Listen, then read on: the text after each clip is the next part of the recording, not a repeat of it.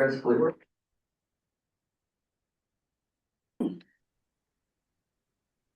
Yeah, recording's in progress. Good morning, everyone, and welcome to the fourth session of the Governor's Data Center Advisory Committee. It is wonderful to be here with all the committee members and all the presenters for today. As I was thinking about today's session, I was positively energized.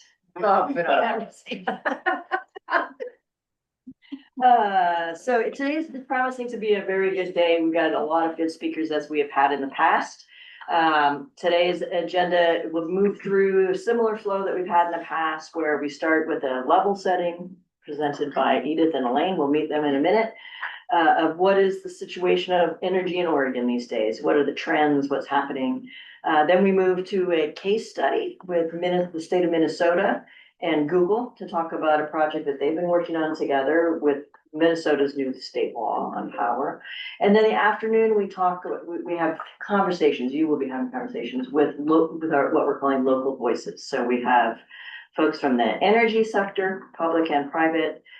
We have folks from the environmental and tribal governments. So not environmental governments, environmental groups and others governments. So that is what our day is looking like. We'll loop back again this time as we did our last session. We've asked Edith and Elaine if they could stay for the whole day. So bless you for doing that. To engage in a conversation with you about what are some of the lessons that you're learning in today's conversation. Okay. So I'll turn this to our co-chairs, Mike, Margie. How would you like to start us out today? So I will admit that at the beginning of this whole process, most of us are energy nerds on our committee, and I really was chomping at the bit. I thought, let's do energy first. Let's just jump right into the meat of things. I'm glad that we have saved energy for later in our process, because we have both learned a great deal leading up to this, as well as gotten better at having these kinds of meetings and organizing them smoothly, especially thanks to you, Donna. The thing that I wanted to note on the outset of this conversation is that energy is something that all of us use. Most of us don't think about on a day-to-day basis. And this is our opportunity to really dive into that kind of unseen part of our infrastructure. But also to note that as we as a committee try consistently to focus on what is the state's role? What can the state, what could the state, what should the state do with regard to these issues dealing with data centers? Energy does not recognize state borders. Electrons flow based on the laws of physics. Our energy infrastructure is largely regional in its interconnectivity, and so we just want to be cognizant of there are some things that we can do. There are many things that might be beyond our direct control as a state, and I just wanted to flag that. But again, thanks to all of our presenters, our experts, our staff who are making this possible. Over to you, Margie. Thank you, Michael. It's wonderful to be here with everybody. And I just want to especially thank the team of people on the committee that put this meeting together. So I want to thank Greg Dotson. I want to thank Bill Edmonds and Jean Wilson for putting in a ton of time in getting the right lineup of speakers to talk to us about these issues here today. It's hard to fit everything related to data centers and energy into a run of show in a day-long meeting. And so I really appreciate the diligence with which you all have approached putting the day together. We are at this inflection point as an Oregon member of the Northwest Power Planning and Conservation Council. The time in which we find ourselves right now with anticipated load growth really reminds me a lot of why the council was created through WHOOPS.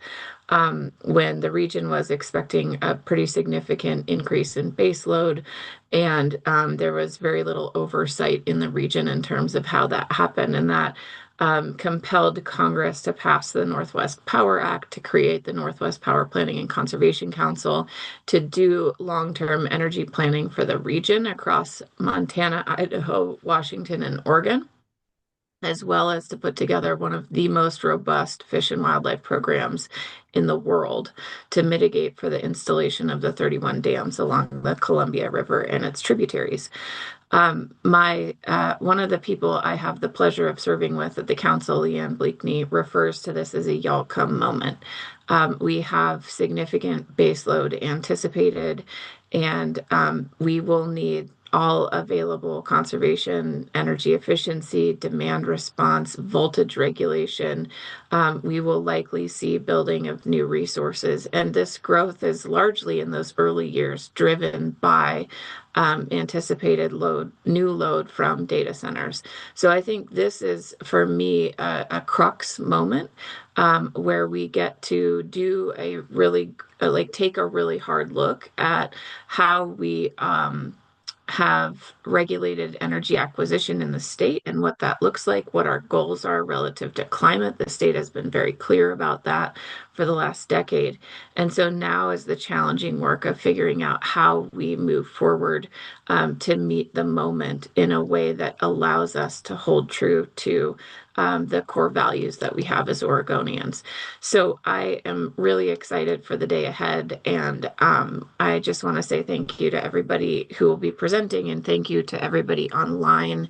Many of you have helped contribute to making today a success. So with that, I'll hand it over to Donna, our facilitator. Thank you. Thank you both. Thank you, everybody. So just to ground us for today, the committee is working at the behest of the governor. Thank you, Amy, for being here to serve as the governor. Amy Schlisser is with us today from the governor's office.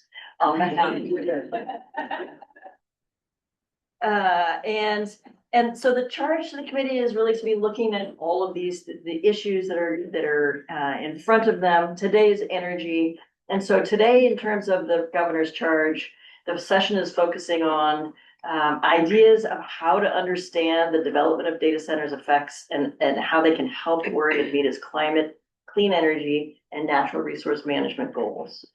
To ensure that data centers have reliable energy without burdening Oregon's ratepayers, and to identify other key issues needing to be addressed to develop policy framework that will help guide the state in responsible siting of data centers moving forward. So I just want to remind everybody that that's why we're here, is that charge to everybody. And speaking of everybody, let's do a round of introductions. So let's start with the committee and we'll find out who's in the room. And I will note that at this point we have 95 people online. Wow. So banner day, energized. Let's start with you, Bill. All right, Bill Edmonds, member of the committee and member of this group that helped put the meeting together today. As someone who's been recently, I'm a bit of an energy nerd, been in the classroom of late, this is that same challenge of putting a whole lot of material together, hitting it at the right level, or chasing it into a corner so we can all understand it, but not missing anything important. And it's nearly impossible to do, but it's been great fun working with Gene and Greg to try to do that. And huge thanks to the people who put a lot of time into presenting to us today. Thank you. Thanks. Good morning, my name is Tim Miller. I'm the Director of Oregon Business for Climate and another member on the committee. I also wanted to thank Bill and Greg and Gene for all your work and for letting me be a sidecar occasionally as I observe the process of all the hard work y'all were doing to put together this agenda. I know there are a lot of folks online who are keenly interested in this topic, watching it really closely.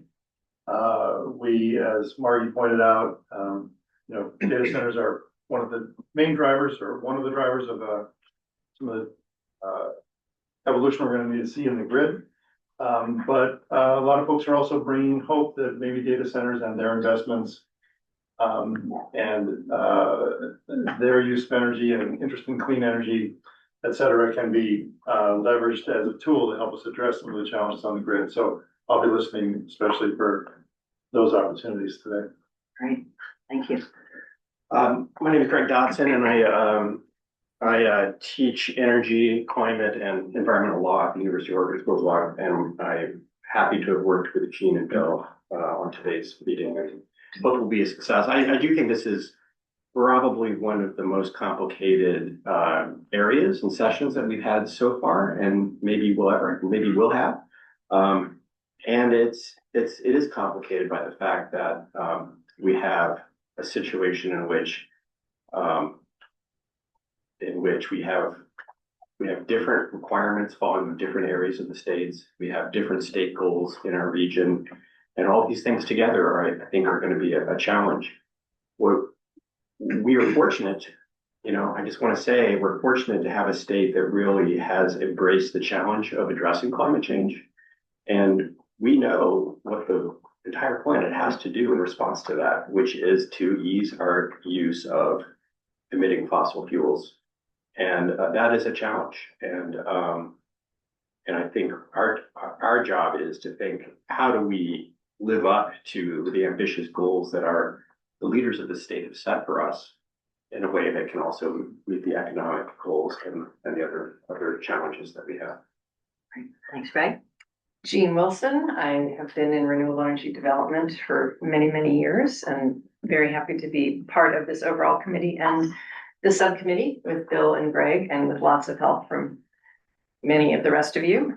Appreciate it. I think one of the big challenges that we have now is that we have this huge grid that's pretty old and yet is not being used very efficiently. I would say pretty much underutilized. And so in our process of putting today together, we got glimmers of ways in which the grid could be used more effectively. And it's tantalizing and there's no really clear answers, but there's a lot there, I think, to be mined for potential solutions. So hoping today advances that a bit. Dan Dorn, I'm one of the 3 commissioners out of the legendary Umatilla County, and I'd also like to thank Bill and Greg and Jean for sure. You guys did a heck of a job. The lights are on, so you can all go home. I think the challenge is immense. I'd like to thank Amy too, put together her and her team, the NGA transmission. Michael was there. It's issues, generation, transmission, distribution, how it's used. And I think that this group has the opportunity to really kind of take a deep dive into once, maybe even historically once, opportunity to leverage the ability to partner with private enterprise to address needs like transmission antiquation and dilapidation, energy growth. I think the discussions of emerging technologies has gone from here to here in a very, very short time. And that's encouraging because people are looking at solutions and not just throwing out roadblocks. And I really do appreciate that. Thank you. Thank you. All right, we're going to have a chance to introduce our 2 speakers in a moment, but I think should we just go around the room? Amy, if you'd like to introduce yourself, we'll start there. Hi, everybody. Amy Slusher, Climate and Energy Policy Advisor to Entertainment Project. Thank you all for being here today and for all of your work on the committee. Thank you. Please. Lisa Gonzalez, I am a member of the Board of Trustees of the Confederated Tribes of the Umatilla Indian Reservation, the Cayuse, Umatilla, and Wallawag. Thank you for being here. Derek Smith, Resource Innovation Institute. We work with data center developers and public agencies to help connect data centers to greenhouse food production that need the waste heat and CO2 of these developments. Great, thank you. The speaker's here, so if you can speak towards that little round disc. Hannah. I'm Hannah Nappy Kaplan with Bonneville Power, and I do government affairs focusing on Oregon, so I'm supporting the presentation this afternoon. Thank you. Ed Sheets, I'm a consultant for the Congaree River Intertribal Fishery Commission, making the presentation this afternoon. Dave. Hi, I'm Maeve Hogan. I'm a support staff for the committee. Good morning, I'm Michael Clues. I'm also support staff of the committee. Hi, I'm Nate Redmo. I am also a support staff. Great. Colby Miles, support staff of the facilitation. Colby's the one who's typing back to you all as you're asking questions online. Doug Quirk, support staff. Gretchen Riddle, support staff. Dr. Hernandez, also support staff. Chelsea Galvin, support staff as well. Yeah, so we have a lot of support staff that we have been graced by having a professor who has access to law students.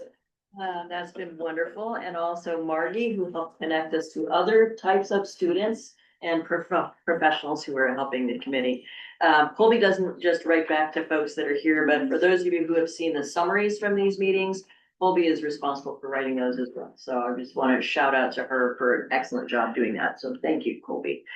Okay, I think this committee is, it is a citizen advisory committee. Everybody that's on this committee is volunteering their time to be listening and thinking about these issues. What we tried to do is establish this as the data center a university, not advisory, a university.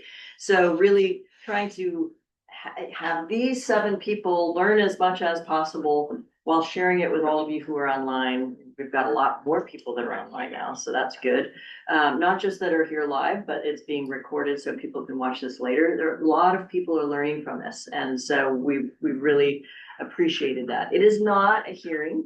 We're not expecting crosstalk and the shows that we're seeing these days on some of the networks where it's, point counterpoint, right? No, you said this, and then everybody, no, this has been a very respectful conversation where everybody's trying to learn from everyone, because the information and the experiences are changing so quickly that we're all just kind of running to keep up. I think, I've had conversations in the hallway with members of the committee who've said, I thought this about 2 months ago, and now everything's changed. Or even, I thought this yesterday, and now things have changed. So it's a fast moving environment, and this committee is not trying to have a hearing about it, but have a really respectful opportunity to learn.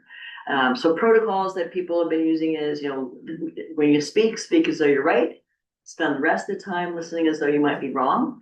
And if we take that mindset into the conversation and treat each other respectfully during that conversation, we have an opportunity to solve a pretty naughty problem. Naughty and then in the not is bad, naughty.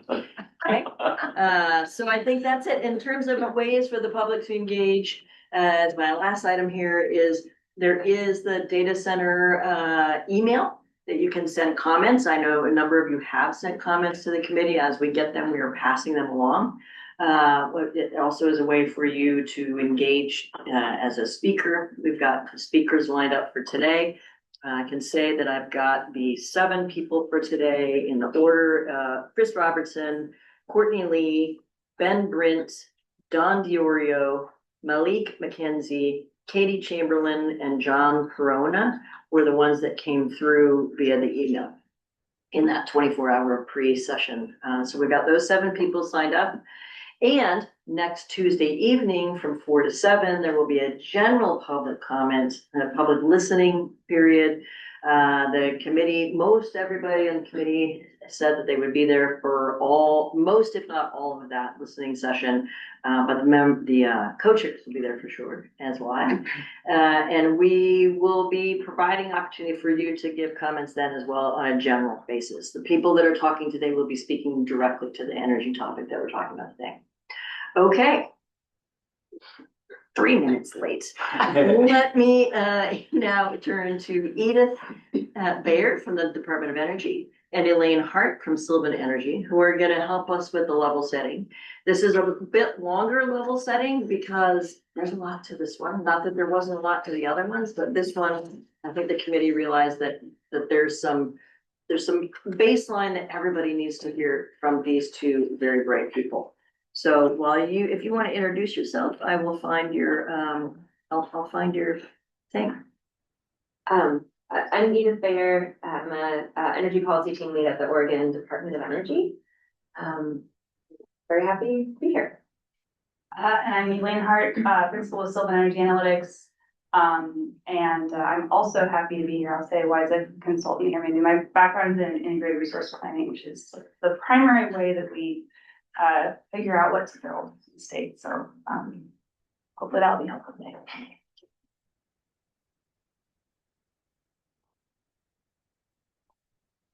Should I just launch? Are you ready? Yeah, let's do it. I'm ready. I think I've got it. I've noticed you run a tight ship in the previous meeting. So I'm ready. I timed myself yesterday. I did. Okay, but there were no questions. No,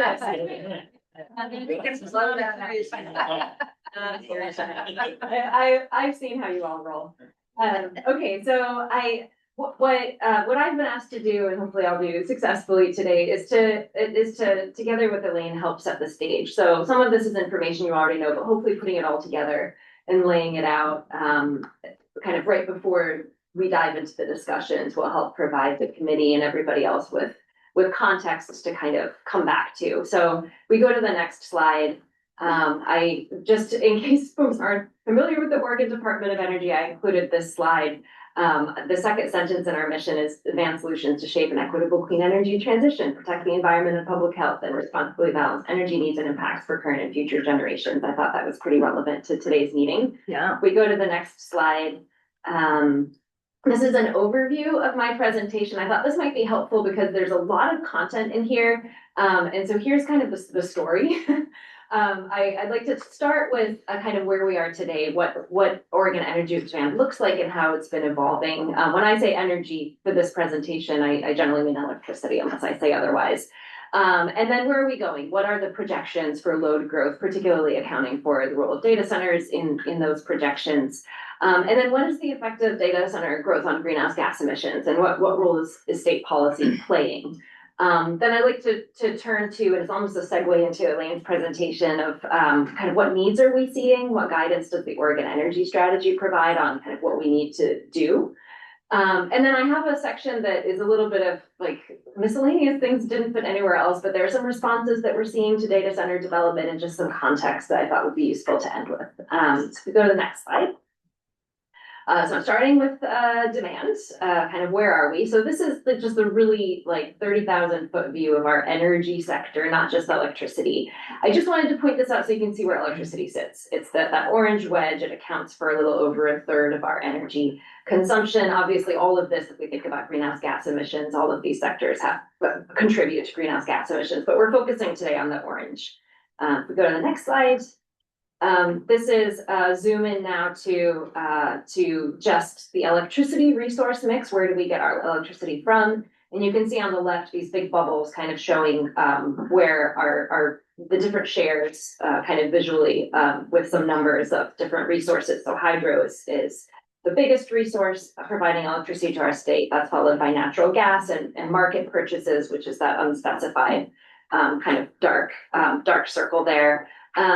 And you can see on the right kind of that change in resources over time. I think there's a couple of things here. You can see on top kind of wind and solar playing a bigger role over time. That orange and green and yellow is expanding. You can see coal going down. We have a law in place that's going to phase out electrons originating from coal-fired power by 2030. So those are just some of the trends that we've been seeing. We go to the next slide. I'm happy to be interrupted, by the way. I'm flying through here, but just let me know. Sure. Yeah. Unspecified grew quickly as of 19, am I reading that right? So that was an accounting change. So I'm glad you asked. Unspecified power is power that's been purchased on the market, so it's difficult to track the emissions. We used to try to track those emissions as well as we could, and so unspecified was smaller. We stopped doing that in that year where you see it expand. So there were already market purchases happening. So that year doesn't mark the year that we joined the energy imbalance market, for example. That's not what's happening. So do we no longer think we have much of a sense of the mix of that, or is it just that we wanted to stop trying to figure it out? I think it's more the latter. And there's a lot of work happening around this at DEQ right now because we're joining, different utilities are joining the Energy Day Ahead market. There's all sorts of accounting related to that, relating to kind of the coal phase out. So I think it's not that we don't care. We track emissions in two different ways, and this is one of the ways that we track emissions. There is tracking that's happening that tracks the emissions from the source more closely. It's just not reflected here. Is that a utility reported? This is a DEQ question, so it's one that we could follow up with Department of Environmental Quality. Yeah, maybe we do that later when we dive into that part of the presentation. Yeah. Okay. All good questions. So here's, I'm kind of, as you can see, I'm peeling the layers of the onion here. So this slide shows electricity sales in Oregon over from the year 2000 to 2024, which is the most recent year we have data available for. And you can see that around, and it's split up by commercial and industrial, which is that solid line up top, and then the dashed line is residential. And you can see that there has been this pretty marked increase. It starts around 2015-ish and then gets steeper around 2020 in commercial industrial load growth. And much of that is data center growth. And that's kind of where you see that steep increase. And I know today we're focusing on not the past, but what's gonna happen next, but I think that that line points upwards. So if we go to the next. And this, Okay, sorry, this includes all electricity from IOUs, from co-ops. Correct. I have a utility specific slide coming up that will show a little bit of that breakdown. If we go to the next slide.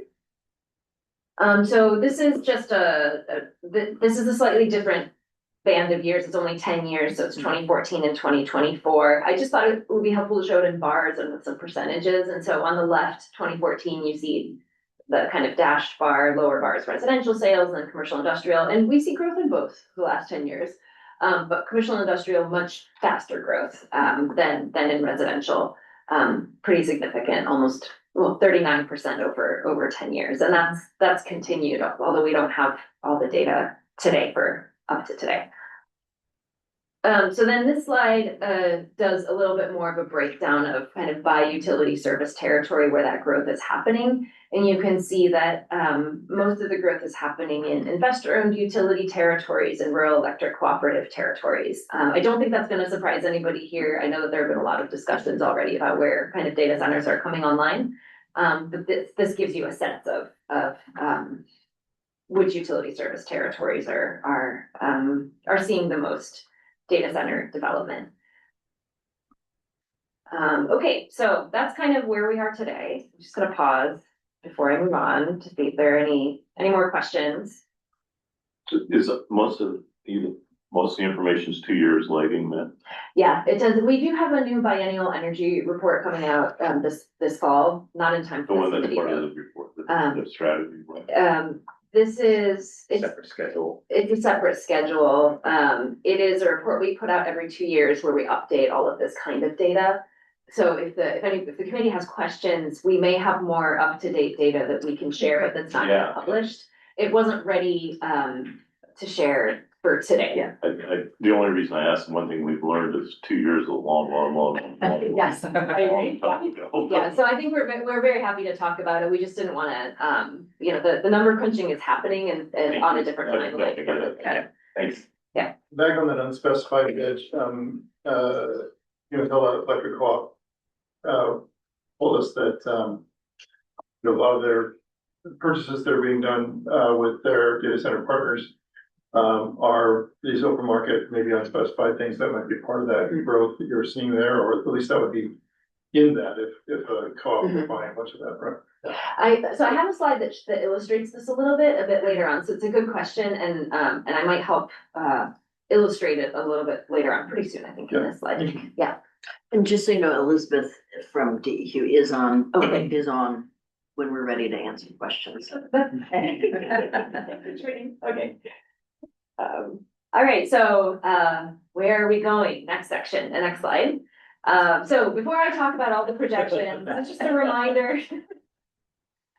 This is like such a worn out quote, but I felt like I needed, I really had to put it here because nothing that I'm showing is telling us what's going to happen. The attribution on that quote. It's an English. It's a good one. Yeah.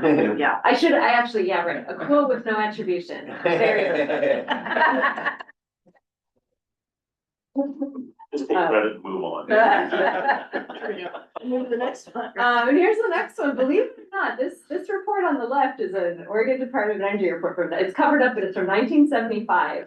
And it asks the question, nuclear or solar? Question mark. Oh my gosh. Wow. I know what you're about to be. So I think, this is not to say that the problems that we're facing today are easy, because they're not. They're very difficult. We've faced some difficult questions before. The lead-in talking about Margie talking about the formation of the council and whoops, I think is a good illustration of. I just felt like it would be helpful to show that, the region has been developing tools to try to address these kinds of issues and. They had better graphics back then. I know, right? On AI. Just as a quick aside, for folks who might not be familiar, when we talk about whoops, we're not talking about like, whoops, someone slipped and fell, but we are talking about, you can explain it probably better than me, but basically there was an episode where there was an expectation that a lot of nuclear power would be, the future of energy, and that turned out obviously not to be the future that people had predicted, and some of those costs are still being borne by customers in the region today. So that's what we're talking about when you hear us say whoops, that's what we're referring It to. stands for something, right? Washington Public Power Supply System. Yeah. There we go. How many of us lived through that? Pretty much. Whoops. Yes, some of us did.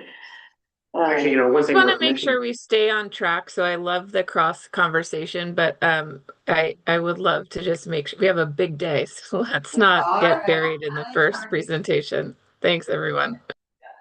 Despite your admonition, I just wanted to say that I think with regard to whoops, I think BPA still pays, they'll tell us the exact number. I think it's in the hundreds of millions of dollars a year. Don't have an exact number, but yeah. But it's a very significant amount. That mistake continues to cost Oregonians lots of money. Generational. So we need to keep those kinds of things in mind. And I think how it ties into this, and you'll probably hear me say it more than once, is there's a range of uncertainty and there's a risk to over or under building, and that's the space that we're in. And so I'm starting to feel like we're all in the shoes of the people who were around then, Yes. trying to make hard decisions, Yes.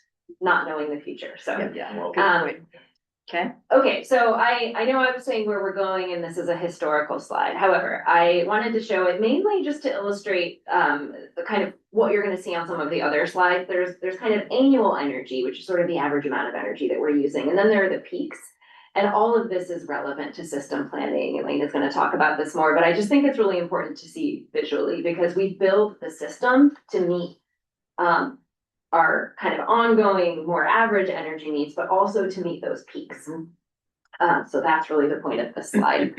There's more points I could make, but I won't. Next slide is from the Northwest Power Conservation Council. I can add some, I realize that I'm missing a few links here that I can add. Sorry, later can we on. go back one slide quickly? Yeah. The difference between the annual energy and the peaks, could we understand that delta as utilization? That's one way to look at it. I think if you think about it from the perspective of kind of the wires that bring the electrons, they have to be able to provide enough electrons when those peak loads happen to load centers. I think if you're thinking about resource acquisition, it's a different question. You have a lot of resources that may not be running very often, but that might be needed during those peaks. So there's different ways to look at it. But roughly speaking, the system can run at that level, or it does run at that level Yes. sometime for Yes. a very small portion of the time. Exactly. And then most of the time it's at that solid bar at the bottom. Exactly, yes. Thanks. Correct. Next slide. Okay, so again, I can, before we post these, I can just a note that I can add some links here that are missing, because I don't want people to ask where information came from. This comes from the Power Council's 9th Power Plan modeling. And so any errors in presenting this are mine and mine alone. I just wanted to show that these are the peak load growth projections from the council, and they go out to 2046. The council, the power plan will focus more near term, I think to 2032. But you can see that there's a pretty broad range here of uncertainty, and there are other graphics in that slide deck showing kind of the different contributing elements to which feature might lead to a higher or lower peak growth. But you can see, regardless, it's between 1.9 and 3% annual growth, which is pretty high. One of the biggest areas of uncertainty that the council points out is data center growth. So that's just to give an illustration. And does the winter peak dominate? It looked like that was where we were headed. Yes, although summer peaks are starting to rise pretty significantly because of the need for more air conditioning and rising temperatures. So I would not rule out air conditioning and summer as becoming. A lot of people talk about us now being a dual season peaking region, which seems to be the case. Next slide. Okay, so I thought I would show some of the graphics that a lot of people are looking at. So this is from PNUC, the Pacific Northwest Utilities Conference Committee, that publishes a forecast. This shows a slightly higher growth trajectory than the council, and this is based on utility submitted data. It's a 3.2 annual growth rate over the period, they don't do ranges, and so it's a little bit of a different exercise, but here you can see the stars on the left are our historical peaks, and then you see the growth in peak, and it's pretty significant at that growth rate, and below you can see the annual energy. I think that, you know, if I were to sum up the last two slides, and generally what we're seeing out there is that across studies, rising demands are pushing the power system towards its limits. Demand is coming online faster than we can build the supply and the transmission, and particularly in the very near term, that creates a challenge. Energy efficiency is necessary. It's been part of the reason why we've had relatively flat growth until now, but not enough anymore. Go to the next slide. So this is again from the Power Council's ninth power plan modeling. This is the range of uncertainty for tech loads specifically. The council combines data centers with chip manufacturing essentially, and so it's not disaggregated here, and I don't have a great number for you on which shares which. We see more growth currently in kind of the data center side of the equation, but just to be clear, this is tech loads.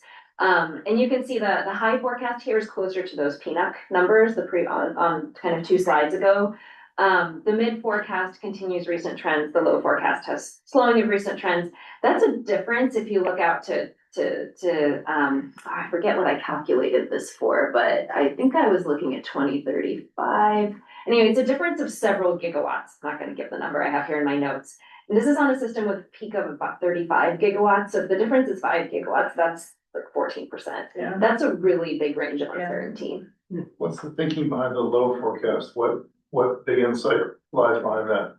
I think this is I will not answer for how the council is thinking about it. I can answer for how I might imagine thinking about it. One way I think about it is if there's really strong pushback on data centers, which we're seeing a bit of in Oregon.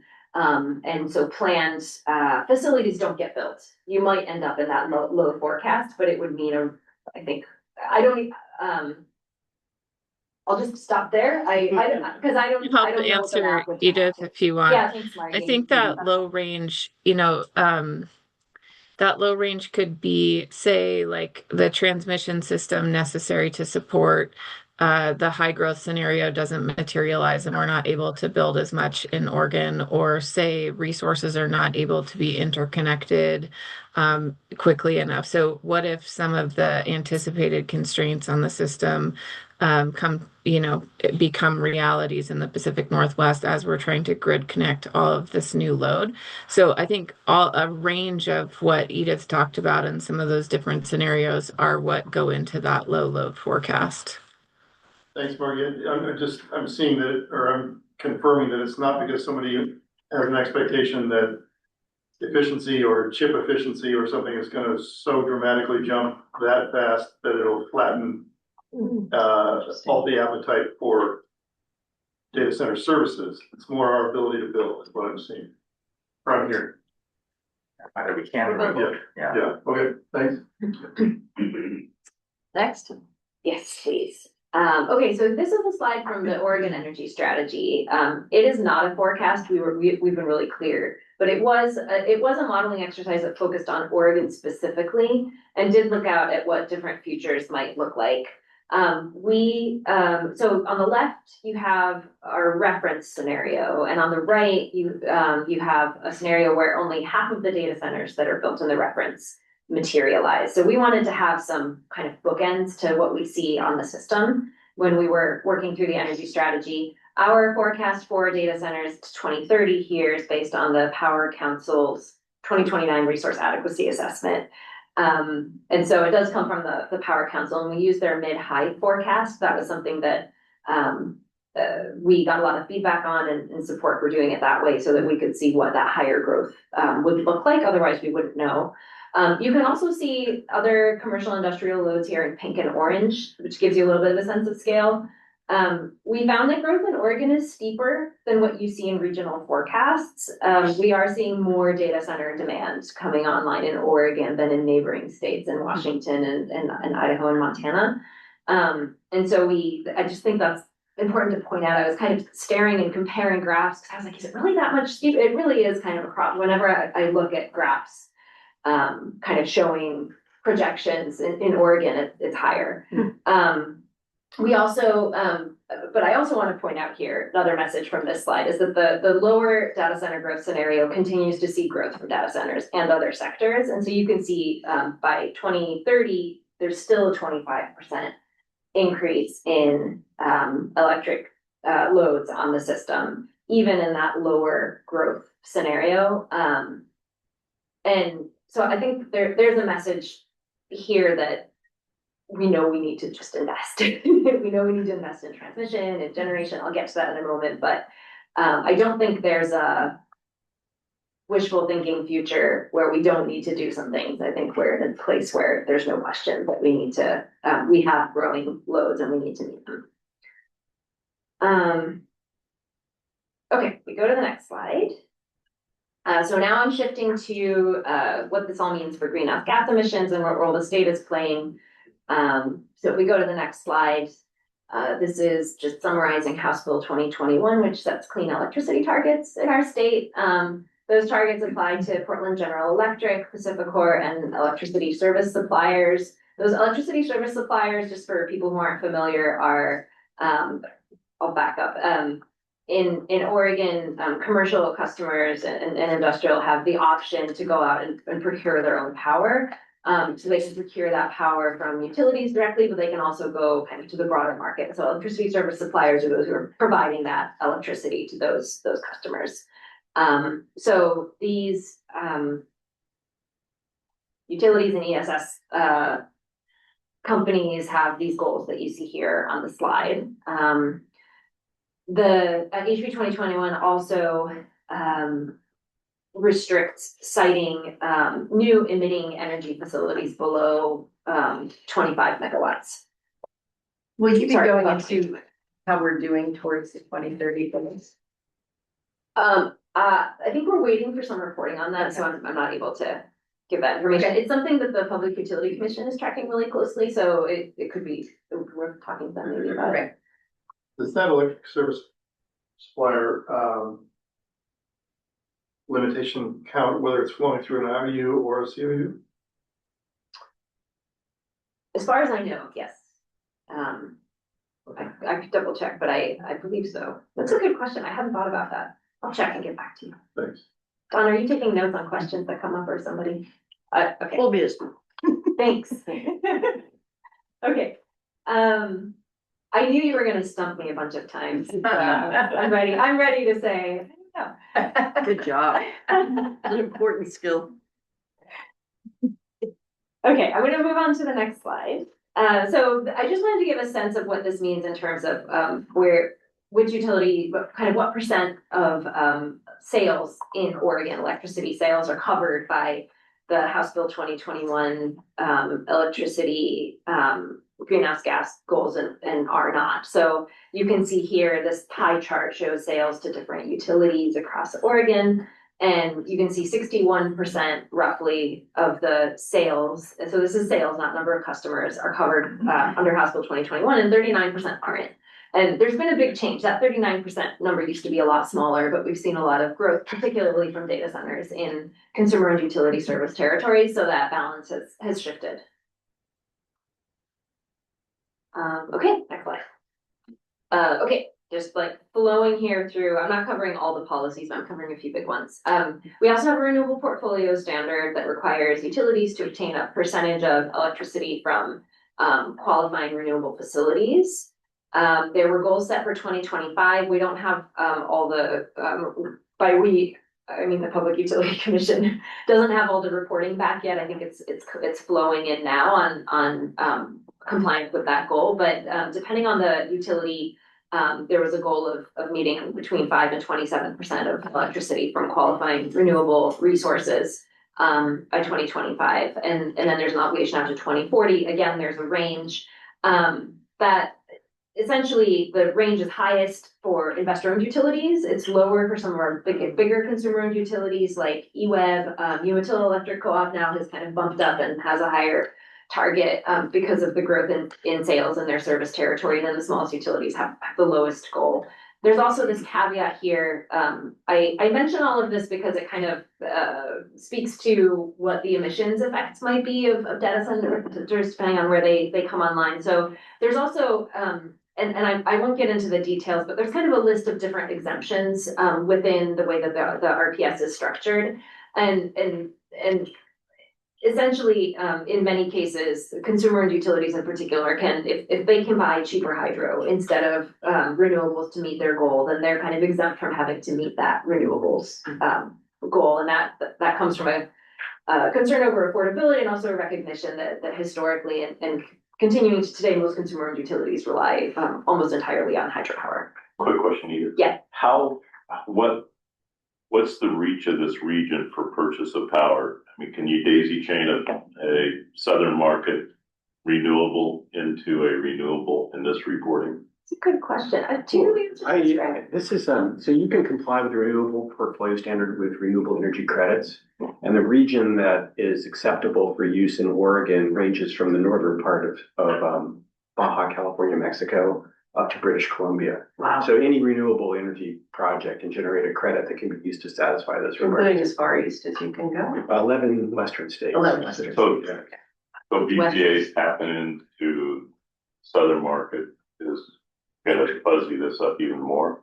It shouldn't, I mean, it's a completely separate, the RECs are not connected to the energy being Okay, provided. that's what it is. I Yeah, guess it's that's what separate, it separates. Okay. So you could have a solar, you could have hydro in BC, you could have a solar farm in Mexico. We never see those electrons, but we could get the credits to satisfy. Yeah, sort of like an ATM. That's the mechanism we have. First thing, thanks, Greg. Yeah. Put in money one place you It's a question of role. Thank you. The unbundled recs. Yeah. Yeah, there's a limit to how many of the unbundled recs you can claim to fall to meet your obligation, and the rest have to be bundled, which means you actually have to be able to like purchase the power as well. But there's no geographic restrictions on that if you can get. Do you know the transmission. restriction on the bundle? I believe it's 20% of the obligation. 20%. So is that a flexible restriction, much like the other requirements? I don't know how it applies outside of the island. I'm not sure. We would have to follow. Follow up, we'll make sure we get that question as a follow up, yeah. Yeah, and I just want to phone a friend for all the things you were listening. Back on that other question I asked, because your pie chart that showed that 61% of the power is covered by HB 2021 makes me think that if a data center, for example, is working with a co-op and secures power and wheels it through the co-op, does HB 2021 apply? I think that's pretty important to know. Fortunately, most of our data centers have really high clean energy goals, which is great, but goals are goals. Thank you. Voluntary goals are voluntary. Yeah. Okay, let's go to the next slide. So here's this comes from data that DQ collects. Thanks, Elizabeth. And it shows, I've grouped together consumer-owned utilities here, electricity service suppliers and investor-owned utilities. And this shows the greenhouse gas emissions from these kind of groups of utilities over time. And Tim, I think this gets much closer to the question that you're asking. The interesting thing here, I think, is that there's this from 2020 to 2021, there's this increase in emissions from consumer and utility service territories. And then it kind of stays flat for a little bit with a slight incline, then goes down. And if you look at the data, this is just purely from the data from Department of Environmental Quality, you can see that this is mainly Umatilla Electric Co-op. They went to unspecified market purchases to meet the demand that when Amazon came in. And then from 2022 to 2023, started to procure hydro from Tacoma Power directly, and that's hydro, and so it has a different emissions profile, and then that's continued through 2024 here. So I think, yeah, do you want to? Yeah, my question here is how imbalance this is compared to the pie chart that you showed, that it was 31% of IOUs, 27% or 23% of Covered by 2020. cooperatives Yeah. and stuff. That gap is basically 10%. This gap looks like it's more like 40%, 50%. Yeah, Is that really the case? That was sales and this is emissions. right, that was Right. sales and this is emissions. So I think this is showing that even though you have that growing proportion of sales from consumer-owned utility service territories, the emissions profile is still relatively low compared to the investor-owned utilities. I think we're talking about the future. This is kind of the past. And I think the Yeah. question is, Okay. we've seen a lot of plans in place for some pretty significant load growth from data centers that could double or triple this blue line, right? And then I think there's an interesting question here of how much of that low cost, low carbon resource there is out there before we're relying more on that unspecified power, which creates an upward trajectory on our emissions. That's whoever gets to it first. And whoever, yeah. And I think that, you'll hear more from Elaine, but we're pretty resource constrained. And so, this does raise, there are all sorts of reliability questions. There are also questions related to emissions and how we stick to our emission goals, which we do have an economy-wide goal. It comes from EO Executive Order 2004. It's 80% economy-wide by 2050, I believe. And so there isn't the enforcement mechanism across the state evenly, but we do have that goal, and so that's something that kind of, as a state agency, we keep in mind. That's just a very informative graph right there. At least. I'm eyeballing this, but it looks to me like in comparison to the demand that has grown between 2019 and 2024, the overall GHG emission added up across those is going down or net. That's right. And I haven't done the math either, Right. so. Yeah, You do see the effect of policies in investor-owned utility territories driving that line down. A combination of policies and market forces essentially, because a lot of the renewables are just becoming really cost competitive. But it's fundamentally, a bit of a decoupling between consumption and emissions. Yeah. Unfortunately. That's what we're going for. Yeah. I'm gonna keep going here. All right. Yeah. Wow, time is going. Okay, I will. Yeah, time is ticking. We want to make sure we hear from Elaine too. Yes, absolutely. This is from our TIGR, Transformational Integrated Greenhouse Gas Emissions Reduction Project. Tigger's easier. Essentially, we're assessing Oregon's progress in meeting statewide greenhouse gas goals, looking at the policies that are in place and how far current policies and programs can get us if implemented successfully, right? So this doesn't opine on are we or are we not on track to meet HB 2021, for example. It assumes success. And when we did this exercise in 2023, Oregon was projected to be on track to meet its 2035 target. And now we have this small gap that you can see. It's more like 2037 that we expect we would meet that goal. And there's a risk of a bigger gap for 2050. The major differences we see since then are significant contributions from tech sector load growth, and I'll elaborate on that in a moment, and federal non-enforcement of CAFE standards, of fuel efficiency standards. On the tech load side, we applied the council's forecast for the ninth power plan. And we applied the higher forecast and we assumed unspecified market purchases. So it might be a pessimistic view, but we felt it important to show what that looks like if that's what happens. If we go to the next slide, this is the same wedge, but I just wanted to illustrate like what this is.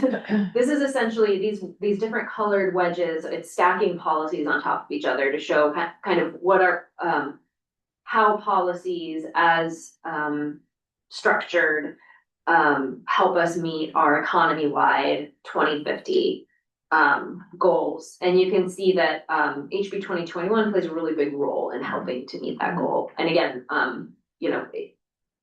I think one of the concerns that we hear a lot about is depending on how much data center load growth there is in non-HB 2021 territories, that's not covered here. And those top 8 colors are backstopped by the climate protection program. Correct. Yeah, there's another graphic that just has CPP there, but I thought Yes. I would show it disaggregated and not get into it because we're talking mostly electricity, but that's correct. One quick question, the 2050 goal, you're using the executive order goal and not the statutory goal that was established in like 2007. Yeah, that one was 75%, the 75%. EO is 80%. Correct. Okay, I'm gonna fly through because I am conscious of time. Thanks. I'm gonna talk so fast you can't interrupt me. There, good job. The- Excellent strategy. The Oregon Energy Strategy has a recommendation to require registration and reporting of data centers and evaluate whether policy changes are needed to bring emissions in line with state policies. That's a recommendation we have in the energy strategy. There's some progress on that front. The Building Performance Standard is a new program. It will require reporting of energy consumption and energy intensity from data centers from 2028. Just wanted to highlight that. And it will require energy audits and implementation of cost-effective energy efficiency measures. There's a slide at the end of the deck with more detail on the BPS if folks are interested. I'm just gonna pause here and make a point about data because I think it's really important. And I'm gonna be anecdotal. In preparing this presentation, I worked with colleagues at Odo to try to find the best data reflecting installed capacity of data centers. And even that's not clear based on available information. You heard from DLCD in the last meeting. They have data based on their role in issuing permits for siting. DEQ has data that I showed relating to greenhouse gas emissions. DEQ also has data indicating that there are over 40 data centers either permitted or proposed. I know like what's a data center came up last meeting, so we'll just like gloss over that. But that includes 6,000, and this is permitted or proposed, right? That's important before I give this number, which includes 6,000 megawatts of backup electrical generating capacity. These are diesel generators. That's a lot. That's about a third of total peak summer capacity in Oregon based on like my quick glance at EIA numbers last night. So I'd like to tee you up, Blaine, essentially, among other things. But I think also just to say that I feel like we're MacGyvering the data together a little bit to try to get it. And so this is an area that's of concern because it's hard to, you can't measure it, you can't see it. It's really difficult to understand what this means. Yeah. Okay, next slide. Okay, resource and transmission needs. I want to talk briefly about the Oregon Energy Strategy. Many people know I can talk all day about it. I'll be brief. It looked at what we need to do economy-wide to meet our energy policy objectives of clean, reliable energy at least cost. I've already mentioned it included that mid-high forecast from the council for data centers. And these are the 5 kind of pathways that we recommend in the energy strategy. Energy efficiency here is first. Avoided energy is energy that we don't need to build and invest in. Clean electricity is largely the focus of today, but I just want to note here that we have load flexibility within the clean energy pathway and see it as really important. I'll also emphasize here the electrification plays an important role, low carbon fuels and resilience as well, but less relevant to this discussion today. The energy strategy includes 42 near-term actions, some of them legislative, some more targeted at agencies focused on the next 4 years. I've already related one relating to better information and reporting. We're working on several other actions, including ones focused on how to get transmission built, how to get resources built. This is also happening pursuant to Executive Order 2529 that came out just after the energy strategy was published, directed agencies to advance these 5 pathways and some of the actions. So that's just like a flyby, but I think the energy strategy does provide some important direction when we think about solutions. Next slide. Okay, I thought it was important, and this wasn't a tee up, so I'll be brief, but the role of imports, I think it's just important to recognize the slide here on the right just shows dark shaded imports, lighter color that matches my jacket strangely, in-state generation. And to have that correlation. So I just think it's important to remember we're part of an interconnected system, and pretty much all the scenarios that we modeled showed a little bit of an increase in reliance on imports, and really transmission is a really important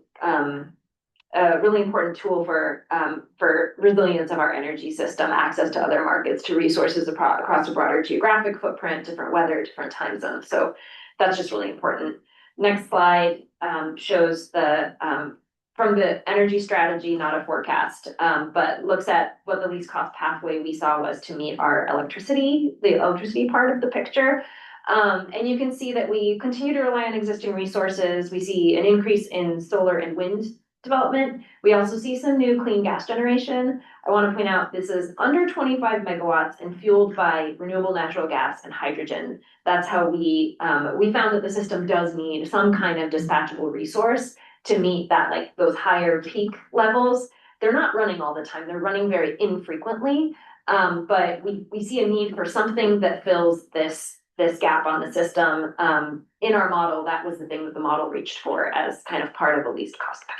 Does the model think that there's enough RNG and hydrogen available in 2035 to do that? There's I don't think the hydrogen actually comes in by 2035. I'd have to double check RNG, and it did look at like regional markets. It didn't just assume Oregon could take all that we want. But I think that there's now a practical question around this that we need to work on. But that's HB 2021 compliant. Correct. Yeah. Yes. Because it's small, Right. not because it's clean. But it is also clean. Hopefully.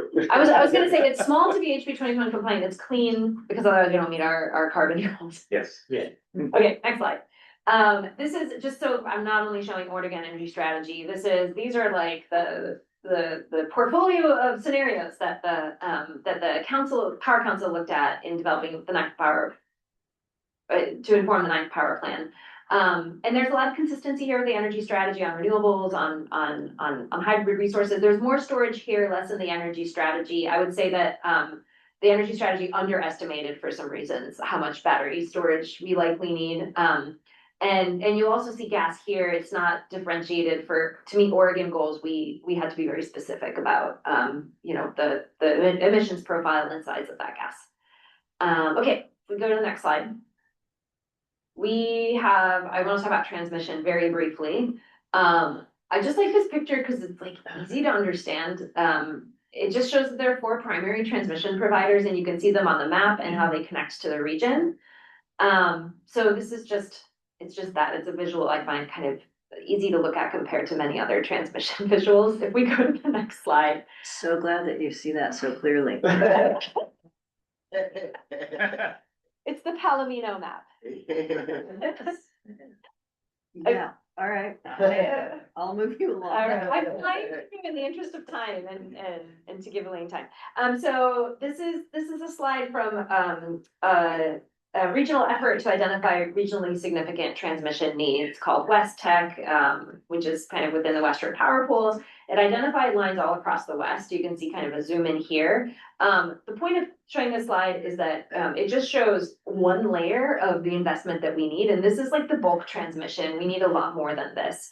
The blue are planned projects. So like there are already plans in place to build a lot of this. And the green are projects that aren't planned but are needed. And I think it's important to highlight that one of our biggest challenges isn't just that like identifying that we need to build something, but building it at a pace and scale that's needed. That's the primary challenge. Go to the next slide. I won't go through it in detail. It's not comprehensive. It's informational just to show that there is activity happening to get transmission built. It's not like nothing's happening. That's all I'm gonna say on this slide. I'm gonna move on. All right, and I will say for folks that are watching us zoom through the slides, that these slides will be available, so you can take your time looking through them. Yeah. Once they're online, after Elaine has added the links that she said earlier that she wants to add, Yeah. so expect them in a week or so. Okay, and I'm really gonna fly through the last ones too, so apologies for going so quickly, but just the other developments I think are important. So if you go to the next slide, the North American Electric Reliability Corporation, NERC, just issued 2 notices in May. One is a level 3, which is kind of their highest alert, essentially responding to not in our region, but there have been some reported like sudden voltage fluctuations that really are really concerning for grid stability. So that's what that alert is about. And there's also this broader reliability guideline. I think what's really interesting there is that it has a lot of details, but it actually recommends that large load facility owners, operators, equipment manufacturers get involved in these discussions to help problem solve. Next slide. Is the Power Act, not the Northwest Power Act, but the All Caps Power Act. There's gonna be more discussion about it in the next meeting, so I don't think I need to go into it much, but I'll just say that, there's a lot of detail there. The PUC just issued its first order for PGE, and recommend having a look at that. The really big thing for today's meeting maybe is that it essentially requires PGE to make sure that they can acquire, electricity that meets advances HB 2021 goals, before they can kind of supply it to a new data center. Next one, and last thing, just, I know we're gonna hear from BPA. I wanted to just highlight that, data centers are not eligible for BPA's lowest rates, because I feel like this is a question sometimes or a concern in people's minds. They are considered new large single loads, which comes from the Power Act. They will sell power to serve these loads if requested, but it's at a different rate, and there's a lot of work around that right now. And those are 10 megawatts or larger, so. Yeah. Yeah. Pretty well. Yes, so yeah, all right, and I'm not gonna talk about making conclusions really, because I think I covered them as I was going. Elaine's turn. We done? Okay. Alright. All right, and I, just for timing's sake, we're gonna just move right into Elaine, and then you all can converse with the two of them, okay? So let me stop sharing this one. Okay, I have the benefit here of talking about maybe one very specific topic within the universe of things that Edith talked about, which is specifically resource adequacy. Slides to come up. Yeah, let me find them. There they are. Here you are. That's Elaine, right? Yeah. All right. All right, let's go to the next slide here. Hang Oh, on, let sorry. me get to the slideshow. Everything's in my way here. There we go. Slideshow. From beginning. Boom. Let's just jump Okay. right in. Let's Okay, jump in. So Elaine. what is resource adequacy, and why is it so important in this conversation around the data centers? Resource adequacy is a concept that we have in electricity planning. It basically says you have enough stuff in the ground when you add it all up to make sure that you can reliably meet electricity demand across a really wide range of circumstances. Think about the difference between the peaks and the average that you showed. So we think about how variable is the weather, we think about what's going on the hydro system, we think about the likelihood of generator outages. All of these sort of uncertain factors go into resource adequacy analysis, and it's how we set up the system to be adequate to operate as it needs to when we actually get into the operating day. For many years, the Pacific Northwest has been resource adequate. We've got this massive hydro system that was built for more demand than we've had, but now we've caught up. So the chart on the right here is very similar to one of the charts that Edith already showed. We had flat loads for a long time, and over the last 6, 7, 8 years, they're going up. And so a system that's had a lot of slack for a long time is now becoming really constrained. It's sort of a new planning paradigm for those of us in the industry who worry about resource adequacy in the Northwest. And what's particularly challenging about it is we don't know how fast it's going to continue to grow, back to the uncertainty question. So we're facing this really critical question. Will we be able to reliably meet the demand of the future when we don't know how fast loads are growing? Here's a very recent example, January of 2024, of the types of events that we worry about when we think about resource adequacy. So this was the winter cold snap a couple of years ago. Probably most people in this room remember it. 4 balancing authority areas in the Pacific Northwest declared energy emergency alerts. That's sort of like the warning signal you get before you have to start cutting power to people. We did not cut power to people in this event, but it was very close. There were a bunch of things happening all at the same time here. We all experienced the very low temperatures that drove up heating demand both on the electricity side and on the gas side. It was a low water year, so we didn't have as much hydro as we would have liked.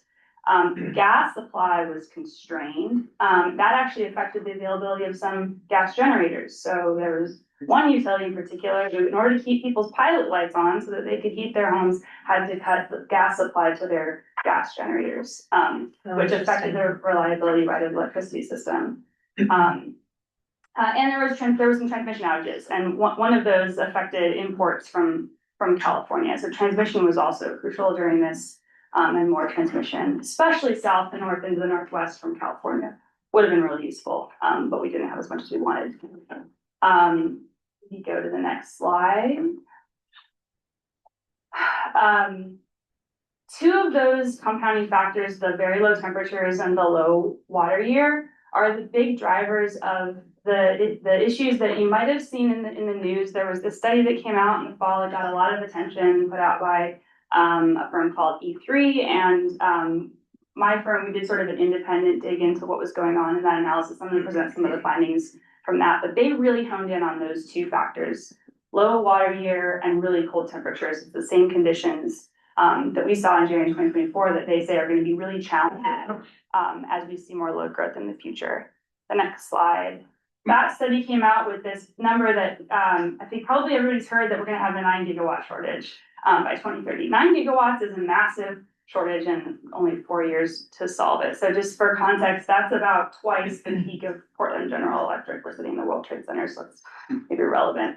Twice their peak in new generating capacity, reliable capacity, not just the megawatts in the ground, but how many reliable megawatts that infrastructure can deliver during the most constrained event. So this is a huge, massive problem. And while it's 9 gigawatts in 2030, it doesn't just come out of nowhere in 2030, it ramps up to 9 gigawatts over time. And in our industry right now, it is really hard to build, but you can't build anything fast. There's supply chain issues, we're in a high price environment, so building is also expensive. And so we're facing, I think, a near-term question of how do we make sure we keep the lights on in advance of the timelines when you can actually bring a lot of this infrastructure onto the system. Okay, go for it, yes. The big driver, as Edith has said, in the near term on the ground for load growth has been data centers. That was not the big driver for demand in the E3 study. So if you look at their forecast for data center growth, there's a little diamond there in the bottom of this graph that's stacked up against the Power Council's forecast. Their forecast is sitting kind of around the low trajectory.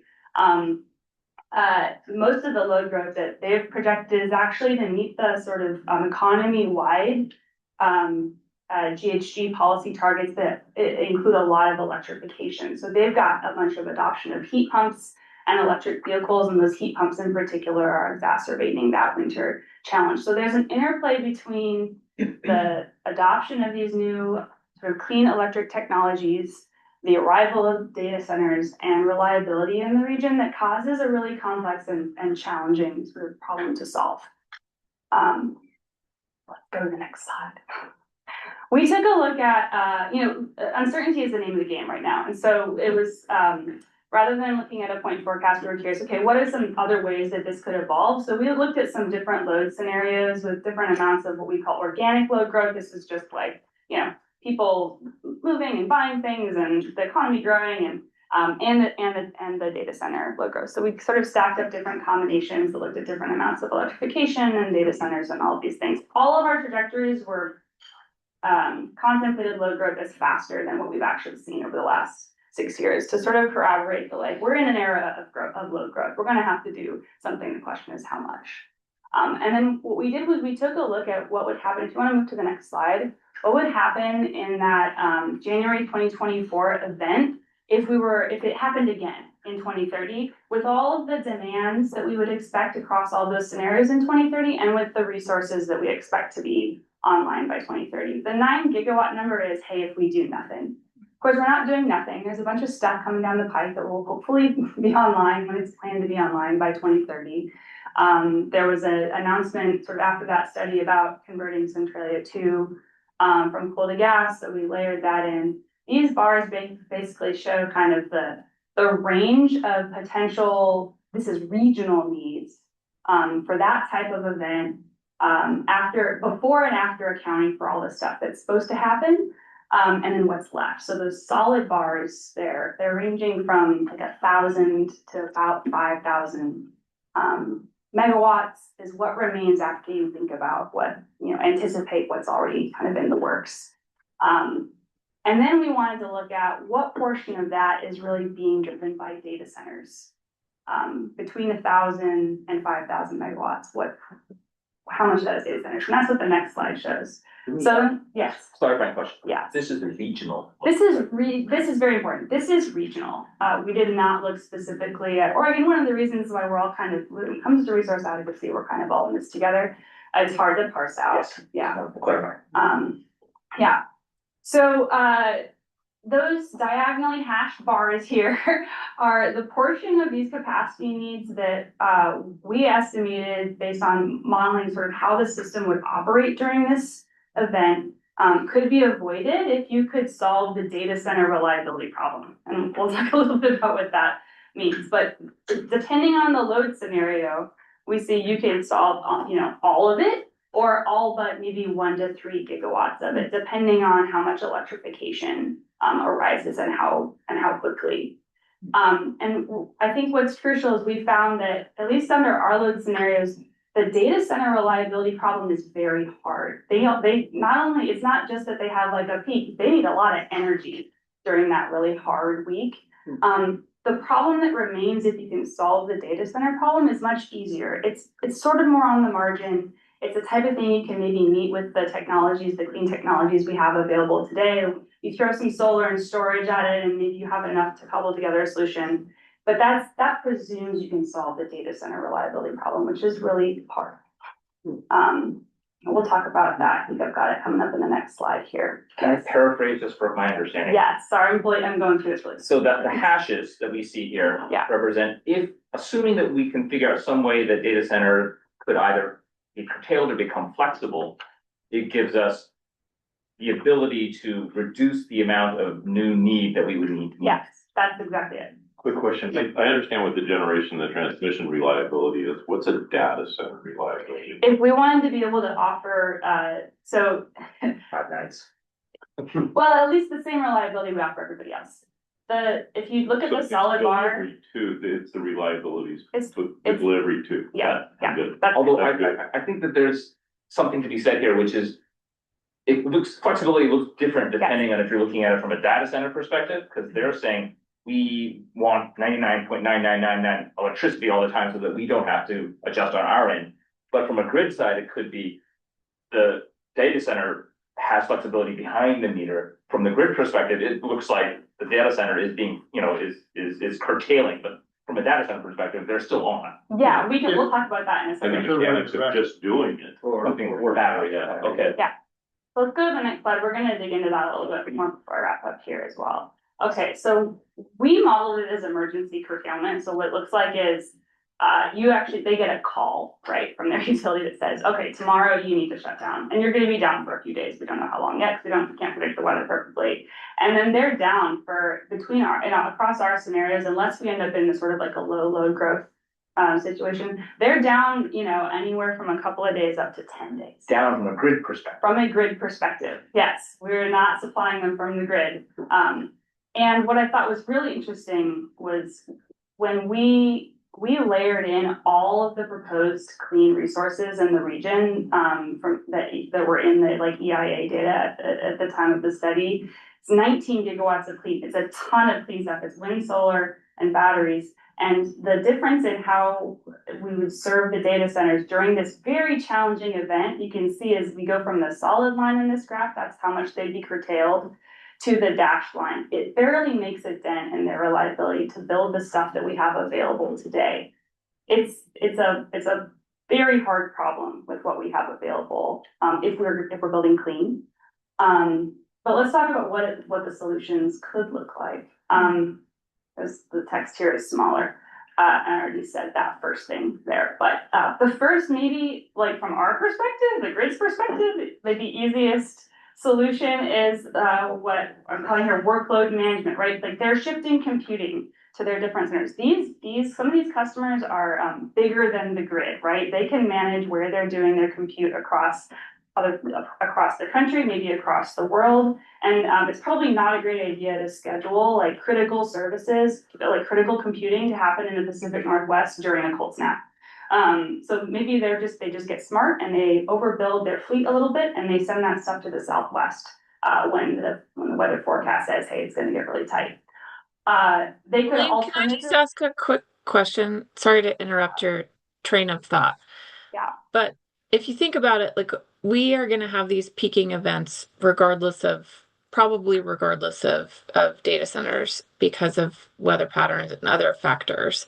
Yeah. So one option to meet that peak load is to ask the data centers to be more flexible and help us meet that. One is to, invest super heavily in demand response programs, like to the tune that we never have before, or, overbuild the generation resources that we need to supply the energy to the region so that we have it when we need it, even though we don't need it all the time, more than like 10 days a year.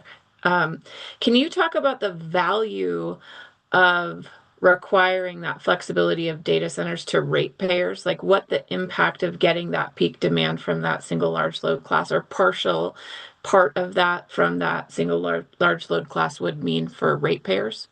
I can say from the perspective of a planner, maybe I think because you guys have a whole conversation about affordability and all of that, but I'll say from the perspective of a planner, I think about how to mitigate risks. And this is an example where you've got, where you can actually identify the source of the risk. And it offers a clean solution to mitigate the risk at its source. So it's pretty hard to cobble together like a whole bunch of small decisions from your customers, like in a demand response program, to add up to a whole bunch of megawatts. But if you've just got a couple of actors, you're not sure how many of them are going to show up. And they have their own risk mitigation tool kind of built in. It helps give you more certainty about how big that problem's going to be. If you look back in our slides to that, what are the capacity needs that remain? If the data centers cover the risk that sort of they're creating on the system, the range of uncertainty is much smaller. And as a grid planner, I can be much more certain about how much stuff I have to build to meet the remaining needs if I can kind of isolate that risk. And that's the value from a planning perspective of this type of approach. Wouldn't the aggregators who are working across millions of ratepayers in other regions argue differently? Wouldn't they say, hey, let us run and we can deliver multiple megawatts of response? The aggregators of the like smaller like hundreds of millions of other, whether it's commercial or residential or industrial, other, just aggregating up a whole bunch. We should also be doing that. Yes. And that's not going to cover this type of need that we have that the data centers are posing to us. So we're talking about 10 days. And you can't ask someone, when it's 10, 15 degrees outside to not run their furnace for 10 days or their heat pump or whatever. Right. I'm thinking more of short spikes. The short spike, yeah, exactly. And that's in the summertime, the resource adequacy problem is these short spikes. It's like, the sun has gone down. You got a couple of hours you have to ride through before everyone goes to bed. In the winter time, we're talking about multiple days. It's a fundamentally different, much more challenging problem. And that's what we're facing in the Pacific Northwest. And we've already been knocking on that door. We did in 2024. And so that's the problem that we've got to solve as the data centers come here. Everybody talks about the event in 2024. How many similar events were there? Oh, that's a great question. I'd have to go take a look at, the one challenge is that the weather is changing. And so the distributions and the likelihoods of all these things, I mean, we had a lot of cold weather events like many decades ago, and then we had a period where they became less frequent. And so it's not clear. We don't really fully understand the distribution and the likelihood of these events going forward because things have been changing. And what's kind of interesting is from your previous graph, the 2025, the all-time for winter loads was actually in 2025. It wasn't part of 24. So there is an effective overall. And 24, if you were in Portland in 24, you were probably experiencing an outage anyway, because we had the ice storm. And so if we had that additional demand had shown up, we could have actually faced like rolling brownouts with supply shortages. Yeah, if we didn't have the distribution in that case. Margie's got her hand up. Yes. Margie? I have a question that's kind of off topic, so I'll hold it till we get to the relevant subject area or to the Q&A portion at the end. Awesome. Okay. Thank you. The alternative to just workload management is building stuff to try to solve this problem. And, like I said, you can get a little tiny, you can make a dent in this with kind of the existing clean options.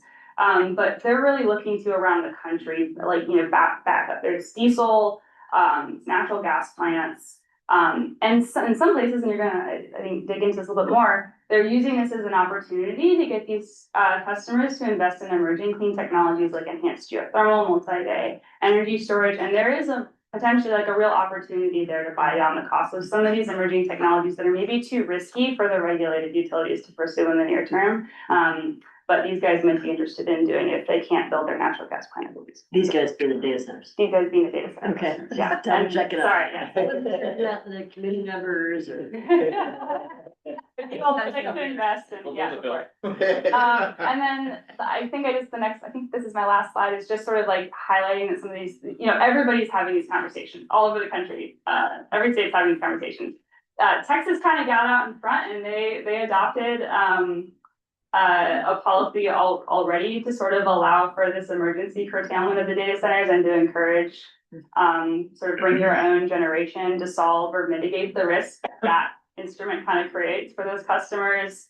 PJM is working on a connect and manage framework, same thing. It's like you can get on the grid faster, but we're gonna curtail you, if we need to. Elaine, do you know, like in the Texas or in any of these, are there limits to the amount of curtailment or is it wide open? Oh, that's a great question. I don't know. We can look at Yeah, I don't think SB 6 I didn't think it did, but yeah. Okay. What I'm not sure about is if some of the connect and manage might have limits. I'm not sure. Yeah. And then we just saw a couple of weeks ago, PJM ran into an issue, talk about like not understanding the distribution of like the weather that we're like getting, you know, they encountered hot temperatures in springtime when a bunch of the generators, I think, were on planned outages, because that's when we have always done maintenance, is in the springtime. And so the DOE issued an emergency order allowing them to preferentially curtail data centers to protect other customers, and that's just like sort of late breaking. And then you guys are going to talk about what's going on. Thank you. In Minnesota. So, yeah. But those are examples of, you know, in these states where they're working on deals that can maybe buy down the cost of some of these new technologies. And the kind of interesting thing about that is we're all of the decarbonization studies show we're going to need these technologies in the long term. The emergence of data centers brings that problem into the near term. And so to the extent there's an opportunity to help make those technologies available quicker, it will also help solve problems that we know we're going to face at some point eventually. I mean, you see Amazon buying the X Energy and the SMR plants in the Tri-Cities that will feed a lot of Oregon, and that energy. But do you see anywhere in your studies where these hyperscalers are participating in transmission, construction or development? I mean, yes, they're at the switchyard. I've heard that question and I don't know the answer. I think it's a good question to ask. Yeah. Okay, good. I'll leave your slides here for a minute in case someone wants to go back. So let me get to Margie and then Tim. Gosh, Tim. So we've talked about like, I don't know what you would call it, generation provided to the data centers to ensure they're operational. But all data centers have redundancies in their systems from a power perspective, so they don't lose a single second of being online. And I just wanted to ask, you know, when we were recently touring a facility, that backup generation was on site. But have you ever seen data centers have contracts with multiple different utilities to provide that backup generation? And if so, is that causing any resource adequacy issues on the grid that you've seen thus far or anticipate in the future? I don't have like visibility into their commercial arrangements, so no. That's not to say it's not happening. I'm not aware. I have heard of behind the meter and in front of the meter arrangements having some fungibility in different jurisdictions. I don't know if Oregon treats them differently functionally in that way. I know Virginia has some shared cluster generation. Yeah, between clusters. Yeah. Margie, are you talking about the backup generation being used to output power or just to serve the data center? Talking about having a data center have a contractual relationship with two separate utilities, so they have the ability to grab power, and whether or not that's creating a larger system-wide resource adequacy issue. But we don't have to solve that today. It's just a question I have for, we'll do a deeper dive. I'd rather get to other folks' questions today unless somebody has an answer. Margie, I think you raised an interesting question around what is a utility in a certain sense. You know, we have the classic kind of, you know, utilities we all know and are familiar with, but what is a utility? Like if there's an entity that's providing backup power services that's outside of the data center footprint, is that a utility in a sense? So that's a great question, Marty. Yeah. Okay, so I had two for y'all. One is, can you describe a little more about the difference between the E3 assumption that put data centers kind of low and the council that had data centers pretty high? I think it'd be nice to understand that. First, let's do that. And then I'll think of my second one. Right? I mean, I think the honest answer here is that nobody knows what the demand for data centers is going to be going forward. It's a very quickly evolving situation. E3's got a proprietary data center forecasting model that they use that went into that study that looks, I think, at, you know, demand across the entire West and considers where they're likely to site and based on a bunch of different factors and things like that. Don't know details because it's proprietary. But it's kind of like a big broad view. I don't know how the Power Council developed their forecast. The Power Council's forecast to me looked a little bit closer to, if you try to back out maybe how much of the utility forecast in the region could be data centers, just by looking at recent trends in the other, you know, sectors, and then saying, okay, what is the difference is the data centers? Those numbers look a lot closer to the Power Council kind of mid forecast. So I'd say maybe I won't speak for the council, but their forecast to me seems like it aligns more with like utility expectations, with who they're seeing come, you know, knock on their door. And E3 is looking maybe a little bit more broadly at trends and dynamics like across the country. Got it. Okay. And regarding the clean natural gas future plants in the energy strategy, are those anticipated running on renewable natural gas?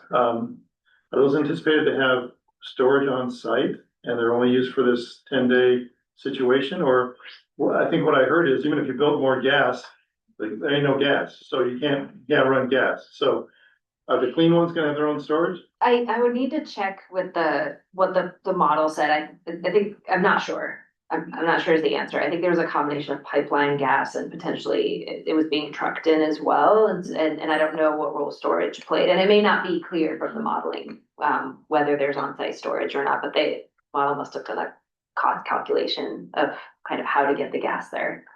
Thank you. Greg, and then Margie, I see your hand is still up. Not sure if that's a leftover or it's still up. Greg, go ahead. Yeah, thank you.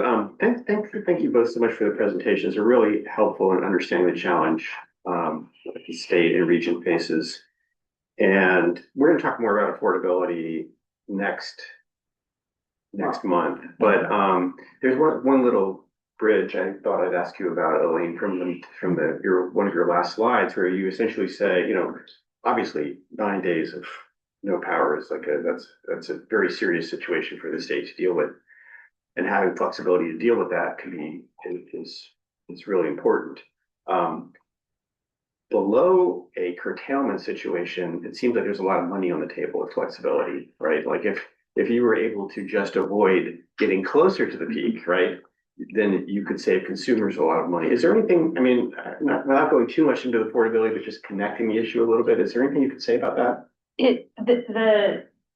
Solving that reliability problem, you march up that cost curve, right? Like it's very quickly, especially if you're restricted to clean technologies, then you're going up that cost hockey stick today instead of going up it in 2040 or whatever year we think it's going to get really hard to decarbonize.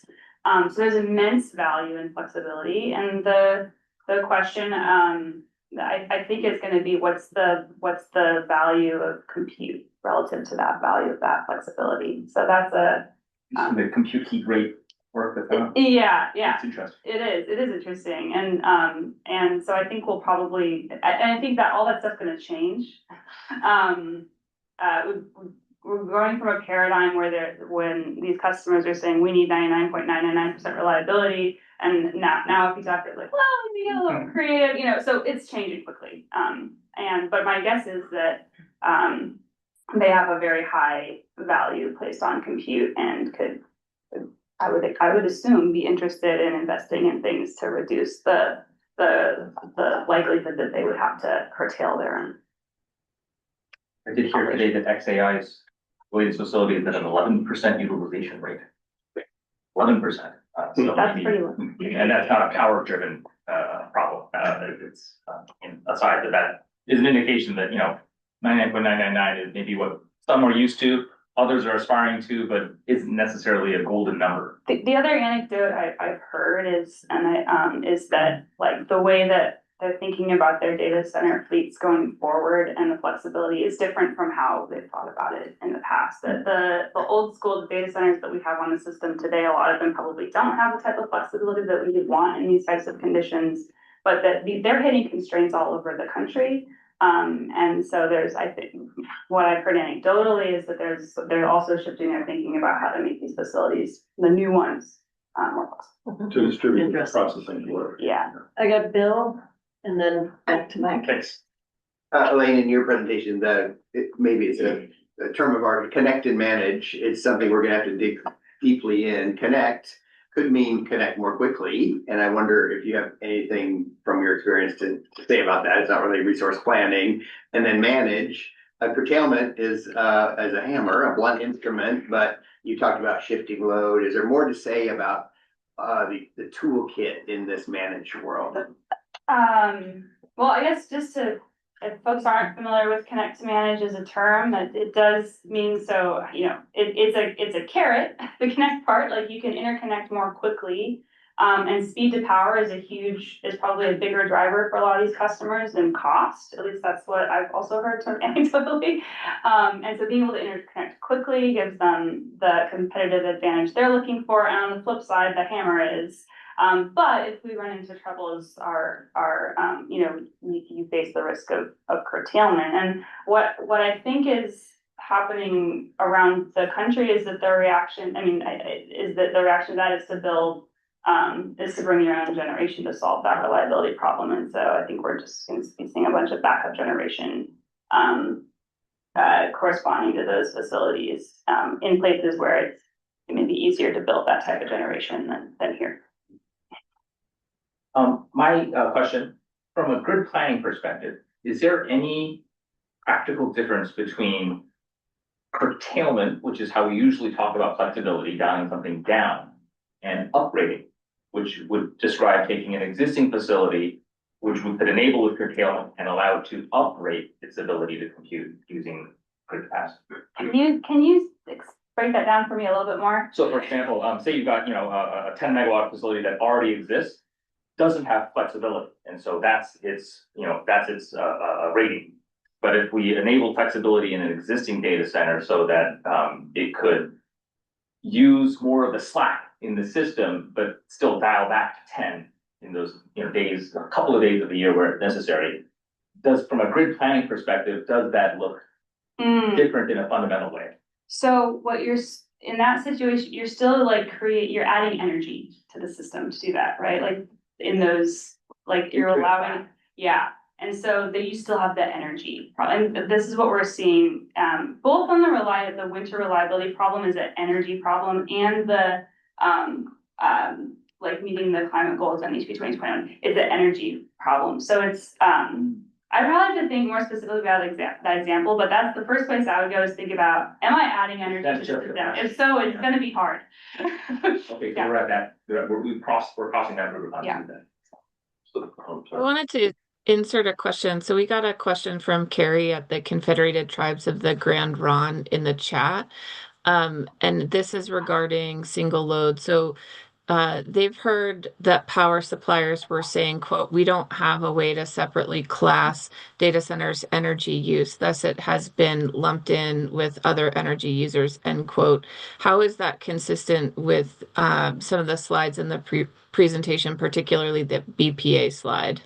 So just wanted to ask that for clarification.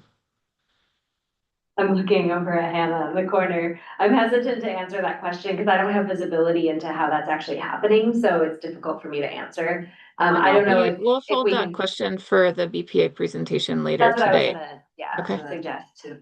Thank you. Thanks, Margie. Dan.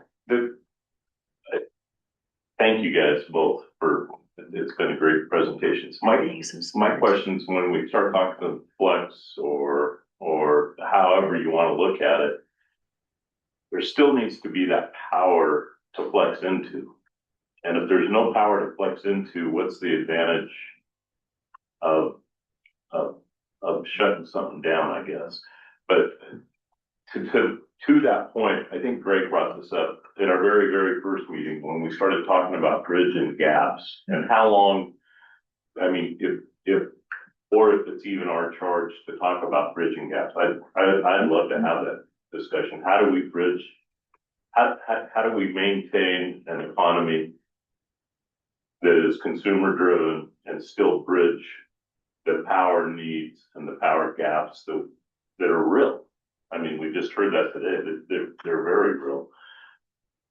But I don't know how we get to those discussions if it's a flex discussion. Can you say a little bit more about yeah, I guess I'm not. Whatever the bridge is, and if you're using 2030 as a target, emerging technologies, I mean, advanced geothermal is basically a 15-year program. SMRs are anywhere from 7 to 12. Those base or firm power sources are not going to fit in that 2030, 2035 window unless we import it.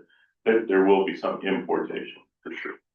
But is our bridge or is our gap truly to find on a statewide basis between the COUs and the IOUs to find that power source on an import basis and then tie the transmission right back into that? Because transmission, if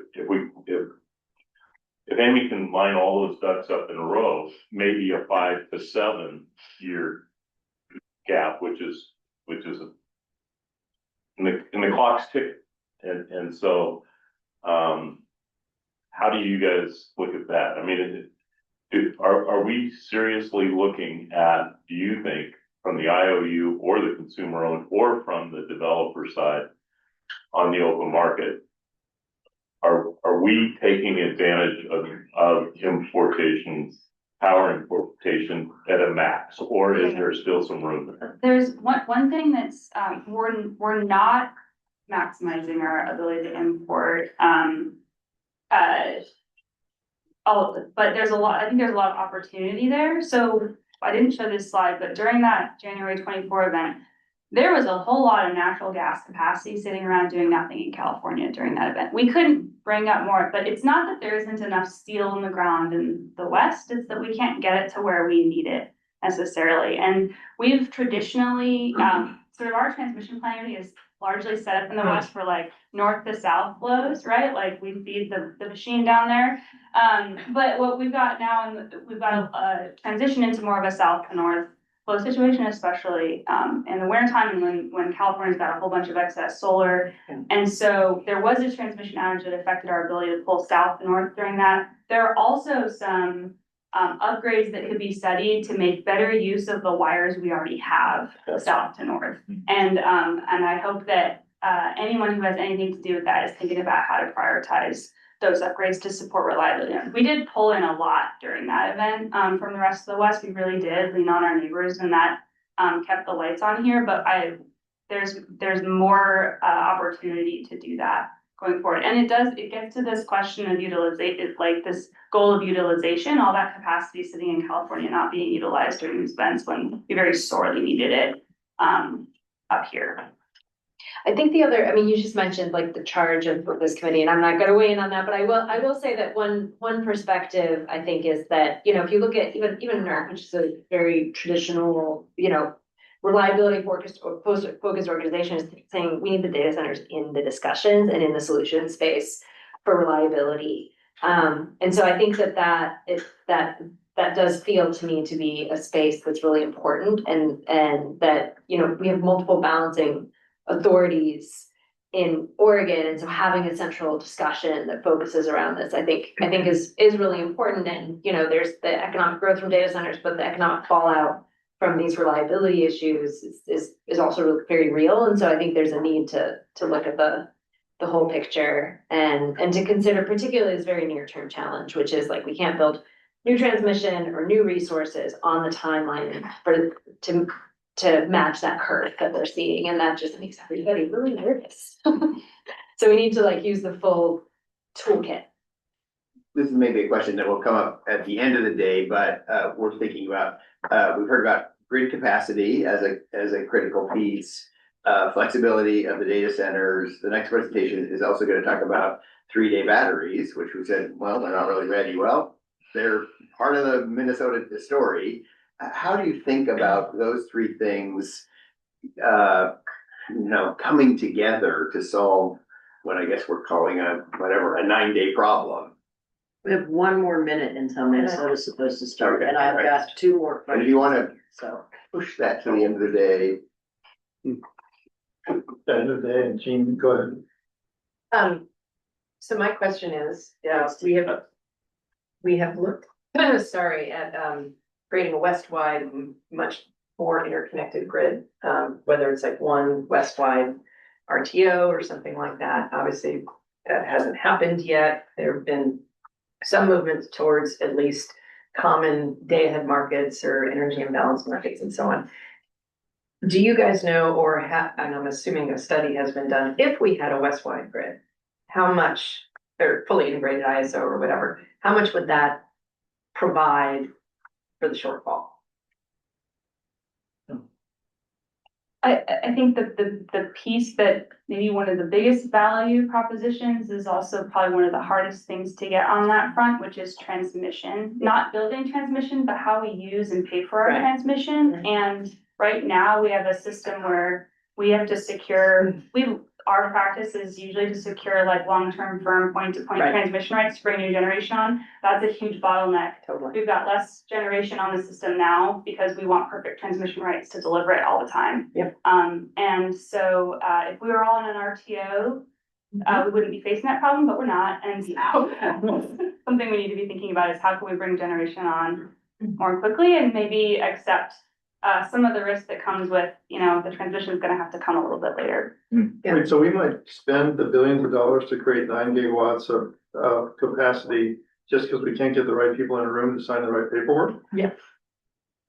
Well, we still need the generating capacity. So and I don't know if it's 9, but it's something. Yeah. We still need the generating capacity. And the question I think is, can we bring that number down by making better use of the generation we have? That's the thing with the markets. And can we bring things on more quickly by having a little bit of a more modernized approach to how we think about transmission? And that's the piece that the RTO would get us, but that's a long way off.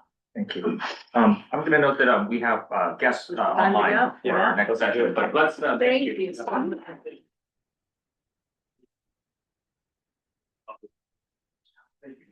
was really good. Thank you both so much. Yeah, thank you for being our professors today. And thank you for staying. All right, so I see that we okay, there's Pete now. Hi, Pete. Just so you know, people have gotten up for just a quick stretch. But I'm gonna mute it in here because it's loud. Hi, Pete. Thank you so much for being here. No problem. Look forward to it. Thank you.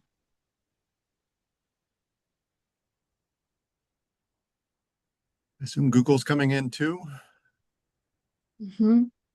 Yeah. Or are they in the room? I'm not sure because I'm not there with everybody. I think they are in the room. Okay.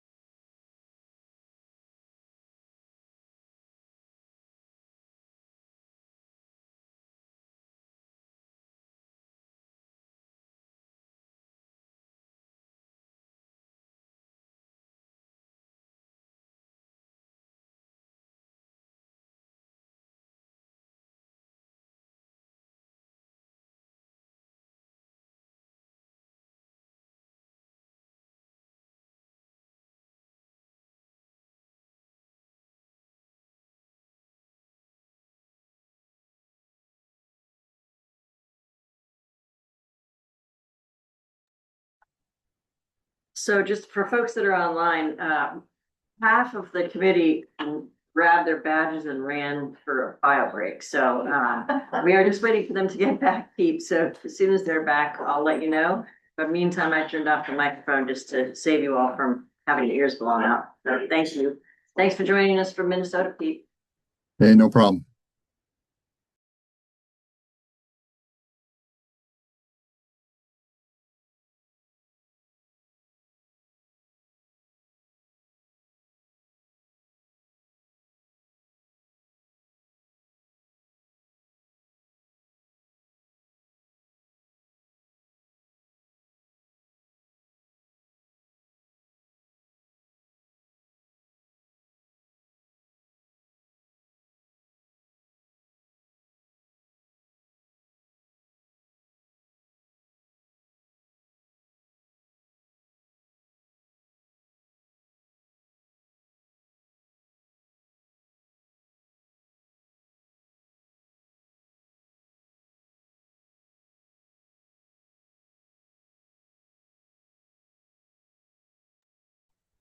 Okay, thank you for your patience there and welcome back, committee members. We are going to welcome for this next piece, Pete Wyckoff.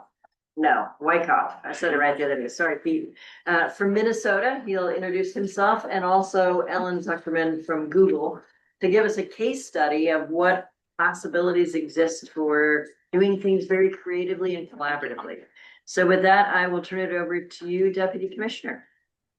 Thank you so much. Yeah, my name is Pete Wyckoff. I am Deputy Commissioner of Commerce.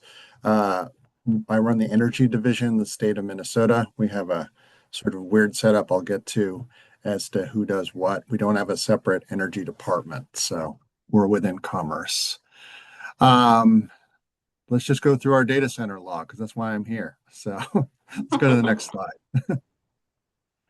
All right, just to give some context for Minnesota, I was listening in on the first part of the meeting. So there are some similarities, but a lot of differences between the electric system here and what you all have in Oregon. We are a vertically integrated market here in Minnesota. We have competition not at the retail level, but we do have it at the wholesale level. And that comes through wholesale markets through two ISOs or RTOs, MISO and SPP. We have the fun situation of being right on the border of two RTOs. We have a interesting mix of different utility types. I think there's over 180 utilities, but the bulk of the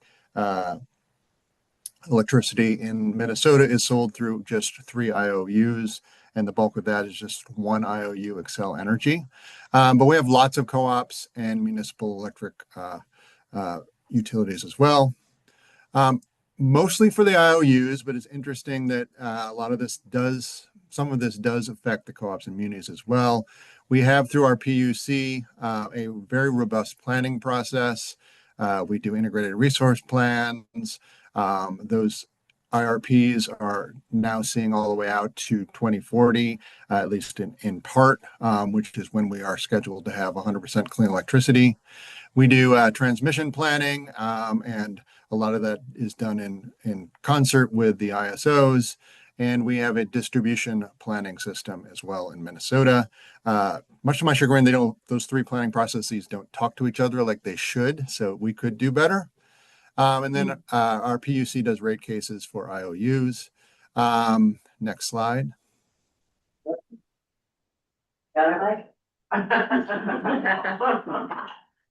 All right. We're not a hydro state. We're a beautiful place, but nowhere near the topography of Oregon. This is where we are coming from. We were a majority coal electric system as recently as 2010, and now we are a mix of things. If you count nuclear and renewables as clean, which we do, we are now a majority clean system. That's fairly recent. We've seen some rise in natural gas as coal has fallen, but we've also seen a tremendous rise in mostly wind, but solar is now where the action is and is rapidly catching up. We have 3 nuclear units at 2 sites. We have a nuclear moratorium right now, though there's a movement at the legislature to maybe lift that moratorium on new nuclear development. Next slide. We've had a lot of recent policy action in the energy space. In 2023, the state adopted its 100% clean electricity standard with a 2040 mandatory target. Happy to talk about some of the details there. 2024, realizing that 100% clean by 2040 was going to be a heavy lift, we passed a state level energy infrastructure permitting reform aimed at speeding up the build out of both transmission and clean energy generation. And then 2025, in a divided legislature, we passed a data center legislative package, which is what I will spend most of the rest of the time talking about. Next slide. We are doing a larger study of pathways to our 2040 target, but no matter how you look at it, this is from a study we had done by Siemens. It's going to be rapid transition, and our planning process is moving along in that rapid transition from a system where this is a generation nameplate, not actual utilization, but a system where we have quite a bit of coal and gas. We're not getting rid of the gas, but we'll use it a lot less. What we are building out, the blue lines are what we have now. The green lines are what we expect to have by 2040, are solar and wind. We are fighting with the current administration to move those projects along as fast as we would like. And we have identified a huge need for storage and clean firm. Exactly where that's coming from is yet to be seen, though we are at the vanguard of playing with long duration storage batteries. And you'll hear more about that. So next. Pete's, just a quick question on clean firm. What is that? That's not SMRs, I would assume, but what would that be? That is the big question. What would be affordable? We're not in a great place to do, the new hip geothermal. We have hydro that we import. Would love to import more, but Canada is probably not interested, particularly in this political environment, in exporting more to us. That's where we get much of our hydro is from Manitoba. There is talk of building more nuclear, long duration storage. We've had, though, with the HR1, these plans are changing. We've had a lot of interest in using hydrogen as a way to store excess wind and solar for the power sector. But again, the economics of that are changing. So we don't exactly know what the right mix is going to be there. Not a whole lot of options. They may include carbon capture, probably with facilities that are located on the Dakota side of our borders with North and South Dakota. Got it. Thank you. Yeah. Again, I'll say we have a weird setup in Minnesota. I'm not here from the PUC. I'm here from a governor's cabinet agency. PUC is independent.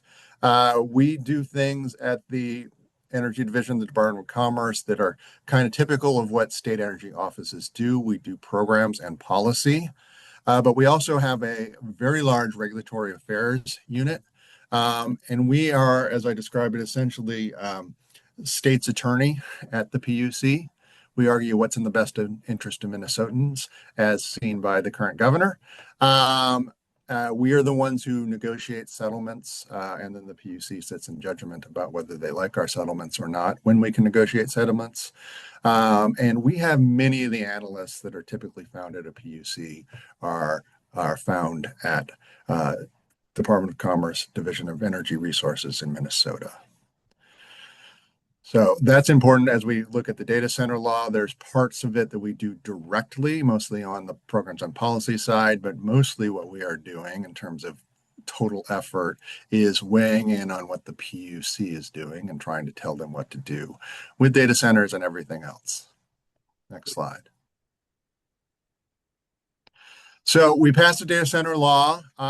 We worked with the companies that are building data centers, labor, environmental groups, clean energy groups in general, and very interested other large loads that don't want to be stuck with the bill for data centers. If anybody's going to be stuck with, we have refineries, but we also have a big mining industry in Minnesota, and those are very large loads as well. So the law establishes a regulatory framework for large-scale data centers, which we're defining as over 100 megawatts, that we're also trying to act on things in the 5 to 99 megawatt range so as not to encourage lots of 99 megawatt data centers. It creates a tariff structure for clean energy and large customers. I'll talk more about that in a second. It adds a fee for large data centers that will go to fund weatherization of low-income housing in Minnesota. That's done through the Department of Commerce. That is actually in exchange for being exempt from some of our other energy conservation laws. And it expands, but also contracted a law for data tax credit law for data centers. Where it expands is by lengthening the time that tax exemption for equipment is given. That was going to expire before the data centers wanted to see it expire. But where it contracted is it used to be the data centers could tax exempt their electric bill, and now they cannot. So in some ways it became a better tax credit, more enticing tax credit because it went longer, but in some ways it's a less enticing tax credit than we actually had on the books. Next slide. The Commerce Department is direct jurisdiction over the energy conservation programs and this new weatherization funding. We also do certification of green building standards for data centers, and we're involved in fee collection and enforcement as it is necessary for data centers in the data center law. Next slide.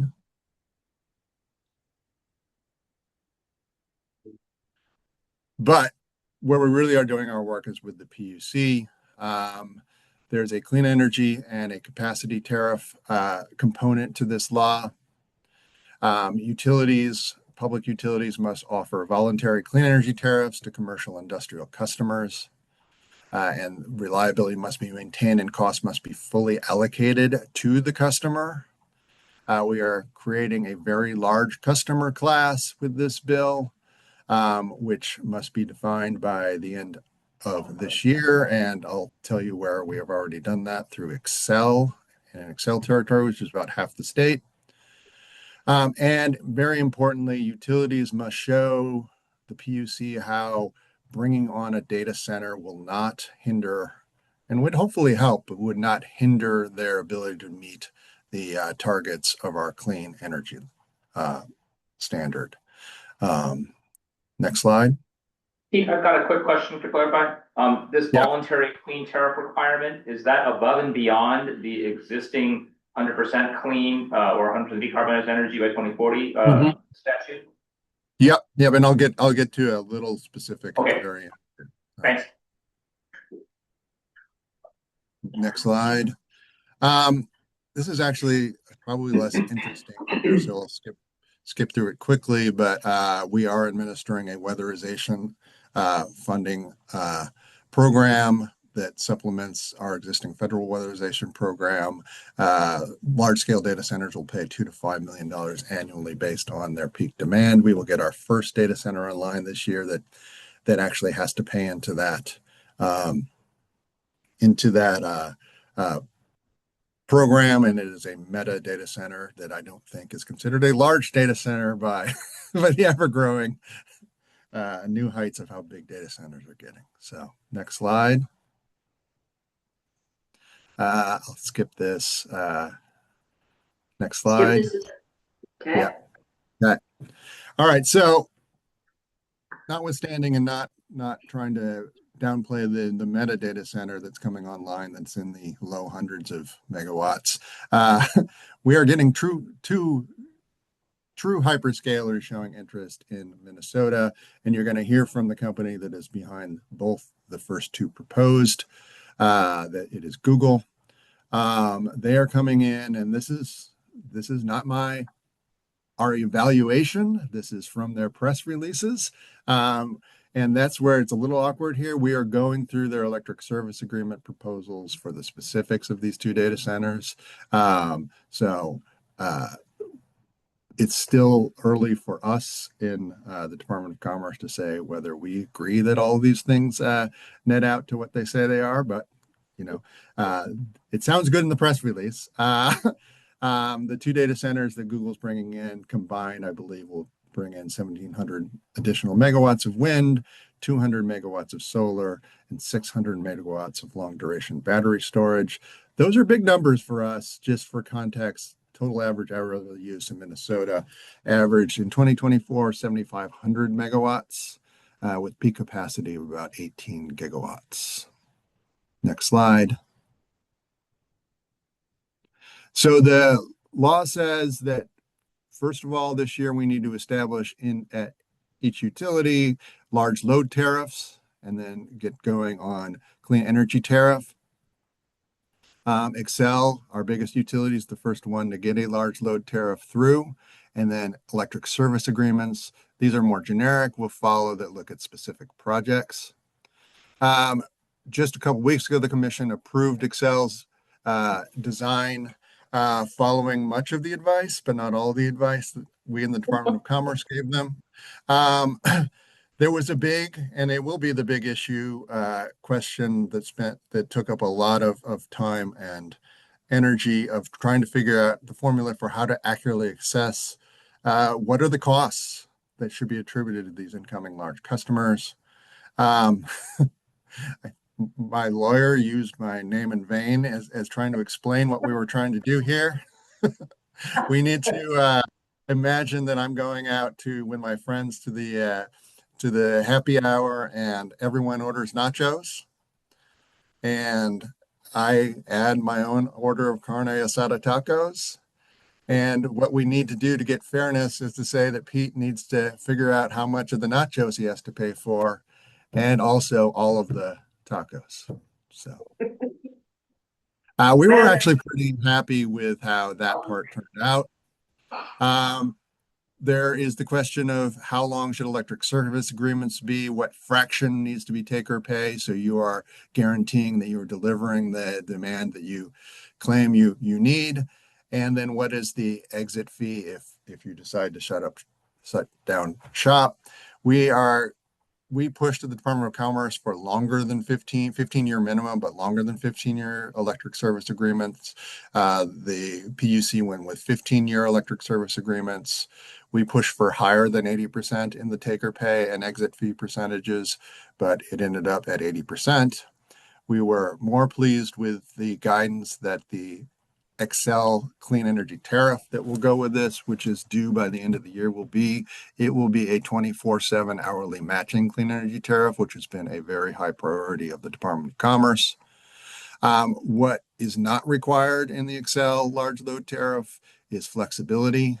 We presented data that I think you also have already talked about, that any flexibility, even a small amount of flexibility in data center demand, can substantially reduce system costs. And with that, on your take and pay and your exit fees, are those? Can you pass those on to the consumers through your PUC? Yes. Yeah, that is to protect the consumers. But the expense goes. The expense can go to the Xcel can build that into their rates. The idea is, yes, this is all built into the rates, but that the rates will be assessed to the data center in a way that should, I think what help the rest of the customers. Maybe I'm misunderstanding the question.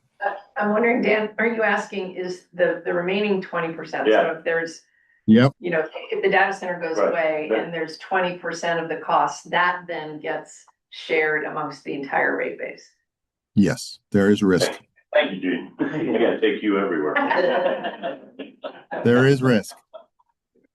We are minimizing but not eliminating the risk here. Got it. This is why we push for higher than 80%. Yeah. Okay. All right, that's the end of that. So I think that when we met with Pete and Ellen, we decided it would be best to do back-to-back presentations. And then you have plenty of time for conversation. So great. I will do this. Pete, I don't know if while I'm trying to find Ellen's presentation, there's anything you want to say in closing? But I look forward to the conversation.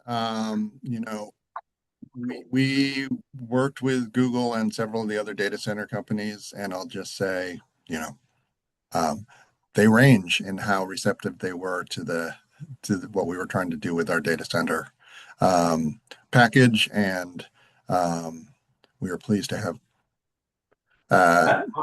have these proposals coming in from Google. There are certainly other data center companies that decided they didn't want to play ball given what we were asking of the data centers.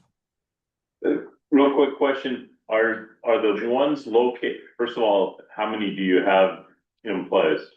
But the other question is, are these urban or rural? These are rural-ish. And we do not have any hyperscaler data centers in play right now. These would be our first in place right now. Thank you. Like I said, we actually do have a Meta data center that is at the small size of very large. a midget giant, I guess, or something. That is coming online this year.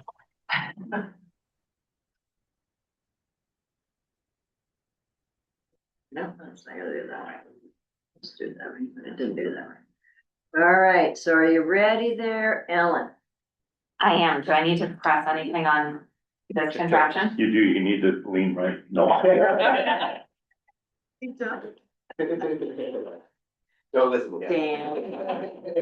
Well, if at any point it cuts, let me know. Well, thank you for the opportunity to be here. My name is Ellen Zuckerman, and I'm head of energy market development for Google for the Americas.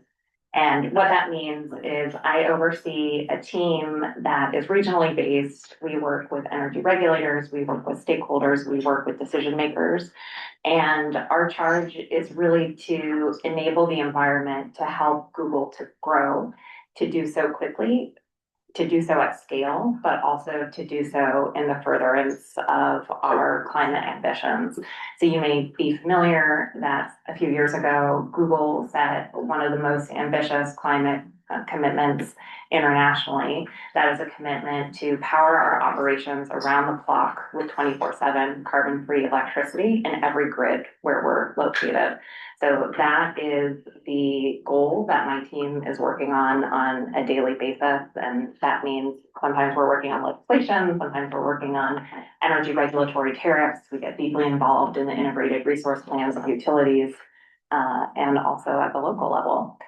So maybe just a little bit about myself before we get going. I live here in Portland in Beaumont, Wilshire, and I have a long history of working in clean energy in a number of different capacities. Before I came to Google, I wore a lot of different hats. I worked for local governments. I used to represent Florida and Virginia governments in the state and regulatory processes to help further their climate commitments.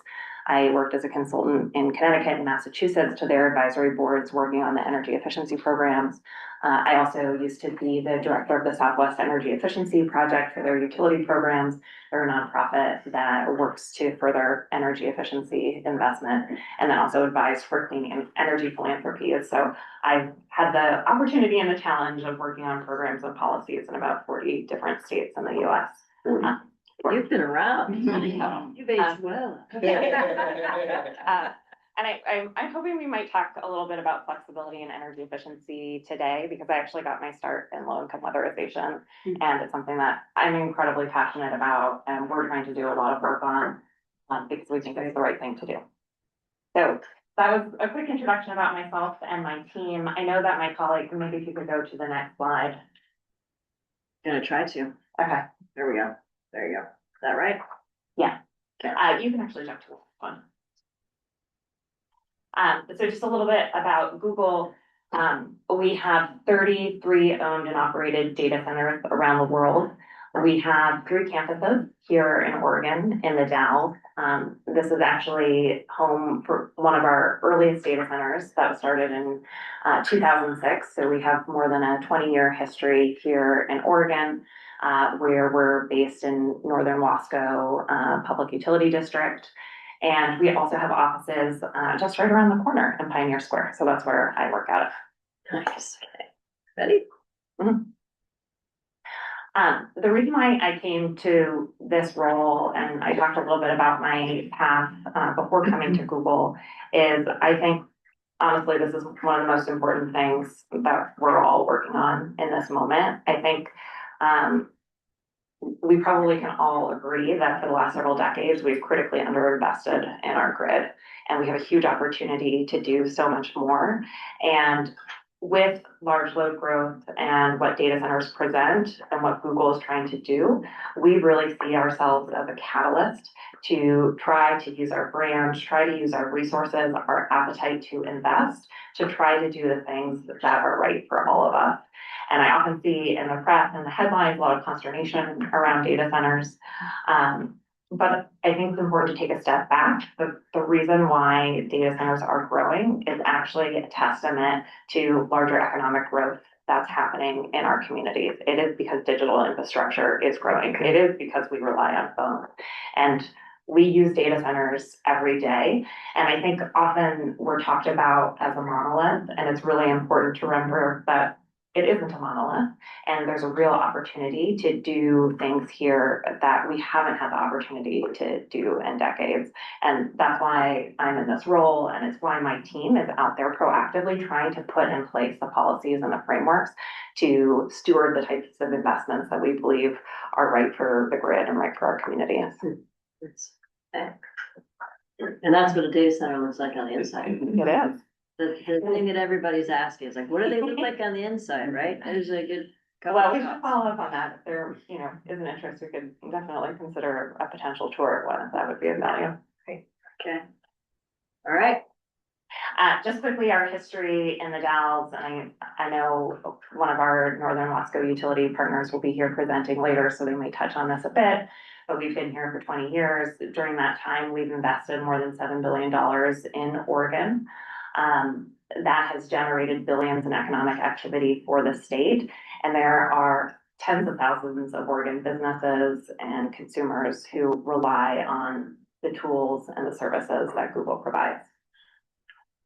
Could you just clarify when you say 9.3 billion of economic activity in 2025? What is in that bucket of economic activity? It's a lot, and we actually have detailed economic reports, which I would be happy to share as follow-up that are year by year, I think probably going back to 2006 even, I'm not sure how far they go back, but it looks at a lot of different components. 2013, sorry. But the information probably predates that too. But we can certainly get you the last 10 years of those data. I would say it shows up in a lot of different ways. There's the actual tools and services that Google is providing that people are relying upon. They're the jobs that our data centers create. There's the indirect jobs that induces as well. So that's broken down in these reports, and we'd be happy to follow up with you. Yeah, thank you. We'd love to get this. Okay, so we'll get that. Yeah. We'll make it up for that. All right, next slide, I'll bet, right? So we'll be talking about Minnesota here shortly, but I wanted to walk you actually through the trajectory of how we ended up with what I think is really a North Star for how data centers should be developed, which is embodied in our agreement with Xcel Energy. And that really is because at Google, we believe that our growth has to be done responsibly, and that takes into account not only the local footprint, but also the broader grid impacts. And that is also embodied in the commitment that we have to operate around the clock with 24/7 carbon-free electricity. And a lot of the policies that we have worked to develop and literally it is a charge of my team to go out there and proactively get these in place, is all in the furtherance of this goal to grow responsibly. As part of that, and I know there was some earlier discussion around flexibility and the demand side, we are also committed to building the most efficient data centers in the world. And Google data centers in general are much more energy efficient than the industry standard. And there's a lot of reasons that contribute to that. And you can see some of the information here on the graph that has to do with how we build and operate our facilities, but it also has to do with our technology that's actually in those buildings as well. Is that global? Is that chart global? Because that seems like a very high percentage of facility energy demand. I would have to get back to you on whether that's just a North America specific figure or a global one. So I don't know off the top of my head yet. Would it be correct to understand that Google is among, if not the most vertically integrated data center owner operators in the industry? And does that contribute to your PUE effectiveness as shown here?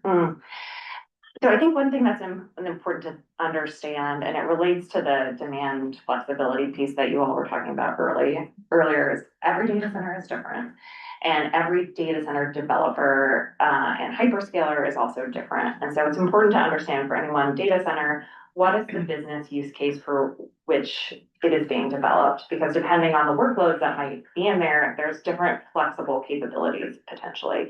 And then there's also different models. So for example, we own and operate a lot of our data centers. When I showed the 33 on the map, those are ones that we have built and we operate, use our proprietary technology, and it's part of the reason why they're ultra efficient.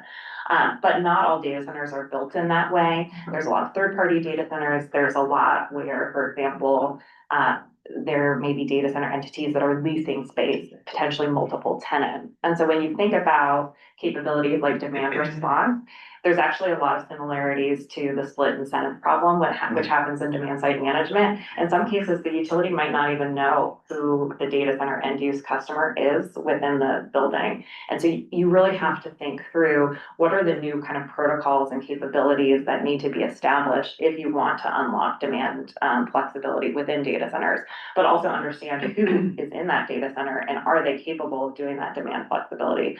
So for example, we have compute that's non-urgent, and I'll talk about it a little bit later. We pioneered capabilities in the DAO that, thanks to those capabilities, we are now doing internationally.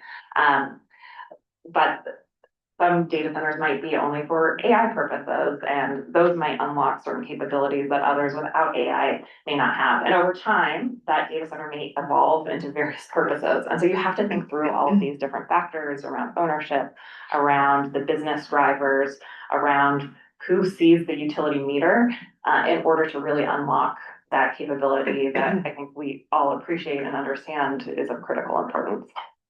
Do you have a PUE number to stick on that graph for relativity? So I think we answered this actually in our survey response that we provided for the DAOs specifically.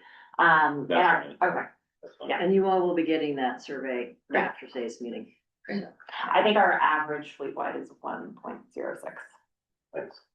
I'll also say, just so you all know, that we've had one response to the survey, and now you know who that is. How many people were on the survey? Why don't we continue? Let's keep going because we only have 20 minutes left for this, so let's keep to the slides. Thanks.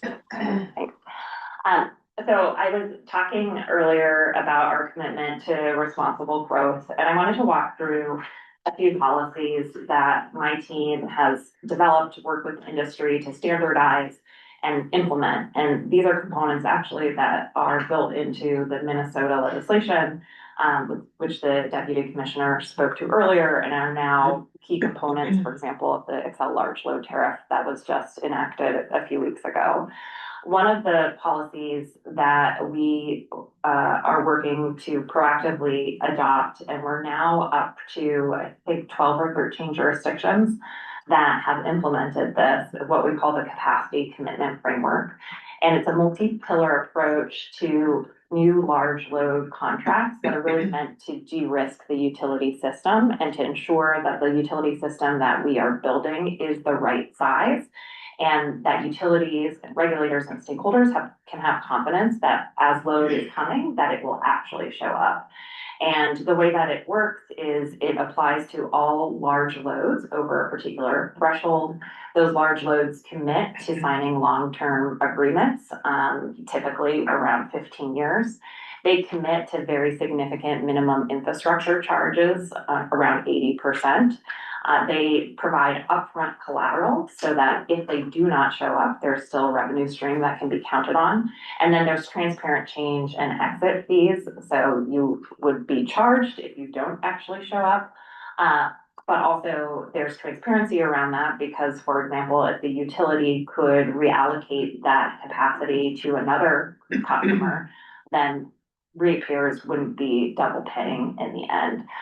So this is a framework that we think is really important, again, for reducing speculation in the queue. And we have seen it now adopted in many places, in several instances with unanimous settlement agreements joined across the board by utilities, by consumer advocates, environmental groups, and even public utility commission staff. And I think that's one of the things that I actually want to reinforce today is that there's so much in the headlines right now, and I think sometimes that clouds the fact that there's actually some really incredible work that's being done here, and it's being done in ways where people are coming together and rolling up their sleeves and coming up with good comprehensive solutions, and that's not always being talked about in the press. Are you, question, does the Dalles facility predate, this framework, I'm guessing? It does. First. Yeah, and I would say also, and I know you'll be hearing from them later. As I mentioned, I've had the opportunity to work in many different regulatory regimes around the country. I would say probably the BPA system is the most complicated I've ever encountered in my entire career.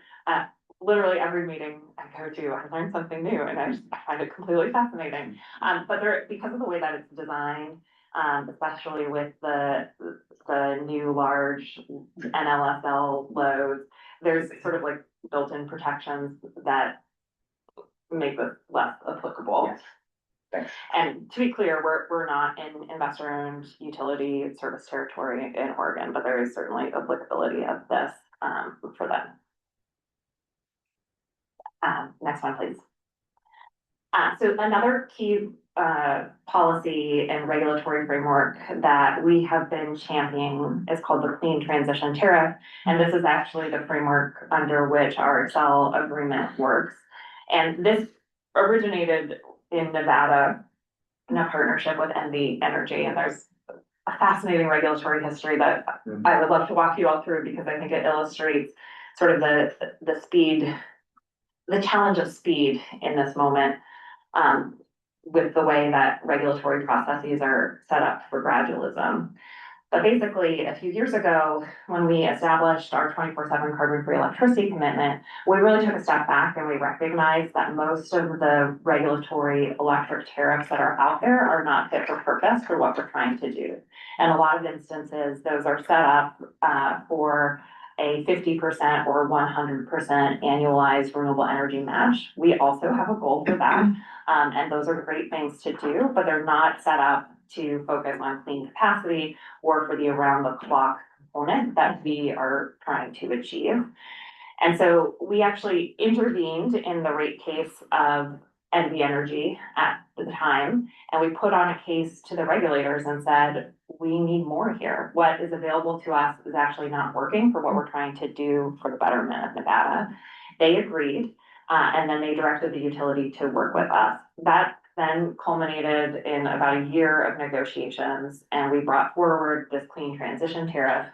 And the Clean Transition Tariff is really designed with a couple of things in mind. It starts out first sitting down with the utility in the context of an integrated resource planning discussion, where we look at their plans, we look at our load profile, and we look at our climate commitments. And we try to mutually identify beneficial resources for the grid that otherwise they would not be doing. And then Google offers to cover the full cost of those resources in order to accelerate them. In exchange for that, we get capacity credit for our growth. And in doing so, other ratepayers are shielded from the risk and the costs. And thanks to this design, we were able with NV Energy and with regulatory approval to accelerate 115 megawatts of enhanced geothermal that the utility otherwise would not have done, and is going to be a significant contributor to Nevada's clean energy ambitions, especially because geothermal is really needed to help address their resource mix in the state. What's exciting about this is another example where, since our successful establishment, I'm trying to say operationalization, it's a hard word to say, in Nevada, we've now seen a number of states follow suit. And I mean, when you look at this list that's on the right here, I think one thing that's really compelling about it is it's very different states that have different regulatory regimes, different utilities, different politics. But I think it really speaks to the potential that stakeholders and others see in this model. In Nevada, we have now come forward with a second tranche of a proposed 150 megawatts of geothermal, working with Ormat. And actually 2 weeks ago, this is something that I'm very excited about. We worked with NV Energy to file a new pilot proposal, which I'm calling the Clean Transition Tariff Light. And the concept behind it is that Google will pay over and above into the demand side management surcharge of the utility. And in doing so, we're giving them an additional pool of money that they would not have otherwise available to them. And those funds are going to be used, assuming it gets approved, to enable batteries and HVAC upgrades on the distribution system for low to moderate income customers. And what we're really trying to do here is take a step back and have a more holistic view of our energy supply story. So it's not just about the supply system, it is literally about the communities that we live in. How can we use this opportunity, the catalytic investment that we are hoping to make clean energy available not only to Google, but to the community members where our data centers are located. Quick question, do you get a capacity credit in exchange for that? So the concept behind that is that we would get a capacity credit. I would say this is the one piece that is still being worked out and is challenging. And I don't think it will be one-to-one because we are building on the utility program portfolio. So I don't think it actually would be appropriate. And I was about to get very wonky, but I'm from the energy efficiency industry originally. But part of our intention here is that for a lot of utility funded energy efficiency programs, they're held to a very high bar where they have to demonstrate cost effectiveness.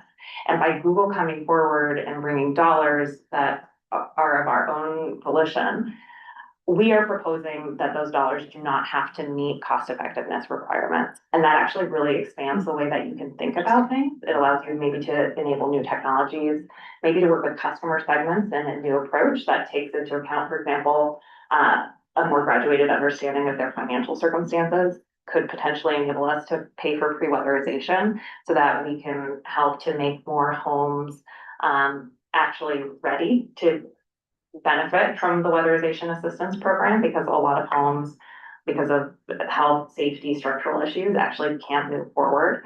And then also working with new customer segments in ways that maybe traditional efficiency program designs are not currently set up to accommodate, maybe, for example, because you're missing that next tranche of customers who don't quite meet the federal poverty level guidelines, but are also one crisis away. So anyhow, that is. It sounds like CPP plus, not light, in my opinion. Well, it's CPP light in that you don't have to create a whole new tariff, but we're trying to figure out ways to make this easier for others to follow suit. Because what I didn't talk about in the Nevada example is that took us about 3.5 years. We had to intervene in the rate case. We had to develop the model, and then it actually kicked off 3 separate regulatory proceedings after that had to get to the finish line, all for good reason. I mean, our resource had to be approved in the utilities plan, and the tariff that didn't exist had to be scrutinized and approved. And then once that umbrella construct was implemented and okayed by regulators, then we had to bring our agreement forward. And I mean, it all makes so much sense. But then you think about how quickly growth is happening here. And so that's why I mentioned part of the work of my team is trying to get ahead of the curve and actually get these things in place. And that's why I would celebrate Minnesota and their leadership, because I think in their legislation, they were really trying to send a signal to regulators, to the market, to stakeholders, like, this is what we want you to do. We want you to have the assurity that if you bring this forward, there will be a good process to enable this. What, you mentioned capacity credit a couple times. Mm-hmm. Say more about what is it, I don't know, how do you get credit for this, and what does it mean to whom? What is capacity credit? Mm-hmm. Yeah. And if you're aiming for 24/7, but we're also helping other people meet their 24/7 goals, how are we doing both at once? Yeah, so a lot of great questions there. And I would say that a lot of these are still under development, and as I'm sure you can appreciate, like each utility is different, especially if it's in a wholesale market or not. So the way that it works, and maybe on the 24/7 question, so we get the environmental attribute credits to count towards the enablement of our goal. However, the utility dispatches and operates the resource as a grid resource for the benefit of the entirety of the grid, and that's the intention. It's not to be dispatched for our operations, it's for the grid's benefit. But to the extent that environmental attribute credits are generated, we get to count those, and that's part of the underlying contract. In terms of the capacity credit, what ends up happening, and we can follow up with some additional details on Nevada and also Excel, and this also embodies our work with Michigan, with DTE, and also Minnesota Power. I would say it's a little bit bespoke for each one, because of the unique grid characteristics, but essentially you're looking at the capacity that's generated, and then it counts towards our otherwise applicable rate. And in most of these cases, we have designed these energy supply agreements so there isn't excess energy produced, because that can get really complicated. So we've purposely tried to take that into account, and then there's all sorts of protection mechanisms in place so that other ratepayers won't bear the cost of these things. Okay, Margie's got her hand up as well. Margie? Yeah. Do you know how many slides you Two have? quick questions, and you might be getting to the answer for the first one in the slides, but we've talked a lot about power from the grid. I'm just curious if the commitment to zero carbon energy extends to backup generation, and if so, what clean technologies you're currently using for backup generation. And then I noticed that Oregon isn't on this list, and last session we passed the Power Act. So I wanted to know if Google took a position on the Power Act, and if so, what that position was. Thanks. Yeah. Okay, there were two questions there. Let me, one was on backup generation, and the other was on the Power Act. I'll take the latter first. So Google was engaged on the Power Act. I would have offered very respectfully to those involved. I think it was a tremendous missed opportunity. We did try to come forward with suggested language to institute many of these things, and for various reasons, and understand that legislative processes are often quite quick. There just was not the appetite to consider those things, and I think as an Oregonian, it actually it saddens me quite a bit, because I think there was a path that could have been very much like what was charted in Minnesota, where if there had been perhaps a more concerted effort for stakeholder engagement to really have conversations, we were very willing to come to the table with solution sets that we've been developed. Not to say that all of ours are perfect, but I do think that it could have resulted in an outcome that was really a shared win. And I think, unfortunately, in my personal opinion, that is not the outcome. So in terms of how we engaged in the process, we did testify, we actually developed legislative language, and ultimately we were not in a position where we could support the bill. And I have lots of thoughts on it that are probably not, we probably do not have enough time. We don't. But I would say that one of the things that I have noticed a lot, this is not specific to Oregon, but it's just sort of a general observation, is that I think a lot of policy making that's happening right now is very reactionary. And I get it because there's a lot of concern. But also, we should be setting up policies that are looking beyond 1 and 2 years and are creating the frameworks for the long-term goals that we're trying to achieve for this state. And we are being very responsive, understandably, to the data center load growth at this moment, but we are not the only load growth that hopefully will come to the state because of the economic development that means. But also, it's really important to think about these things in the construct of bigger decision making. So for example, with a capacity commitment framework, if you have a large load that is coming forward to de-risk the utility system, what does that mean in terms of other energy affordability benefits that we should be unlocking for the rest of ratepayers in terms of maybe what the utility's capital structure is or its ROE? And those kinds of conversations are not happening right now because, in my estimation, a lot of the focus has been on trying to enact kind of one-off tariffs that are not being considerate of all of the levers that should be in the context of the conversation. And in some instances, and I would put this back on Google too, I think when we brought the capacity commitment framework, because we are effectively offering to de-risk the utility system, we probably should have asked more for more clean transition tariffs. But I just think there's more trade-offs that need to be contemplated in the shared system that unfortunately are largely being missed. And I would credit in particular Minnesota because I think they've had a very deliberate approach where they've tried to think about these balances, really have tried to bring people to the table. And I think it's a tremendous win in the challenging political environment that we all find ourselves, that you can get a bill passed in a bipartisan legislature with stakeholders across the board saying this is a good approach. And I hope maybe with this committee, it opens up the opportunity to have more of those conversations to figure out where those win-wins might reside. Nice. Okay. We can skip this one. Skip this one. Okay. The backup gen- Oh, backup gen, sorry. Really forgot about that. So we have backup generators at our facilities because we are around the clock operations. And those are all operated following the, air permits and any restrictions that might be in place. So that is part of our design. I would like to follow up with some more information with you because what we're doing in Minnesota, I think is really interesting, where we're taking a new approach to really make sure we're minimizing those backup generators. And I'll admit this is not like a deep area of expertise for me, but I know that there's a lot to do with what the compute situation is in the data center itself.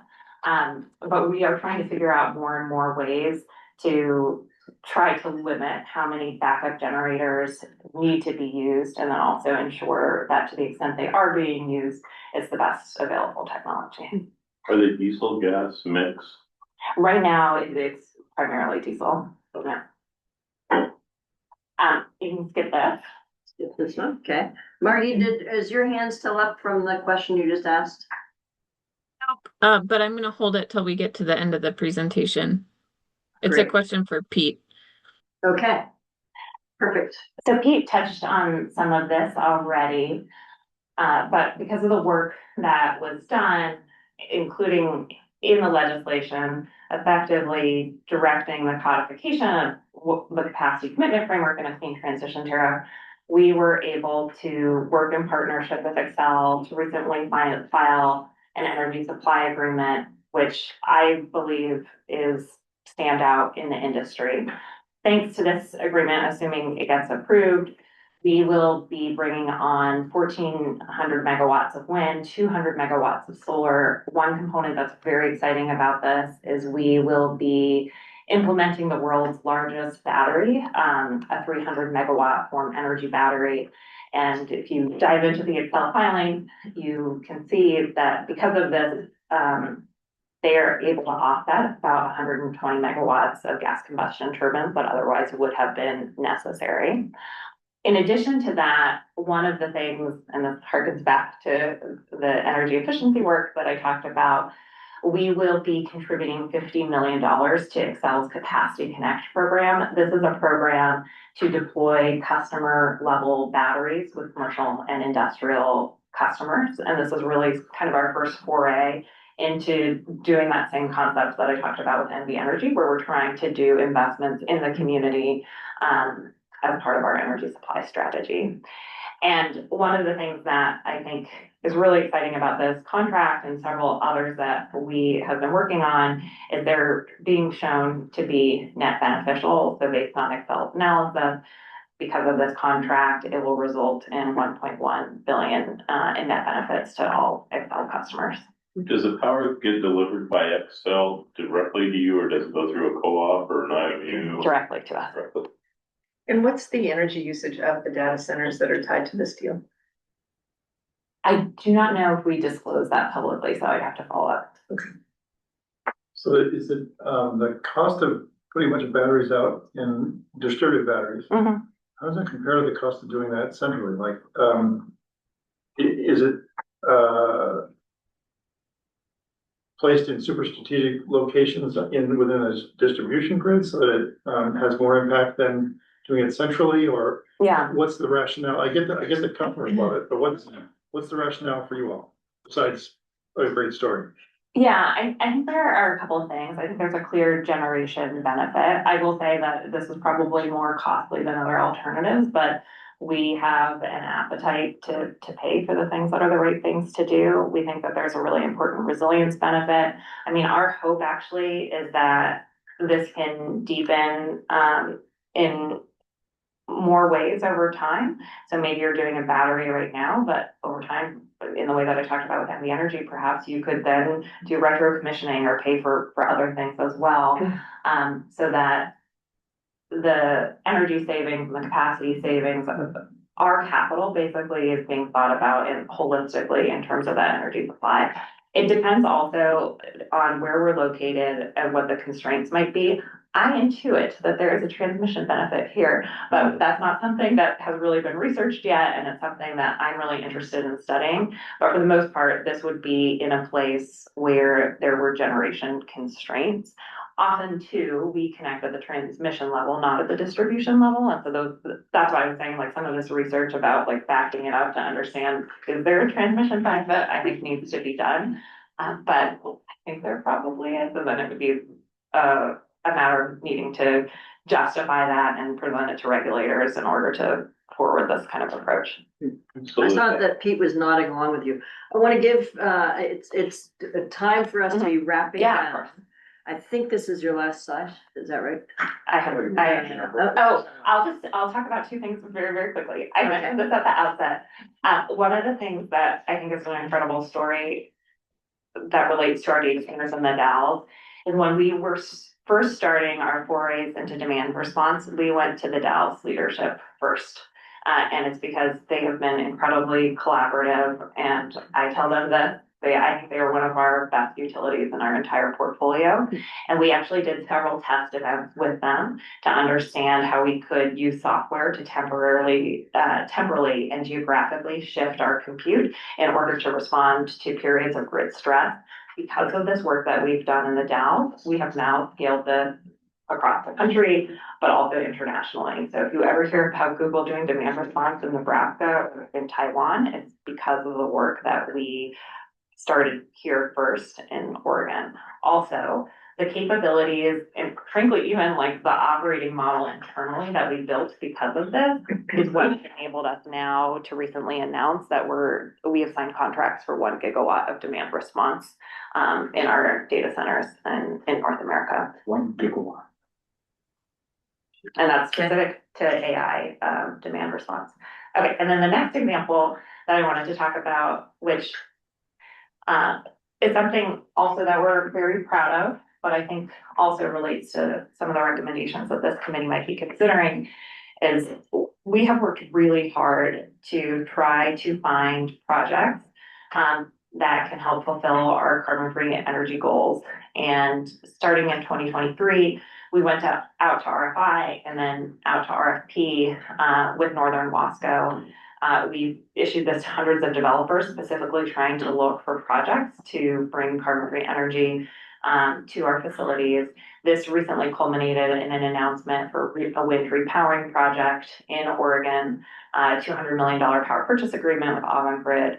And thanks to that, we'll be extending the wind farm's life and also we'll be creating a number of new jobs.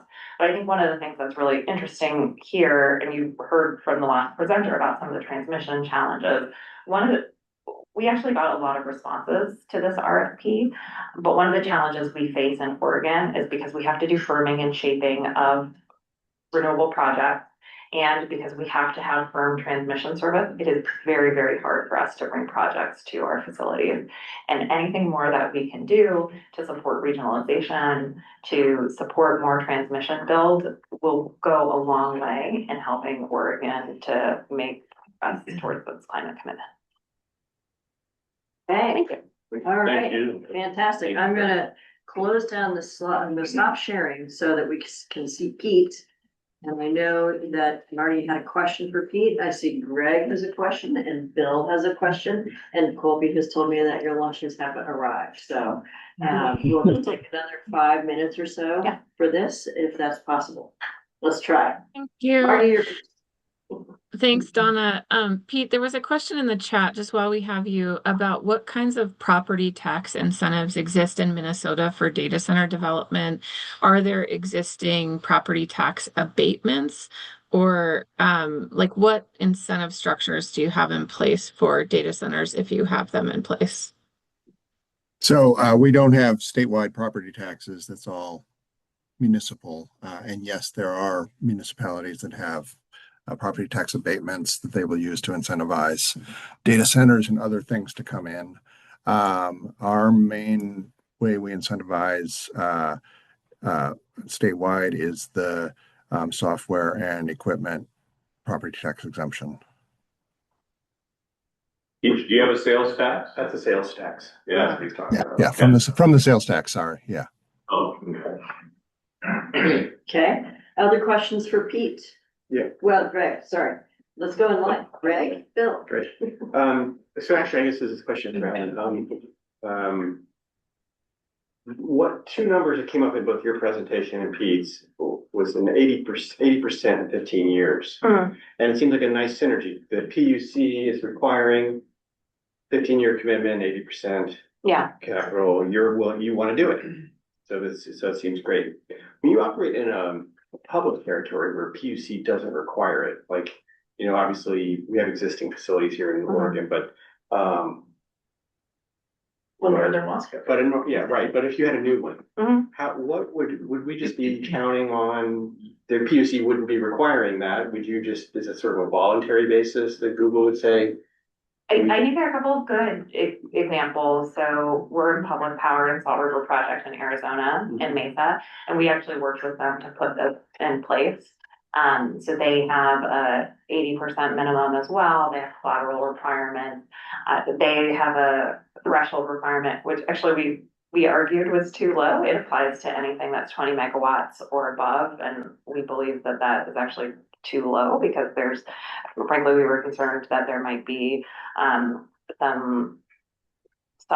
kind of on the edge businesses that don't have the same kind of financial balance sheet as an entity like Google, but they disagreed with us. So we are working to put these in place in those communities as well, working with their public boards and through their public process, which is very bespoke depending on the utility we're talking about. Yeah. The resources, you're talking about wind and solar and the Form battery, and I think I'm aware the Form battery becomes an Excel. They will own it, you'll buy it, they'll own it. Is it then just a system resource, or do you have some call on any of these resources? Are they your resources in any way, or they're just system resources? They're system resources. So you're paying all the upfront capital? Yeah, the full revenue requirement. I did want to touch about on the 80% in the 15-year question, because I do think there is what is the right balance to strike? And I think it is an important policy question. We have generally aligned around 80% because we think in this utility business model, where the utility is also supposed to be bearing some risk, and that's the profit incentive that they have, you know, going all the way to 100% would be problematic with respect to that. But also you want to make sure that you're preserving some signal there in order to incent demand response and flexibility. And if you go all the way to 100%, you're basically minimizing some of that financial interest on that front. And then I think there is an interesting question around what is the correct length of contract, and the deputy commissioner and I might have a different view on this. But part of the reason why we think 15 years is right is actually this idea, again, going back to catalytic investment. So we know that a lot is going to change over the next 10, 20, 30 years. And if you can have an entity like Google help to accelerate certain clean energy assets, cover their costs, and then they depreciate, then they can move to the general sort of rate base over time. And then you get to seize that opportunity again to use us for the next tranche effectively. So that's part of the rationale behind our design. Thank you. Okay. Fantastic. I'm sure there are millions more questions that people would love to ask you and millions of new ideas. I've got that you're following up on a number of things with regards to the report on the their funding, backup generation, the energy usage, if you can follow up on that, a couple of other things, but those are the main ones I caught right now. So I want to thank you and Pete very, very much for joining us. Pete, it's been great working with you to get ready for this and then to have you here today to answer questions.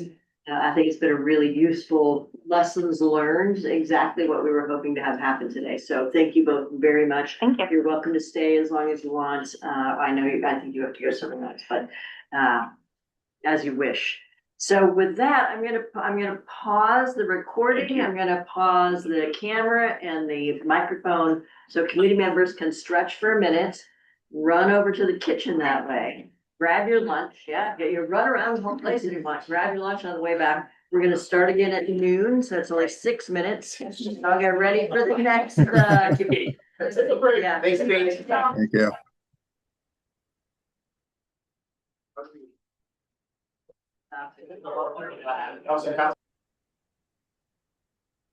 Okay, so welcome back.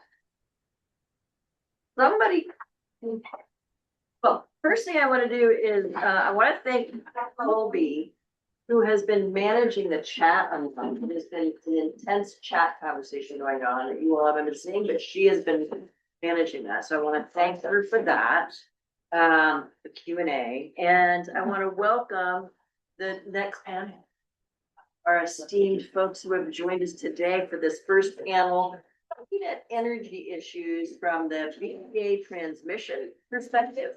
Hamady Hindi, who is online, to the PGE perspective. Thank you very much. And then to the People's Utility District perspective with Myra. So I want to thank you all for joining us today. We're going to try and keep the noise to a limit here. Limit it as much as possible. Is what we're going to try and do. The owl will be swinging around to you as you eat and make noises. So if you have noises that you need to make, let's all make them now. And then we'll start with, here you go. Good job. Yeah, do it. Make the noises. I was actually not limiting that VSC.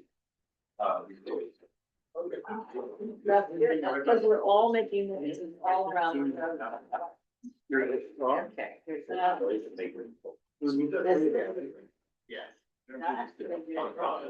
What's that? Yes, you may. Oh my. Yeah. Okay. Okay. Welcome. So welcome to those of you who have not joined us before and are joining us now. I think some of you might have been online earlier listening a little bit, but welcome to the Governor's Data Center Advisory Committee. These folks are your committee members. I'm your facilitator for the day. What we did announce at the start, just to remind you all that this is really the data center university. So we thank you for being here, Hamady as well, to be our professors for this next half hour. So let's start. I don't know if the three of you have coordinated all, but we have Hamady on here first. Did you coordinate? We did not. That sounds good. Okay. All right. So Hamady, Let me pull up your slides. Let's get the share. And Great. okay, let me move this so I can get Perfect. that. Hang on 1 second. You and okay. Okay, great. Can you guys hear me all right? We can hear you perfect. No. All right, perfect. And I've got 10 minutes, right? So yeah, I'm gonna go pretty fast through the first parts, and then we'll spend the bulk of the time probably on the last 2 slides. So anyway, thank you guys for having me, and good to see you, Mike, and I think Amy. I also met last week at an NGA event. So thanks for having me. I'm the manager of transmission planning at the Bonneville Power Administration. And I'll talk to you a little bit about BPA as a whole, and then dive into some challenges with data centers, and I'll try and focus on that last bit. So next slide.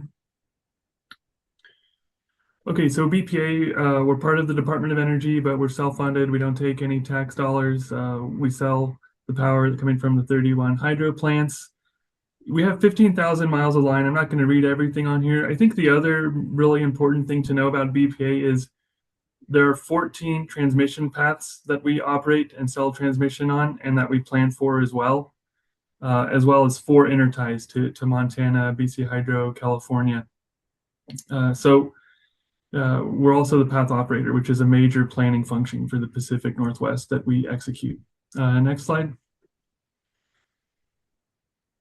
Okay, so this slide, I really like this slide, and I like to tell people, like our customers, if there's one slide you could print out and go home and put it on your bathroom mirror so you can look at it when you brush your teeth every night, it can be this one, because it really shows all the different planning studies that we do. There's not just one transmission planning study that happens. There's a bunch of different ones, and this one shows how they're all sort of interrelated.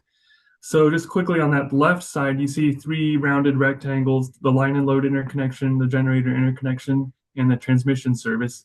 Those are our 3 external request queues. So customers come to us and request service for one of those 3 things. Line and load would be the data center piece that if they wanted to interconnect a data center, they'd go there. Also up in the top center, it says annual system assessment. Now that's an annual study that we do, and we have to do that to meet NERC and WEC compliance requirements. So we do that every single year. It's a 10-year out transmission study. We plan for the load growth that's happening over the next 10 years, and we do that every year. And it's publicly available through a report that we publish through Attachment K process that you can just Google and see what our plans are there. So those are 4 different major types of studies that we do. And then over on the far right, there's this yellow cylinder. It says West Tech and Regional Planning Organization. That'd be Northern Grid for us. So we also engage in interregional and regional planning, and that goes 10 and 20 years out. And all of those different 5 buckets of studies, let's say, they all feed into what we have now as our portfolio of projects for expansion planning, which is the grid expansion and reinforcement projects, or portfolio group. I think we decided we'll make it sound kind of ugly so people really remember the acronym, right? So I'm going to say that's our strategy. But anyway, a lot of different transmission studies that go on, and they all work together to come up with the expansion portfolios that we have. So next slide. Okay, so I mentioned those 3 different external request queues. We have generator interconnection, load interconnection, and then the transmission service. And that really is, in simplest terms, how power systems work, right? You've got you want to connect generation to the load through transmission service. So we have those 3 study queues. All 3 of those queues that we manage, those external queues, they all have blown up in the last several years. So to put numbers into context here, it's a bit hard to read the numbers, but the Pacific Northwest as a whole, so BPA's footprint as well as the other utilities in the Pacific Northwest, our peak load in both summer and winter peak is about 30 gigawatts, okay? So our generator interconnection queue, we just finished a major cluster study just for BPA, had 60 gigawatts in it. That's twice our peak load. That's a crazy amount of generation in the queue. Our transmission service queue, which is now paused, currently also has about 60 gigawatts. I think it's 65 gigawatts in the queue. Our line and load queue has 40 gigawatts total. 30 of those 40 gigawatts are data centers. So that's the majority of the load in the queue is data centers. But all of those numbers and those queues are just huge compared to our peak load. I mean, these queues framework, it was designed to work in a world where you had incremental change. So, maybe 5 or 10% of your peak load or less would be expected to be in these queues, a few gigawatts of generation, not something that's double the size of the region's peak load. So that's all I'll say about that, but some really important points there. Okay, next slide. Okay, so what are we doing? We have these queues that are all very heavily overloaded and in some ways clogged, and that's a national problem, right? It's not just a BPA or Pacific Northwest problem. The entire country is facing those challenges. And actually, before I was a manager for transmission planning here, a few years ago, I was part of DOE headquarters. We did a national planning study, working with a couple of national labs, and we were looking at how to decarbonize the country and interregional transmission around that. And through that, I talked to a whole bunch of transmission providers all across the country. And even then, they were seeing challenges with large queues, right? So not just a BPA or Pacific Northwest problem. But what are we doing about these clogged queues? So BPA has a grid access transformation initiative, and that has a bunch of parts. It has 3 main parts, and I'll just quickly go through it here, although there are a lot of public workshops and materials for folks who are interested, and we have materials posted on our website. But the first piece is, how do we unpause the transmission queue, right? And get back to offering transmission service. So that's that top green piece, the planning program transition. And that's going to require some open access transmission tariff reform. So that process is ongoing, actually. The second 2 pieces, proactive planning, right? So traditionally, those queues, they're independent of each other, and we react to requests. But we're saying with proactive planning, how do we take a holistic look at generation, load, and transmission together and anticipate what the region needs rather than simply responding to requests? So it's a holistic, proactive look. That's what that proactive planning piece that's under development is looking at, and that'll be 10 and 20-year studies. And then we also have workshops and public materials on that. I could spend an hour on that just alone. The last piece is this accelerate expansion, right? So maybe you have a lot of plans on paper, and we do have a lot of plans on paper, and most of them don't get built, which is a bit sad for me, but that's also part of the job. So you have a plan on paper, now you have to actually scope it, design it, and build it. And that also takes a lot of effort and resources. And so there we're looking at how do we, A, do that more efficiently, but also B, add to the resources we have and add to the person power that we have there. So it's kind of a 2-pronged approach. And that's under reform. We're hoping that by 2030, we'll be able to be in a situation where it'll be a much more accelerated process there, have that in place. Okay, so a lot of stuff there. I'll go to the next slide so we can get to the data centers. And this is our group portfolio that I mentioned. It's 23 major transmission expansions. It's over $6 billion. Just at a very high level, I'll point out a lot of these reinforcements help go, say, from Central Oregon. You see that red line, numbers 8 and 10 in Central Oregon area, or from sort of eastern area of the system. So Eastern Washington or eastern where the Columbia River is, the lower Columbia area, to deliver power from where most of the new proposed resources are being located, or proposed at least, to deliver it over to the west side. So again, delivering from Central Oregon up to, say, Portland and Seattle area, or delivering from the eastern parts of Washington and Oregon State over to the load centers in the west. You can see a lot of the reinforcements are supporting that just at a high level. Okay, next slide. Okay, challenges. So here's where I'm going to really slow down and get a little bit into data centers. So this slide kind of lists some major challenges that we have, and the bottom one talks about data centers. So, aging infrastructure, that first one, right? Most of our equipment we have was built over 70 years ago, and it's at its life. And so we have to, again, put scope, design, construction effort into just replacing what we have. So that's a heavy burden on top of all the new expansion that's needed. Rapid load growth and resource adequacy. So one of the hardest challenges with data centers is where the new resource is going to come from, right? I mentioned 30 gigawatts out of the 40 gigawatts in our line and load queues data centers. Well, we don't have resources sitting around to serve that existing. We're going to need new resources, and it makes a difference if you assume the new resources are going to come from North Dakota through that North Plains connector and through Montana over to where the data centers are. Are they going to come up from Central Oregon to where the data centers are? that's a very different reliability need and transmission need, right? So where the resources are coming from really matters. And when a customer comes into our load interconnection queue, they're not required to identify specifically where the resources are coming from. And so it's a challenge there. We have to try and anticipate and try many different options, for example. Before I tick through the rest of these, I want to say at a high level, I think it's important to know, if I put my reliability engineering cap on, which that is my background, so I'm going to do that. Integrating the right amount of data centers at the right pace, it does have reliability benefit for the system. It's not all a reliability hindrance, right? If we do it right and we get the right amount in the right way, it can actually be beneficial for reliability. So that's an important high-level takeaway.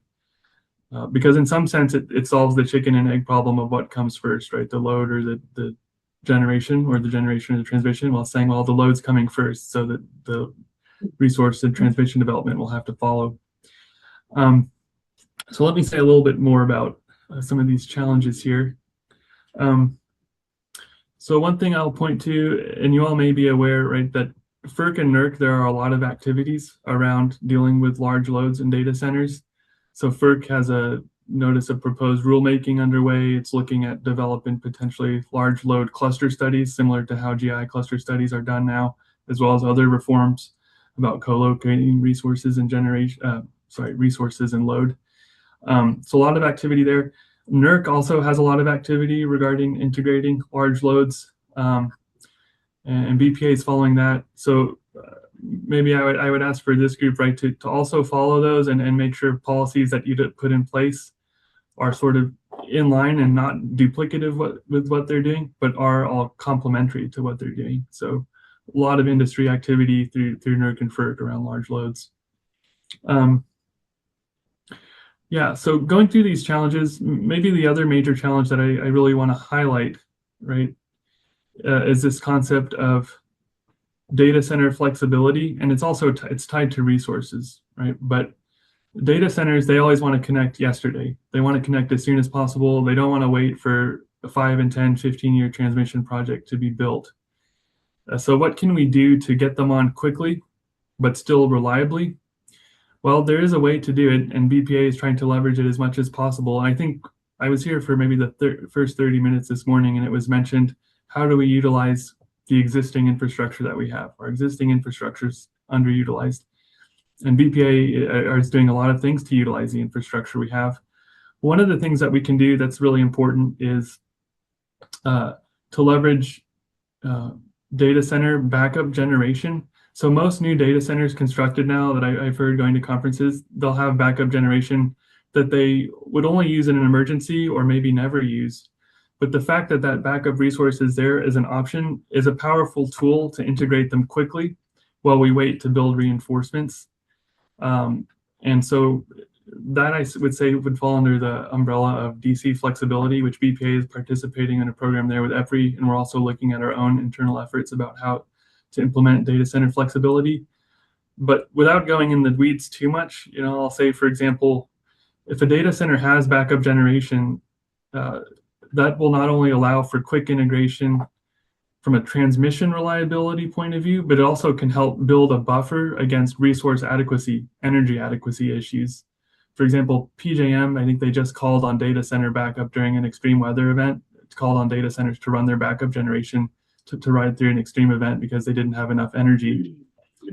And, transmission-wise, the fact that if we lost a transmission line and had the ability to trip the data center off the grid, and they could run their backup generation for an hour or two while we got the transmission back in place, that would allow them to build the data center, to connect, and then rely on the backup generation if the extremely rare transmission outage happened, which likely it wouldn't happen at all. But while they waited the 5 or 10 years for us to build more transmission infrastructure, they would have that backup generation there as an option. And that's really the bridge to how to integrate data centers quickly and reliably while we build out more grid infrastructure on the transmission and resource side. So looking carefully at how can we allow for backup generation to be developed and used in an emergency as a bridge for quick integration, I think is really a key reliability concept. Okay, I think I'm over my time, so thank you guys. Thank you for watching your time. You got a gold star for that. Thank you for that. So we're gonna go through the panel and then we'll come back. So thank you for hanging on there. Amity, while we get the next one. So John is next, right? Hang on, let's share here. Thank you. And Mosey. All right. Go ahead and get started while that gets pulled up. I can see the time right there on the phone, so I'll lost my time as well. Hi, everyone, I'm John McFarland. I'm the Senior Vice President and Chief Commercial and Customer Officer at Portland General Electric. And thank you all for having me. I'm excited to talk about this topic. The way that we view it at PGE is that we think that load growth is part of the solution to be able to help drive affordability and address some of the reliability concerns that we just heard about from BPA as well.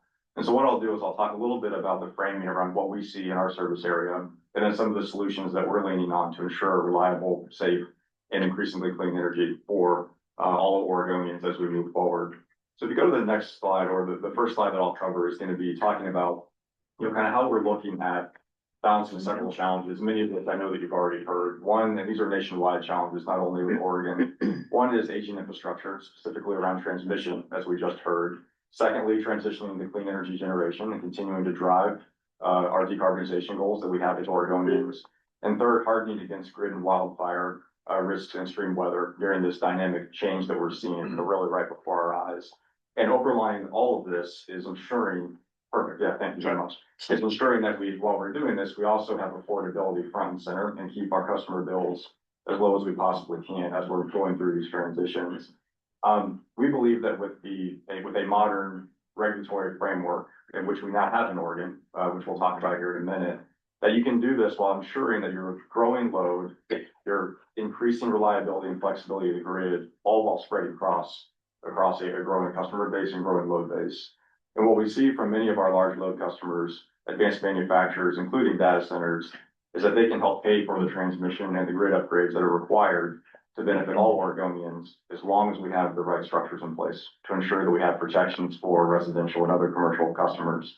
Part of the way that we look at doing this is ensuring that as we're planning for peak capacity, which we'll get into in a minute, we leverage all of the benefits of the existing infrastructure that we have and all the flexibility that we haven't yet untapped in order to do that along the way. Real quick, what I'll do on the next slide is provide a bit of an overview of the data center dynamics that we have in our service area, because data centers come in many different shapes and sizes. And so what you'll see on the next slide is that in our service area, we've had data centers since about 1996 or so, and we tend to have them clustered more so in the Washington County type of area. And that's because you have the undersea cables coming in from across the Pacific and landing here in Oregon. And so that attracts the data centers there. They now make up about 13% of the total load that we saw in our system last year. And we tend to see what we call the co-locations. So rather than the large hyperscale AI training data centers, we see colos. And so they tend to have smaller footprints, many different customers. And on average, our size is about 35 megawatts on average. They go up to about 80 to 100 and as low as 3 megawatts or so. And in this area here on the west side of Portland, they tend to be really focused on a lot of cloud computing and kind of overall, kind of data and analytics type of work. We in our area haven't seen the gigawatt scale type of data centers in our immediate area here, at least in the Portland General Electric service area. As you jump to the next slide, what I wanted to hit on a little bit is this concept of flexibility, which I view as a crucial part of the solution here and of a way to ensure that all Oregonians benefit from the load growth that's coming and the investment profile that they can bring. And so we're working with all of our data center customers to drive flexible resources and bringing backup generation anytime that they're bringing new load onto the system. A little bit of context, our system is built around the idea of capacity. So we have to be there to be able to provide power on the hottest days, on the coldest days, during the most extreme reliability events. And so we plan to build around peak. What that means though, is that there are many times where the system is not at peak. And so what we estimate, if you look at certain parts of our area, especially around the Washington County area, around 200 hours out of the year or so is when that system is going to be absolutely at its limits and going to be really constrained. And so part of our approach is how do we ensure that we can be there for that 200 hours of criticality, where we have to be there to serve reliable and safe power, but not overinvest and not build more infrastructure than is required. And so I'll take you through just three examples of how we view flexibility as a key part of the solution here and the role that data centers play. The first one is around battery storage. And so we've implemented a first of its kind partnership with Align Data Centers and Calibrate Energy to have a customer paid for and provided battery, large scale battery. It's about 34 megawatts or so, 31 megawatts that they pay for and they installed in the system. And that we have we're as a balancing authority, we have full dispatch control of that battery. And so at any time, if the grid needs to call on that battery, we can do so for reliability.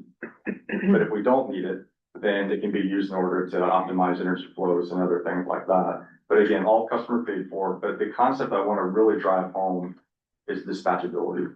It's really important. We believe it's important that the grid planners, the balancing authorities are able to dispatch flexible loads.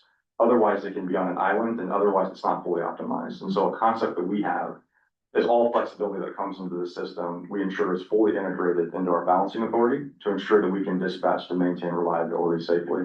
But the key here is reliability for everyone, backup for everyone, paid for by the data center. The second concept is this work that we did with NVIDIA, Emerald AI, and EPRI to demonstrate what you just heard from BPA about this idea of flexible compute, where large loads can serve as very large demand response flexible loads, and specifically can dynamically shift compute if needed in order to offset congestion for the rest of the grid. Again, the concept here, though, is we believe it has to be done in partnership with the balancing authority and with those that are responsible for the grid overall to ensure the system balance. But in this example, we were able to prove that you could respond not only to reliability events, but also price excursions where the market pricing is going really high. And you can do flexible compute to take a large amount of load off the grid through flexible computing. And then the third would be around grid planning and capacity. And we've done work with a company called GridCare and have been able to unlock an additional 80 megawatts worth of capacity from existing infrastructure without having to spend any more to build out by simply ensuring that we have flexible resources, backup generation, like you just heard from BPA, integrated into our system that we can dispatch for that, 80 to 200 hours, depending what the circumstances are. We can call on data center backup flexibility to benefit and relieve congestion for the overall grid based on what we're seeing. So we believe that dispatchable flexibility is a key solution and something that our large load customers can play a significant role in bringing to the grid along the way. If you go to the next slide, a lot of this really hinges though on having the right frameworks in place to ensure that the regulatory constructs really do enable growth and pay for growth. And we believe that the frameworks that are in place now through the work that was done with the Power Act and now the regulatory implementation of that called UM 2377 has set a really modern and I think a nationally leading example of how growth can pay for growth and how you can enable growth for reliability and help enable the clean energy transition while ensuring that residential and other businesses are protected from incurring any of those incremental costs. Some of the highlights here are the creation of the standalone rate class. It's called Schedule 96, where all costs incurred to support data centers are ring fenced and allocated directly to those data center customers, as well as things to ensure that we can, what I say is kind of get the pipeline a bit more accurate because it requires commitment upfront, it requires prepay, it requires long-term contracts. So when you hear these numbers of gigawatts and gigawatts of load, it gets down to the real actual needs very quickly if you have the right regulatory constructs and you ensure accountability up front. And we think that UM 2377 does a nice job of that to ensure that the load is truly real and showing up. Then the final piece that I'll hit on is the next slide around maximizing what we're able to get out of the existing infrastructure. And we invest heavily in grid enhancing technologies and think that these are a key part of continuing to drive solutions here. There's a couple of the examples that I would give you. This is all about getting the most out of the existing transmission and systems that we have. On the top left corner there, what you see, it's a little bit hard to see, but that's a drone installing what's called a Heimdall sensor for what are called dynamic line ratings. PGE has the largest dynamic line rating deployment in the country. And that enables us to monitor the transmission lines in real time, things like ambient temperature, wind direction, system flows, and be able to adjust flows in real time to maximize capacity while maintaining reliability and safety as we're doing that. And then secondly, down below, actually an Oregon company, what he's holding there is a line coated in a white coating. Kind of think of it as kind of kind of a heat deflector, if you will, for transmission lines. It helps the transmission lines run significantly cooler, therefore able to get more electrons out of existing infrastructure. So we firmly believe that it's going to be a combination of needing to build new infrastructure, yes, leveraging flexibility that comes with large customers that's paid for by the data centers, and getting every megawatt we can out of our existing infrastructure by really embracing grid enhancing technologies as well.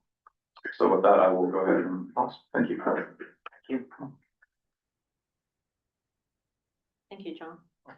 Yeah, thank you so much. Thank you. Let's stop sharing this one. And we will. Wait till the end of the group. What's that? We're wait till the end of the group, right? That's right. Questions? Yeah. That's right. Because otherwise you guys will ask all the questions and Humaira won't be able to share her ideas with you. So Yeah. let's find, which one's yours? Yeah. No, it should be back there. Sorry. I should have stayed where I was. Well, Donna, you're looking Yeah, for thanks. the presentation. Co-chairs Huffman, young members of this committee, and Ms. Silverberg. Thank you for this opportunity to be here. My name is Humaira Falkenberg, and I serve as the Chief Energy Resource Officer for Northern Wasco County PUD. It's a small publicly owned utility located in the Dalles, Oregon, serving approximately 25,000 Oregonians. Unlike John's utility, we are not an investor-owned utility. We are the people's utility district. We are locally governed, publicly accountable. For more than 20 years, our community has been at the center of the defining question for Oregon's future. What does it mean for a data center to arrive in a small rural community and ask for power? Our experience shows us that data center growth can be managed responsibly with local governance, ratepayer protections. I have organized my remarks around 4 words: place, people, power, and responsibility. Next. There is a place along the Columbia River where the gorge narrows, where the basalt walls rise from ancient water, and where the wind has moved through this land since long before any of us had words to describe it. And that place is the Dalles. The indigenous peoples of this region, the Warm Springs, the Umatilla, the Yakima, the Nez Perce, lived at Celilo Falls since time immemorial. Celilo was not simply a fishing village or a fishing site. It was one of the oldest communities, inhabited places on the North American continent, a marketplace, a gathering ground, and a sacred covenant between people and place. In 1957, the Dalles Dam inundated Celilo Falls and permanently altered that region. The history matters to this community and to us because infrastructure decisions are not merely technical. They shape communities, economies, landscapes, and identity for generations to come. Today, the Columbia River Gorge is also a national scenic area and a major energy corridor where renewable hydropower, wind, solar, and major transmission infrastructure converge in one of the most strategically significant regions in the West. This is a place of extraordinary beauty and also extraordinary consequence. Next. The people of the Dalles understand that consequence well. After the dam came industrial growth, including large aluminum plants whose operations brought family wage jobs and anchored the local economy for decades. When the economy declined and the industry went bust, this community did what other rural communities across Oregon have always done. They adapted. They found new renewed strength in orchards, tourism, and local innovation. Then Google arrived in 2005, 2006, making the largest private investment in the region's history and establishing Oregon's first data center in more than 20 years ago on existing industrial land. While much of the country was still making out what data centers were about, our community was already learning how to govern them. Next, please. The Dalles Dam has a nameplate capacity of about 2,000 megawatts. Nearby, you can see that Celilo Converter Station is on the West Coast's most important transmission assets.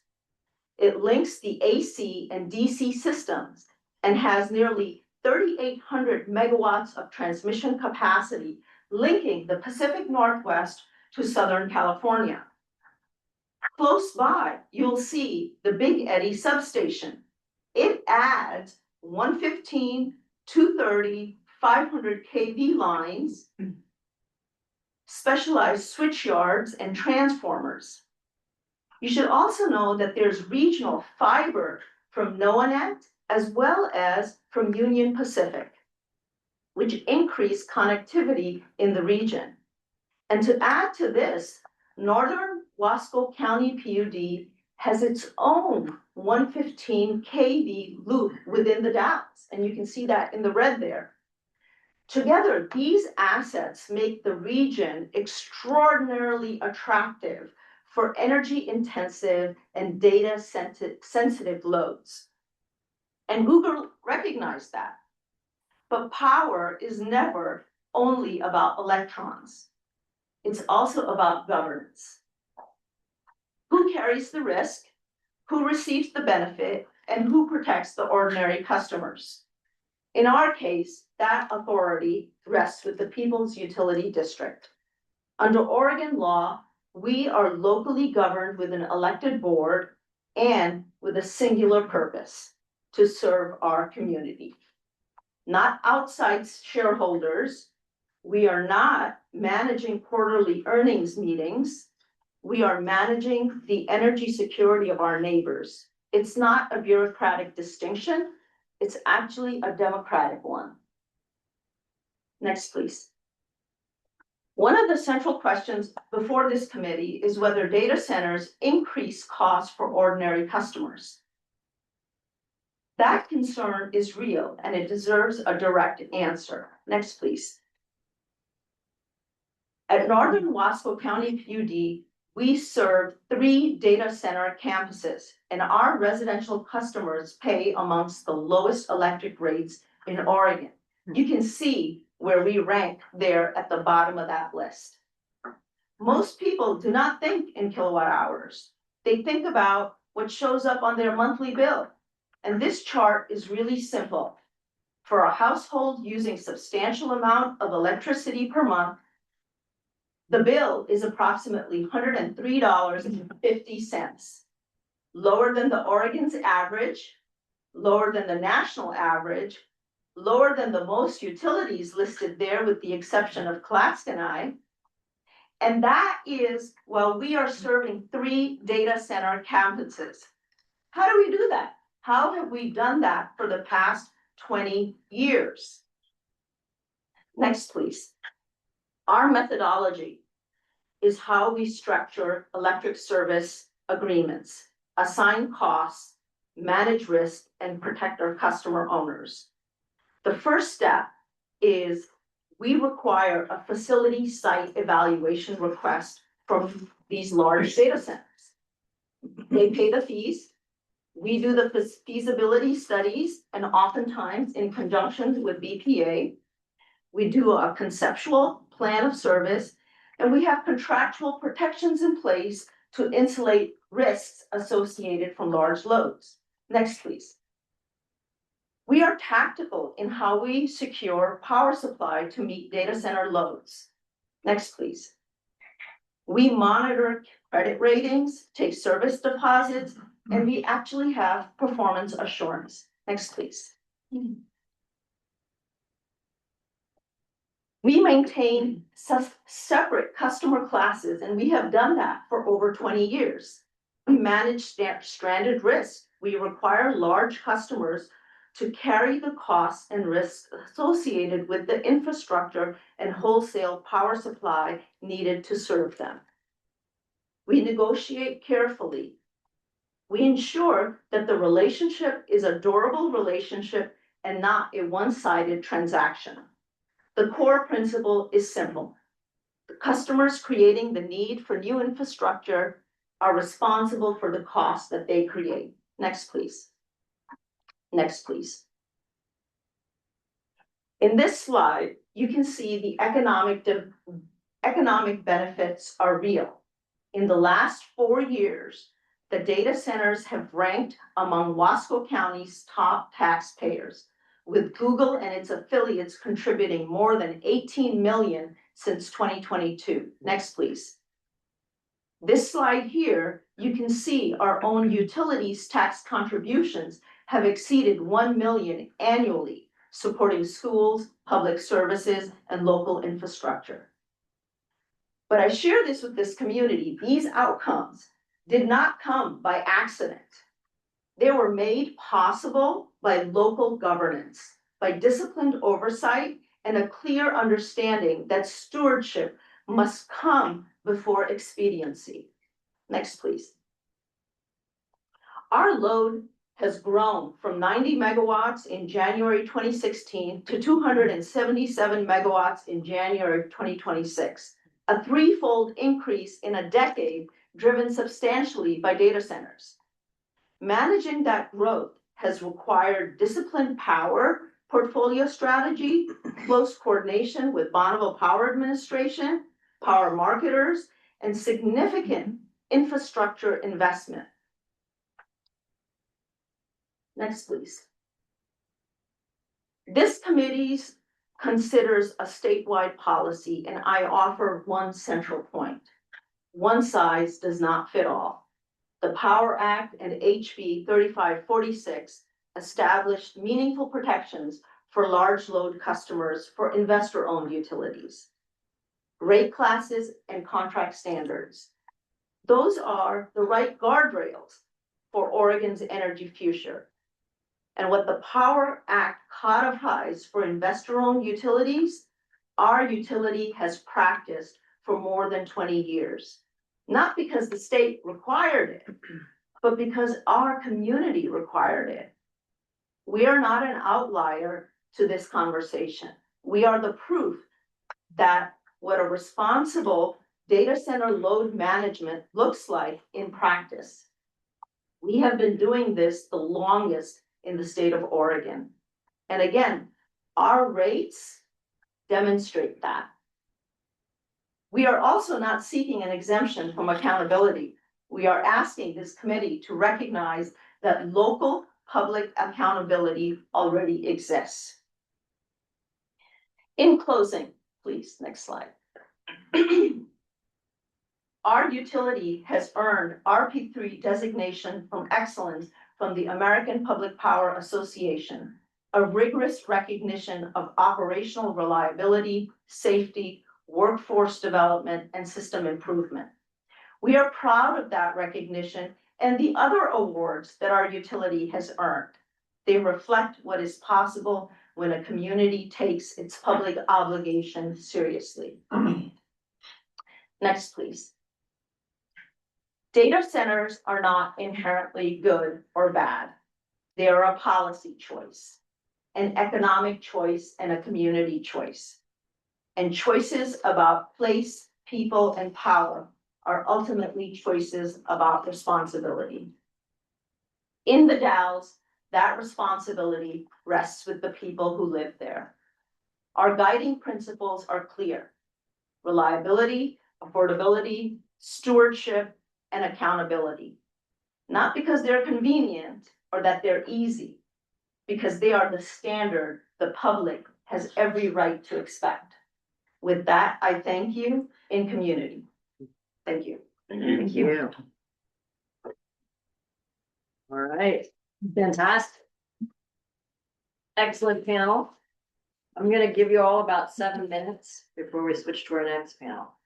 Do you have questions for any of these three? Is Hamodi still on the line? I do. I believe Yeah, Hamodi, yeah, he's still, there he is. Hamodi. So I have two, one for John and one for Amara. John, can you help me understand a little more about the flexibility you outlined? There's a slide that had sort of three flavors. Sure. I'm having trouble by asking different people to get clear on whether the flexibility you're talking about, you can actually call on the backup system at the data center to send power to the rest of the grid? Sure. Or are you just telling them, hey, why don't you use your own backup for a while because we can't send you enough power? Yeah. Two different things. Yeah. And is that only on the 100 peak hours or in a year? Or I've heard from some of your colleagues that you're able to tap that day to day, so you can buy cheaper power. And can you flesh that out a little bit? And then, Myra, if I could, I'm curious if there's any evolution since y'all started this a long time ago. Has UEC built on what y'all innovated and maybe done some new things, or to go even further, or what would you advise to sort of the next COU in some county that hasn't even heard about data centers before in the next 5 years? What should they do even differently from what you've done? So those are two questions. Sure, yeah, thank you. And I think the delineation on the type of flexible resources, I think, is a critical one. And we think about it in a couple of ways, in a couple of tiers. And ideally, what you have is you have a non-emitting resource that's fully integrated and able to export back into the grid to relieve congestion for the total grid. And so the example that we have, the first example would be the Alliant battery, where you have a large scale battery, fully integrated and dispatchable, that is capable of not just islanding that one customer, but actually exporting that energy back to relieve congestion for the total grid. That's the ideal state and what we try to always get to. Now, based on local system constraints, that's not always possible. I'd say it's an exception that it's not possible. But in that case, then we think about a kind of the second tier, which is those that then can take themselves off the grid and reduce their own load by doing it by falling back on their own generation. Now, again, for it to really be beneficial for us, we still want to maintain the ability for us to be the one that makes the decision when to dispatch that and when to take them off and dispatch their backup generation. And then the third tier, and the one that frankly is still beneficial, but less so, is what I would say just a very simple large load demand response type of program where they just say, okay, we're just going to kind of turn down our load temporarily. For us, we think that tiering is really impactful. Where number one, dispatchable and can benefit everyone, benefit the total grid. Two, if not that, then what we do is we implement a localized redispatch and have them move to their backup gen. And then the third one that we don't attribute nearly as much benefit to our capacity planning, but it's still good to have, is this traditional kind of demand response piece that you would think about. And then from how often we can use them, it depends on the type of resource. The Alliant battery is a non-emitting resource. And so that we can use to benefit the grid many times a day, for example, depending on how the flows are working and what's happening.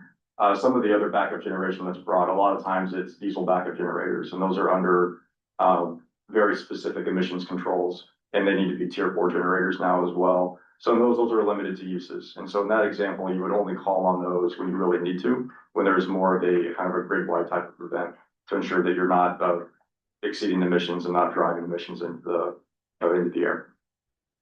Thanks. Yeah, of course. Myra? Yeah, thanks for the question.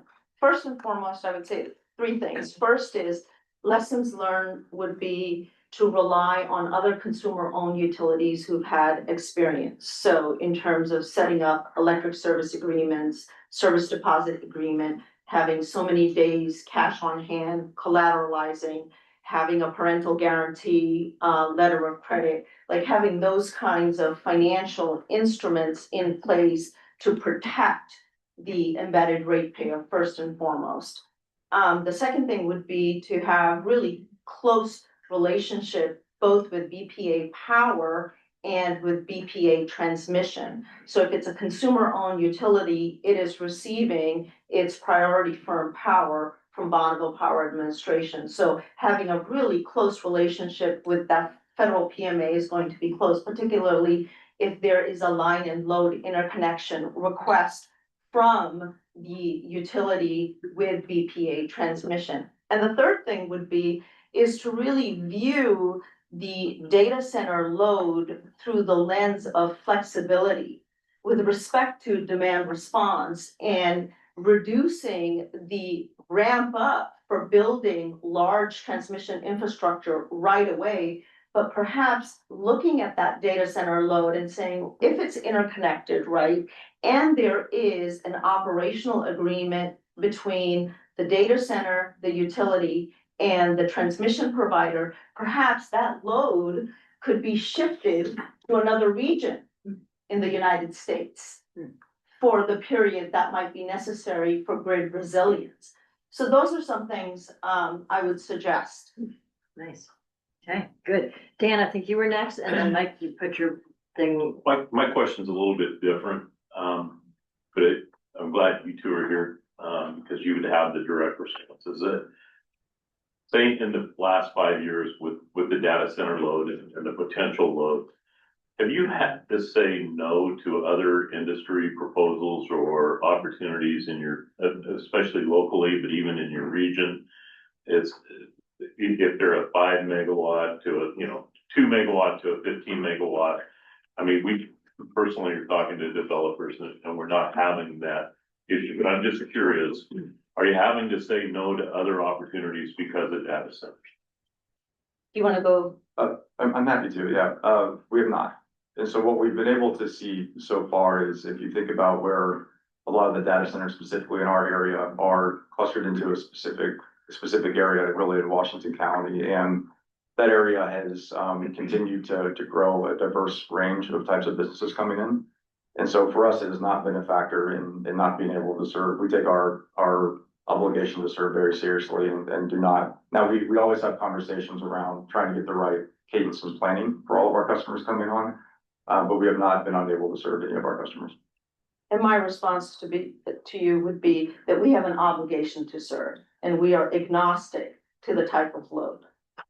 That being said, the prospective customer has to go through a line extension policy or a feeser request, and they pay a nonlinear fee in order to come in and determine, and we determine together possibly with EPA, whether we're able to serve them and at what cost.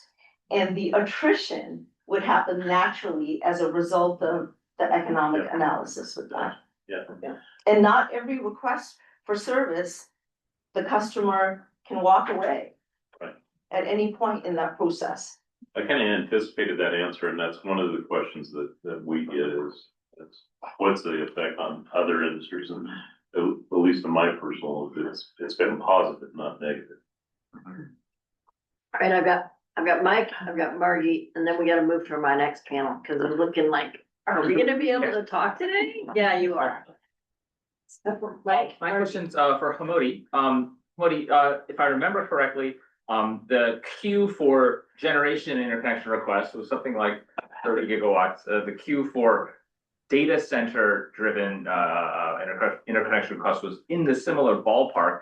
And I'm wondering how we should reconcile that as a committee with what we heard earlier this morning around the gap between, is it 1 gigawatt, is it 9 gigawatt? We're not sure. But what we have, what we expect going forward and what we expect that we're going to need going forward. Yeah, so the peak load was 30 gigawatts existing, and then the load queue is 30 gigawatts. The generation queue was 60 gigawatts, so double the load queue. But most of those generators would likely drop out, if history is any lesson. So there's a mismatch there. Could you say your question actually one more time, given that the GIQ is double? Yeah, I'm just trying to reconcile the idea that, we have a lot of data centers coming, but there's a lot of generation that's trying to interconnect. And how do we understand it in the context of the delta that we heard about this morning? Yeah, so again, that comes back to where this flexibility piece as a bridging strategy in time is so important, that John mentioned. And I think all three of those methods that were talked about in the using backup generation and flexibility are important because the data centers may want to come on much faster than what the generation can come on with, depending on the situation. And so having a bridge strategy, it can be really, really valuable in terms of reliability. And again, being flexible in terms of how that can be done. And Super, I thanks. think Thanks. that's the key. Marty? Follow on that. Oh, sorry, go ahead, yeah. That's okay with you, Margaret, just follow on question. You mentioned a lot of your generation interconnection requests are not your word, my word, speculative. And what are you doing to try to get the ones that are actually permitted and are real and are trying to connect and cannot? What are you doing to try to get them on the system? Or what can we do? What can we do? Yeah. How do we be so Yeah, so that's the question of, first ready, first served instead of first come, first served. So again, that's something across the nation that is trying to be dealt with. So we did update our what we call readiness requirements. So for generators to stay in the queue, they have to demonstrate a certain amount of commercial readiness and site control. And since I'm not a subject matter expert in all the details of the changes in the readiness requirements we have, I won't go through them. But we did make updates to try and avoid, queue squatting, where resources that were highly speculative and not very far along in development were taking up space in our queue. So we have made changes there. I mean, I would say we obviously we still have 60 gigawatts in the queue, so probably more improvement could happen there. I'll just say from an engineering perspective, it's really difficult to study adding 60 gigawatts of generation to a grid that is currently only serving 30 gigawatts. Just the physics of it is really hard to analyze. So having such a large queue is not helpful in that respect. And Okay, all right, thank you for that. Margie, your hand went down. Did you want to ask something? I wanted to just make a statement. I've noticed some questions in the chat about revenue and incentive structures, and I just wanted to flag for those of you that are listening in today, our next meeting in the month of June, the last Friday in June, the 26th, will be focused on revenue and incentives. So we're going to hold some of those questions until we get the right people around the table to ask questions about why certain decisions were made at the local level. So just wanted to note that for the record, but we've got them noted. We'll ask them at that session. Yeah, wonderful. Okay, thank you. Excellent. All right, thank you guys so much. All right, is there anybody we need to be promoting for this next one? Natalie's here, Dave here? Dave is here, fantastic. All right. All right, so Emily, we'll let you go. I'm gonna. You look familiar. Yeah, I was with Mia previously, so there's a bit of overlap for her. Thank you for the question. Yeah. Good to see you. All right. Jeff already. Yeah, so if people move around, I'll turn off the microphone just so you don't have all the noise going on. We will resume in about 2 minutes while we get everybody to the table, from the table, and slides out.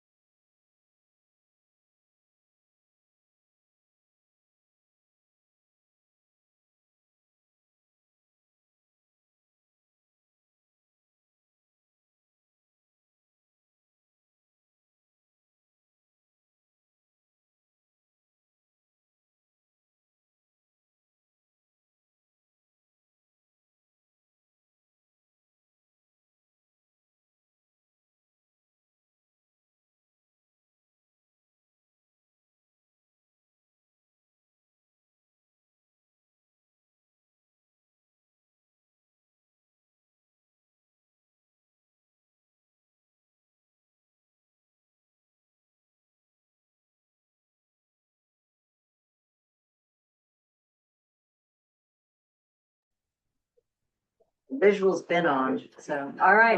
Welcome back, everybody. This is panel 2 of our local voices component of the agenda today. We're going to be joined by Natalie Hathaway of the Energy Trust, Joshua Bassofin with Climate Solutions, and Gabe Tabak of Veris Data and the UNES Coalition. So welcome to the 3 of you. Thank you so much for being here in person. Both is good. I don't want to disparage anyone who couldn't make it and is online. I just want to thank you all for being here. So, whoops. All right. So Natalie, you're right away here. Right. Well, thank you for inviting Energy Trust of Oregon to speak with you today. I'm Natalie Hathaway, the Assistant Director of Energy Programs. Energy Trust is an independent nonprofit administering utility customer funding for cost-effective energy efficiency, renewable energy generation, battery storage, and market transformation activities. We do so under an agreement with the Oregon Public Utility Commission. We are a non-lobbying entity, and we are not here today to provide recommendations to the committee, but to provide information within our experience as an administrator of energy efficiency and renewable energy funding in Oregon. At the recommendation of this committee, I will present about Energy Trust programs, in particular, the way we develop and deliver programs to provide community and utility system benefits. This information may be relevant to this committee's discussion on the impact of data centers on the energy system. At a high level, Energy Trust is charged with delivering cost-effective energy efficiency as a resource to utilities, generating and storing local clean energy from small-scale systems, and ensuring our incentives and services are available to customers, particularly with a focus on customers with low and moderate incomes, rural customers, and customers of color. We serve 2.5 million utility customers of PGE, PAC, Northwest Natural, Cascade Natural Gas, and Avista.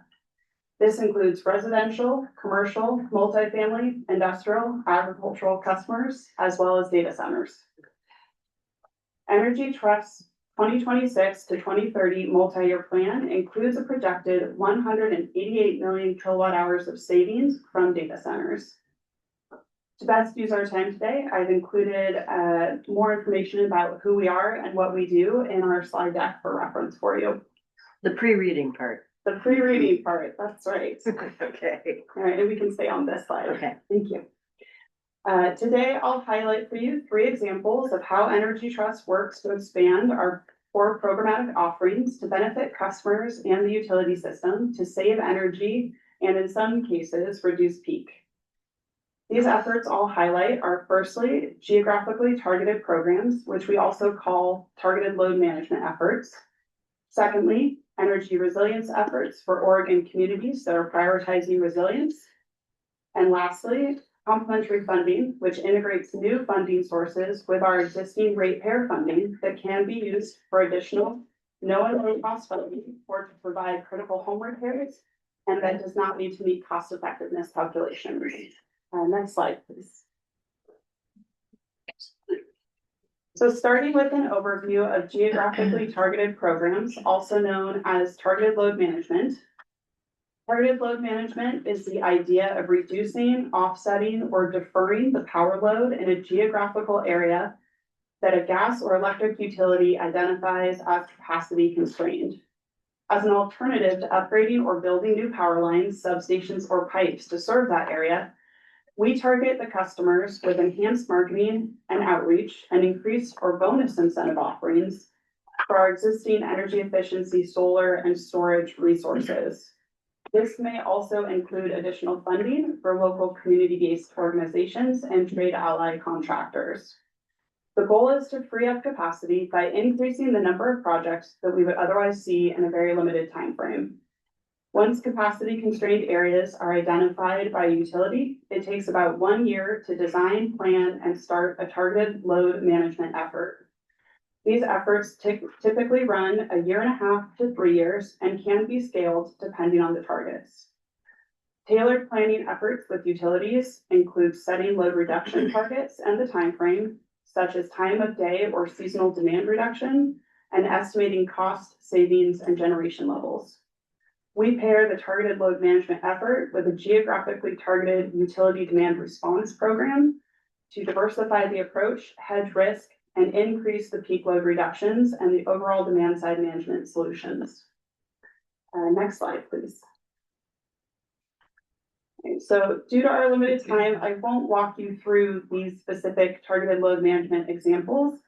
But what you see noted here is available in the slides, and it highlights 3 completed efforts and 2 efforts that are currently planned. I've noted a peak reduction for each effort that was delivered or that we expect to deliver. And we are also currently in the process of scoping additional targeted load management efforts with Pacific Power, Avista, and Cascade Natural Gas. Okay, next slide, please. An additional area of work is energy resilience, which we are funding with public purpose charge and complementary funding in the form of a grant from FEMA. Resilience is the ability to prepare for, withstand, and recover from the disruption of essential services during grid disruptions and natural disasters by using solar and storage, also known as microgrids. At Energy Trust, we support energy resilience at the community level through feasibility studies, planning efforts, and new offers for solar and storage projects. This work helps communities manage during outages through single building microgrids. We anticipate funding around 100 solar and storage studies for Oregon counties and tribes through the FEMA grant and our public purpose charge funding in the next 3 years. Additionally, we anticipate these studies to include identification of community resilience hubs, places that will be able to provide essential services during an emergency or an outage using solar and storage. Lack of funding is the biggest barrier to broad installation of microgrids for community resilience. An example project that Energy Trust recently supported is a solar plus storage microgrid project for the Meals on Wheels people at their Multnomah Village site. Energy Trust provided a $128,000 incentive for the project. It will reduce their annual operating costs by $23,000, and it will protect the food from spoiling during an outage. And next slide, please. My final example of how Energy Trust works to expand our offerings is on integrating new funding sources with our existing ratepayer funds, also known as complementary funding. It can be paired with our existing ratepayer funded programs and capabilities to provide additional benefits associated with our energy efficiency, renewables, storage, and other community energy investments. Our complementary funding typically comes from contracts and grants. This funding is critical to help Energy Trust expand, and to do more for our customers and communities beyond cost-effective energy efficiency and clean renewables. It allows us to fill gaps in our existing offering and resources. Historically, Energy Trust has primarily braided complementary funding with low and moderate income customers. We use this funding to address barriers that the ratepayer funding cannot be used for, such as those critical home repairs and non-cost-effective energy efficiency. Next slide, please. Currently, in our 2026 through 2030 multi-year plan, we have contracted over $100 million in complementary funding. For time, I won't walk you through specific examples, but they are available in your slides, and I'm happy to answer any questions. Next slide, please. To summarize, targeted load management, community energy resilience, and complementary funding are 3 ways in which Energy Trust works to expand our core programmatic offerings to increase customer, community, and grid benefits and help save energy and reduce peak. The information about these programs and the community and utility system benefits they provide is relevant to this committee's discussion on the impact data centers have on the energy system. Before I close, I want to briefly acknowledge that Energy Trust is closely watching the developments of the Public Utility Commission's recent order on docket number UM 2377. The docket implements 2025 state legislation requiring a new customer class to be developed for data center, cryptocurrency, and related facilities. Part of the order institutes a surcharge for large load data centers. The revenue from this surcharge is to be used for investing in additional energy efficiency, critical home repairs, and distributed energy resource solutions for certain PGE customers.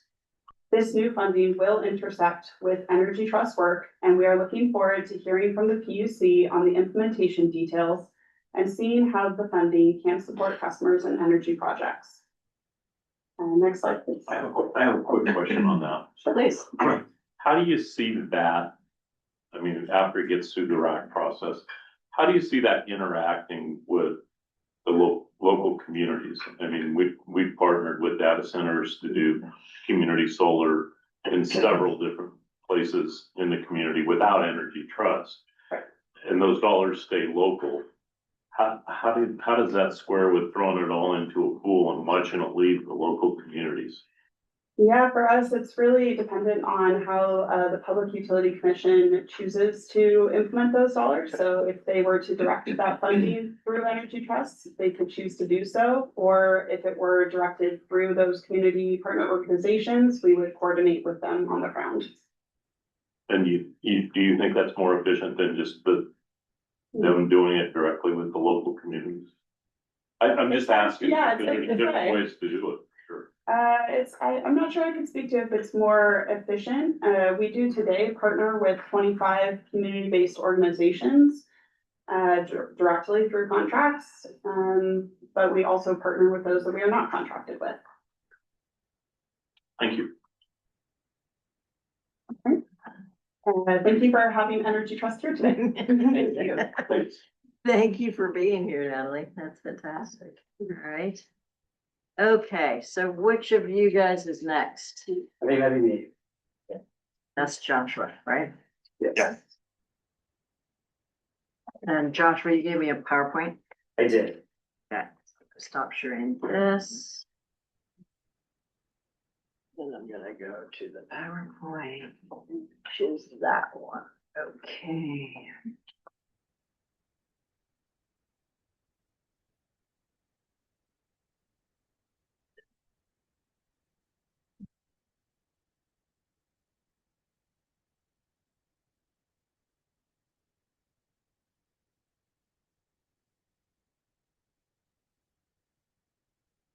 All right. Does that look right? That looks good. Does that look like we were expecting? All right. It does. Well, Yeah. thank you to the committee Sorry. for inviting me to speak today.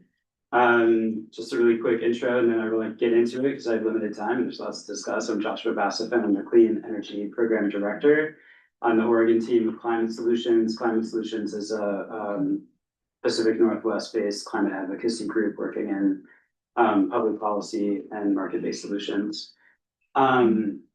So my presentation is going to have three parts. I'm going to get into the challenge that we see from our vantage point at Climate Solutions, and then the risks that that challenge presents for our climate and clean energy goals in the state of Oregon. And then I'm going to talk about 5 solutions that might help mitigate that risk based on the challenge that we see.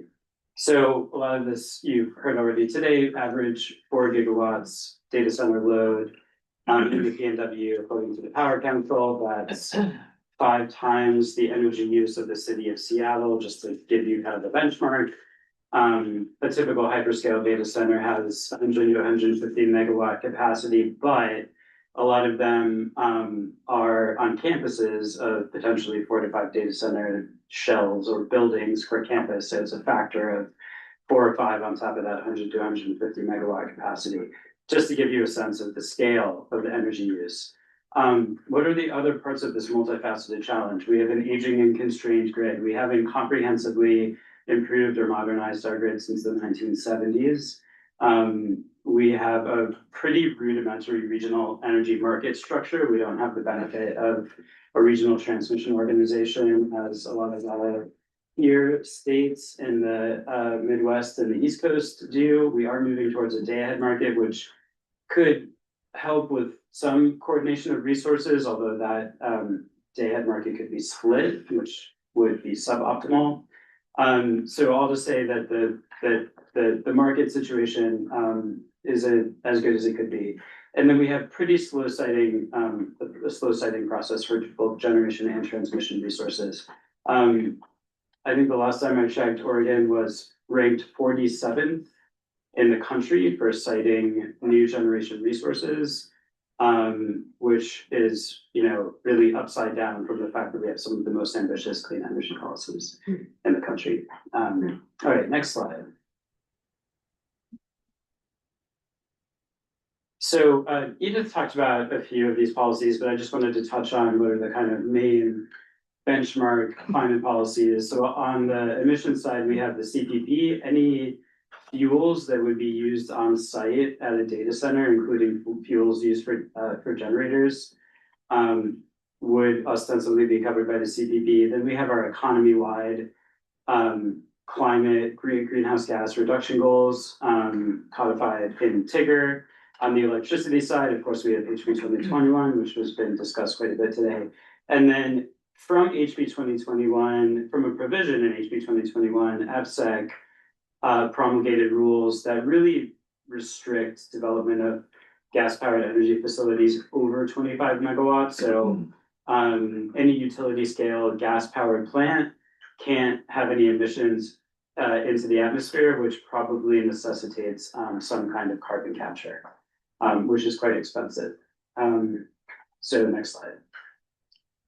So there's a real risk of backsliding on those climate goals as we try to absorb this amount of data center load onto the system. We already, I would say, have a fairly constrained pathway to meeting the clean energy targets memorialized in HB 2021.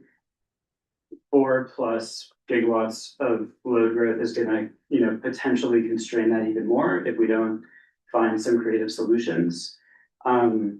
We could miss our 2035 decarbonization goal under TIGR, which is a 45% cut below baseline levels by at least 2 years due to data center load growth. I think that was mentioned by either Edith or Elaine earlier.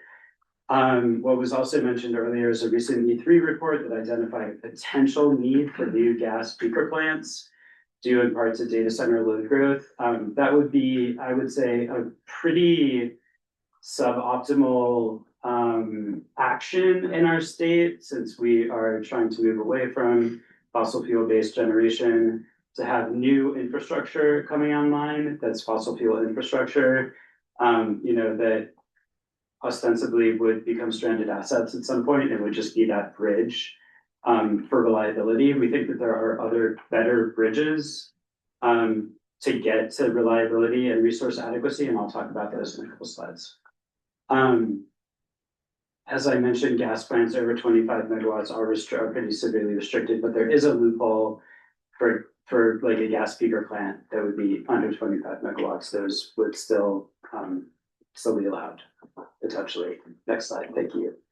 And this was mentioned by Edith earlier as well. So between 2010 and 2022, emissions from UEC, which serves several data centers, increased 543%.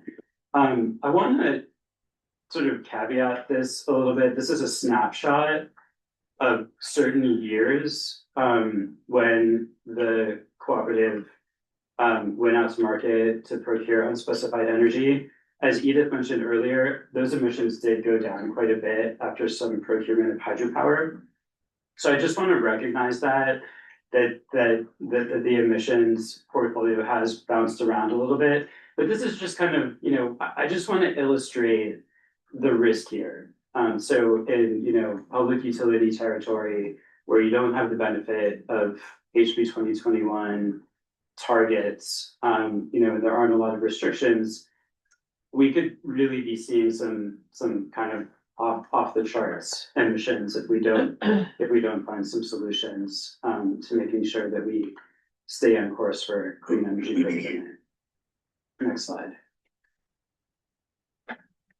So key question for us at Climate Solutions: can we accommodate data center growth while progressing toward a clean energy transition and maintaining affordability and reliability? That's seminally what we see as the question here. And again, I now have 5 solutions. I had to condense them. There's other solutions that we will submit in writing to the committee, but I think these are kind of 5 solutions. Next slide.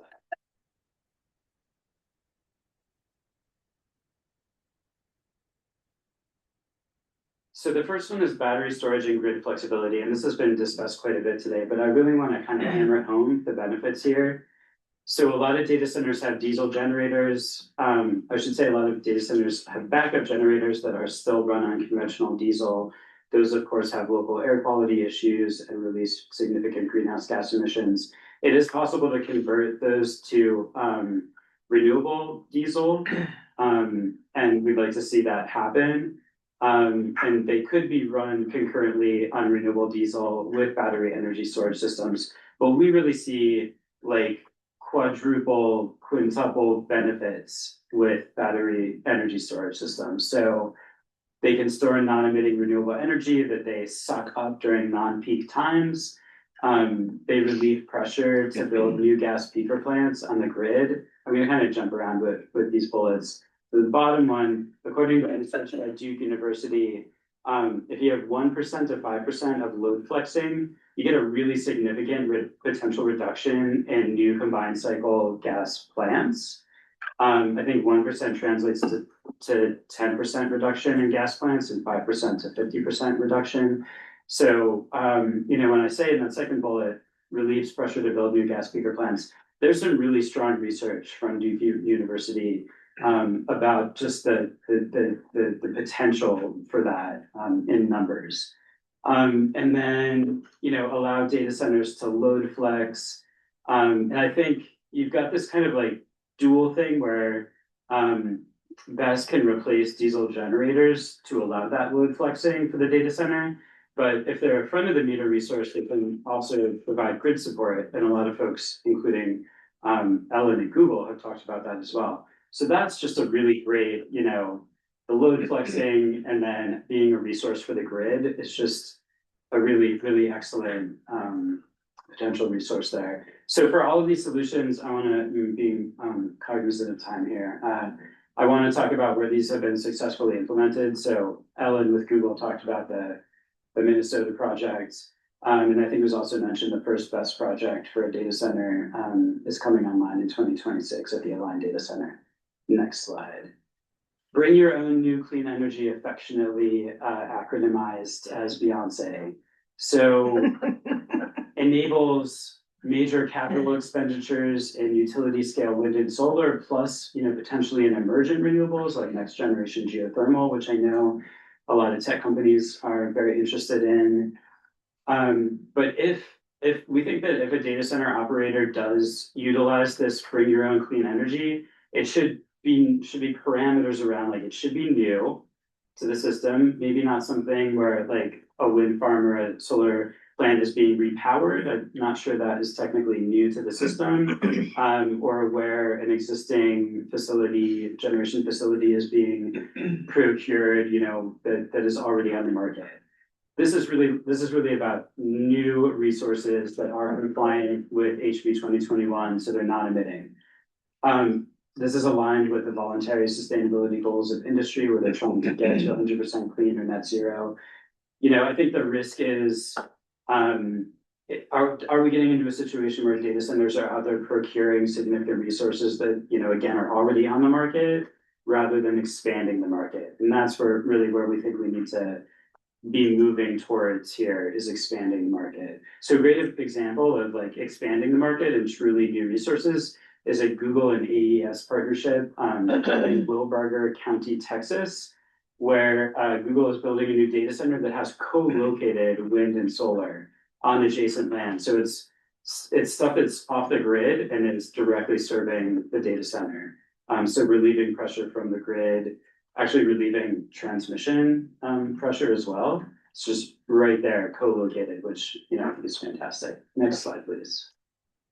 Efficient cooling. I know you all have talked about cooling a little bit in previous meetings, but 4 things: really making sure that we have state-of-the-art energy efficient hardware and servers in those data centers. Liquid immersion. So there's technology where you can kind of dip servers into a liquid, so you kind of like have better efficiency in terms of like the surface area of the server rather than running cold air around the server. Waste heat reuse, which is used quite a bit in Denmark and other parts of Europe. So redistributing that waste heat to other users. and then free cooling, pumping in cold air from outside the data center, to be reused. So implementation of this in Virginia, there's 2 bills. One requires studying waste heat reuse, and another ties tax incentives to performance on energy reclamation.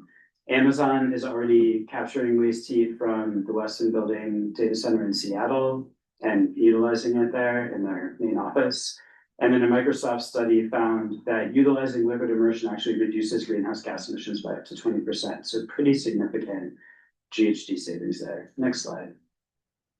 Solution number 4, funding residential efficiency measures and distributed energy resources. This has been talked about a little bit by our friends at Energy Trust and others, but major benefit here for low-income residential ratepayers that also improves grid reliability, energy affordability, and efficiency. I think really importantly, some of these measures, like if you can get more solar on rooftops and residences, more heat pumps, more batteries, that's potentially freeing up capacity on the grid, which enables data centers to come online faster. And we heard from folks today, that speed to power component is really important to them. One option here to implement this, which is similar to what Minnesota has done, is a fee, something perhaps in the range of 2 cents per kilowatt hour, could be more, collected from data centers to fund that program. Again, we think that's in their best interest in being able to come online faster. So looking at that Minnesota implementation example of $2 to $5 million they've collected in fees to support that program. And then next slide, final slide here. And this is not necessarily an energy measure, but something that we think is really foundational to the committee's work is data transparency. We think this is necessary for accountability and good policymaking. I know that you all had a survey out where you asked some of the data center operators to, feed into some of the information that you're looking for. We think that information should be standardized into monthly reports that are publicly accessible and have a number of different components, including but not limited to energy and water use and sources, peak energy demand, ability to load flex, emissions and effluents for electricity and water. And then for new data centers, I think it's best practice for that report to include estimated energy and water use in the first 5 years of operation.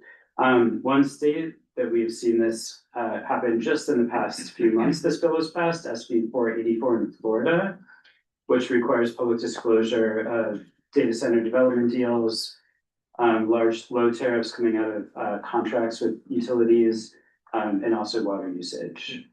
So getting implemented down there in the Sunshine State, which is great to see. So that concludes my remarks. Thank you. Thank you. All right. Thank you very much.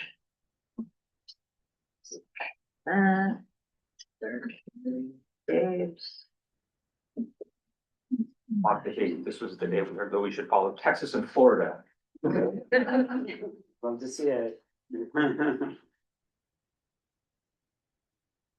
All right. Great. This for a second. Okay. All right. Ready? Yep. Thanks. Hi there, Gabe Tabak, Head of Energy Policy at Verus Data. And for anyone who hasn't heard of Verus, we are a startup working to build grid flexible data centers, sort of with the flexibility baked in from the start, trying to graft it onto a historic design. You can jump to the next slide.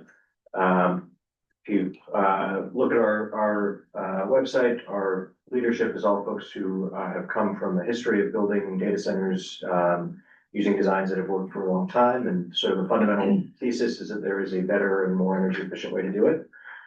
Jump to the next slide.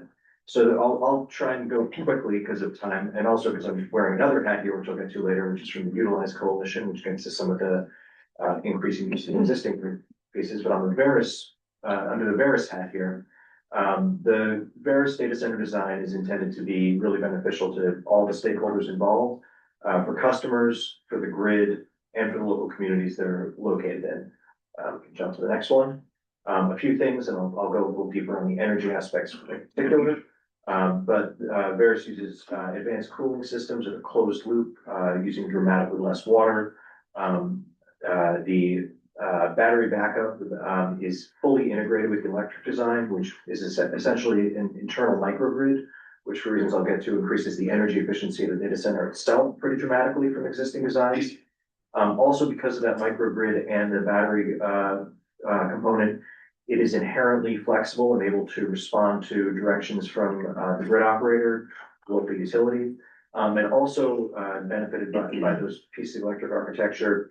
There is flexibility. We've talked about flexibility in a couple of different contexts. One that I haven't heard mentioned in the last few sessions is flexibility on the millisecond time frame, which can actually help with frequency response, which is an issue that has been seen in Virginia and led to the NERC alert a couple of weeks ago. We jump to the next slide.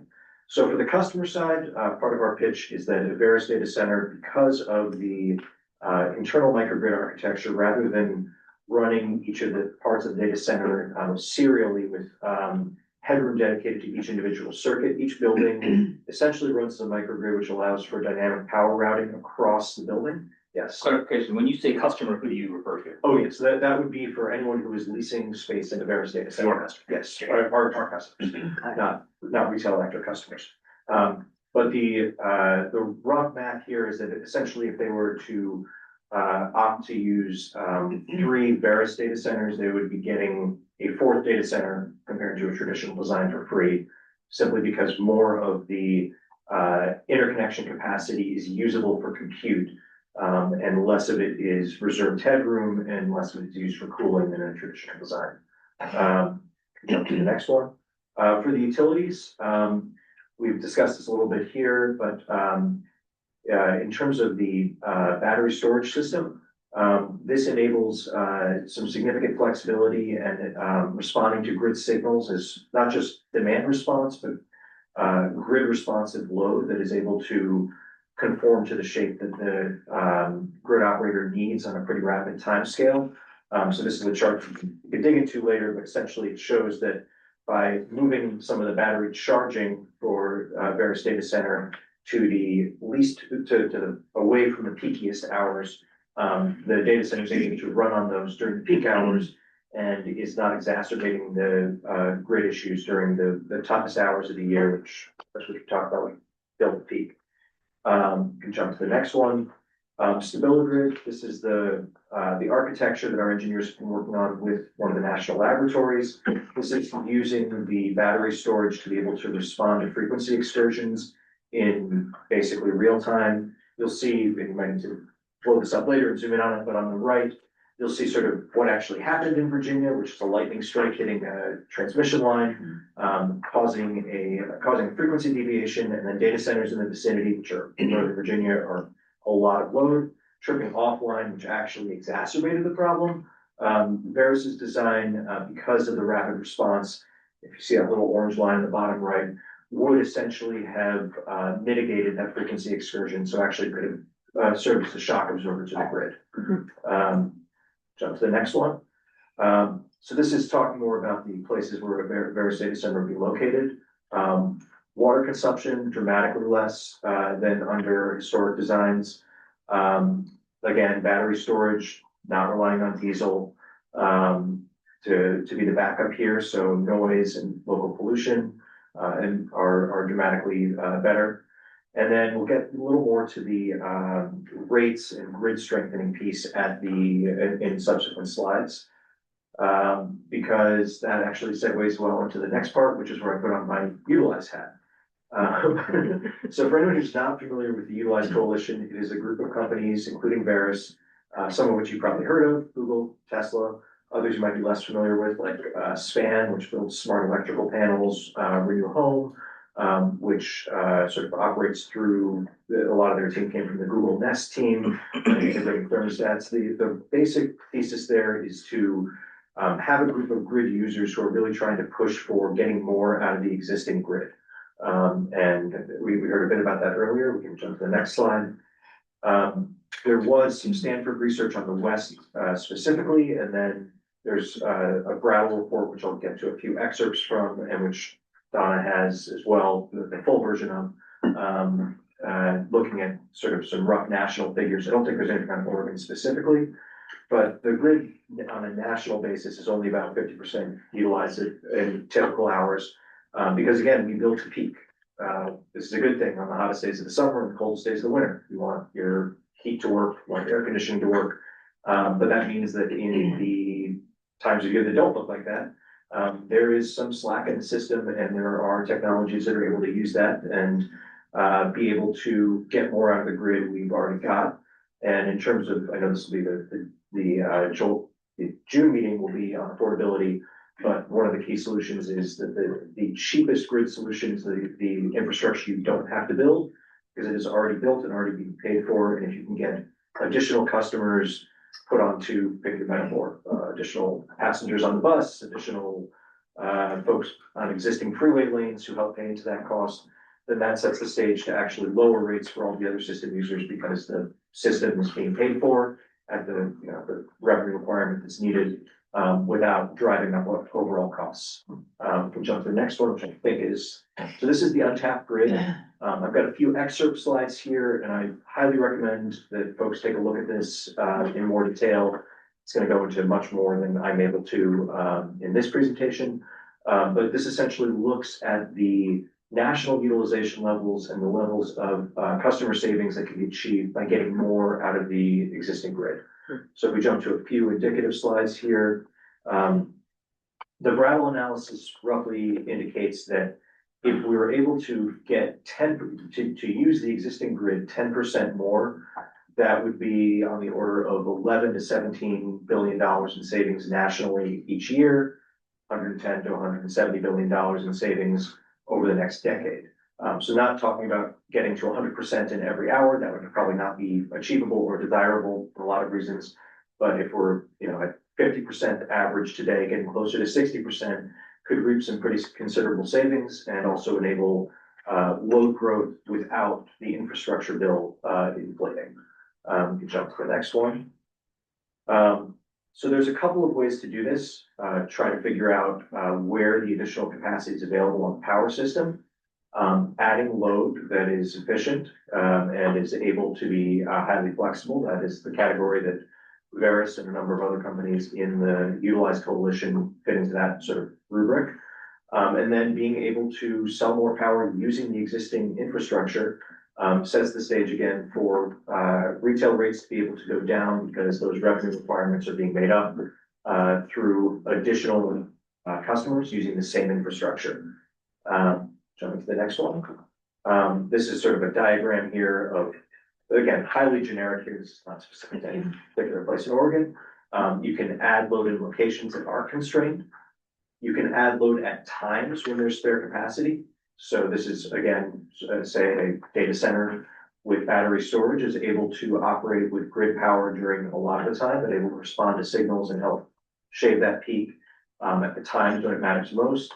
And also you can do things that reduce peak demand of existing load. That might get to things like improving efficiency, grid enhancing technologies that might be able to move that arrow upwards and extract additional available capacity on existing transmission lines. I think I have just one more slide here. And this gets to the overall potential customer savings here. Looking at if on a national basis, we're able to improve utilization of the existing grid, that can provide some significant mitigation to potential cost increases over the next decade. So I know I ran through a lot there, and I think I just about hit my time limit. Well done. So I'll Yes, pause. but yeah, you did. Yeah, well done. Okay. All right. Questions, comments? Bill, you were first. Question Bill, from Sheila, the- Greg.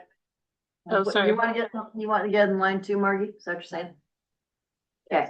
Gabe, we hear from your colleagues, a data center is not a data center, it's not a data center, one size doesn't fit all. I'm really curious, one, are you have data centers up and running? We didn't really hear about what your universe looks like. And can you be a colo or an AI data center or any of those things? Or are you limited in what this kind of data center might be able to do? Yeah, so to your first question, we don't have an operational data center yet. There are a number of late stage ones that I'm hopeful there'll be an announcement about pretty soon, and a number of earlier stage ones that are at various places in the development timetable. If we have an announcement to make that can make its way into final recommendations, I'd be happy to share that if and when we're able to. And then we're not specifically limited in the type of customer who would come on board with a data center. I think that, you know, probably there's a lot of discussion in the energy and data center world about how many nines of reliability you need. I think it's fair to say that there's a balance in terms of how many nines are available intrinsically and easily at a given location. If you're connecting at a transmission voltage in various places on the grid, you may be well beyond you know, 1 day in 10-year loss of load expectation. Just particularly with a 4-hour battery, how many greater than 4-hour outages do you have at transmission voltages in recent history? That provides a significant degree of reliability right there. And then on the customer side, it very much depends on who the customer is and what the intended workload is. There's nothing intrinsic that certain ones are excluded, but it's all going to be, I think, a discussion with the local utility, figuring out what the electrical topology looks like and what the customer needs are. But in theory, with the right set of circumstances, the right customer, that this type of data center could accommodate any of those. My question's for Natalie. Natalie, thanks for the overview of the programs you're implementing for microgrids and consumers and flexibility and all that. I'm curious, are some of your industrial team folks, are they working with data centers at all on efficiency in existing data centers? Maybe not hyperscalers that have, you know, tons of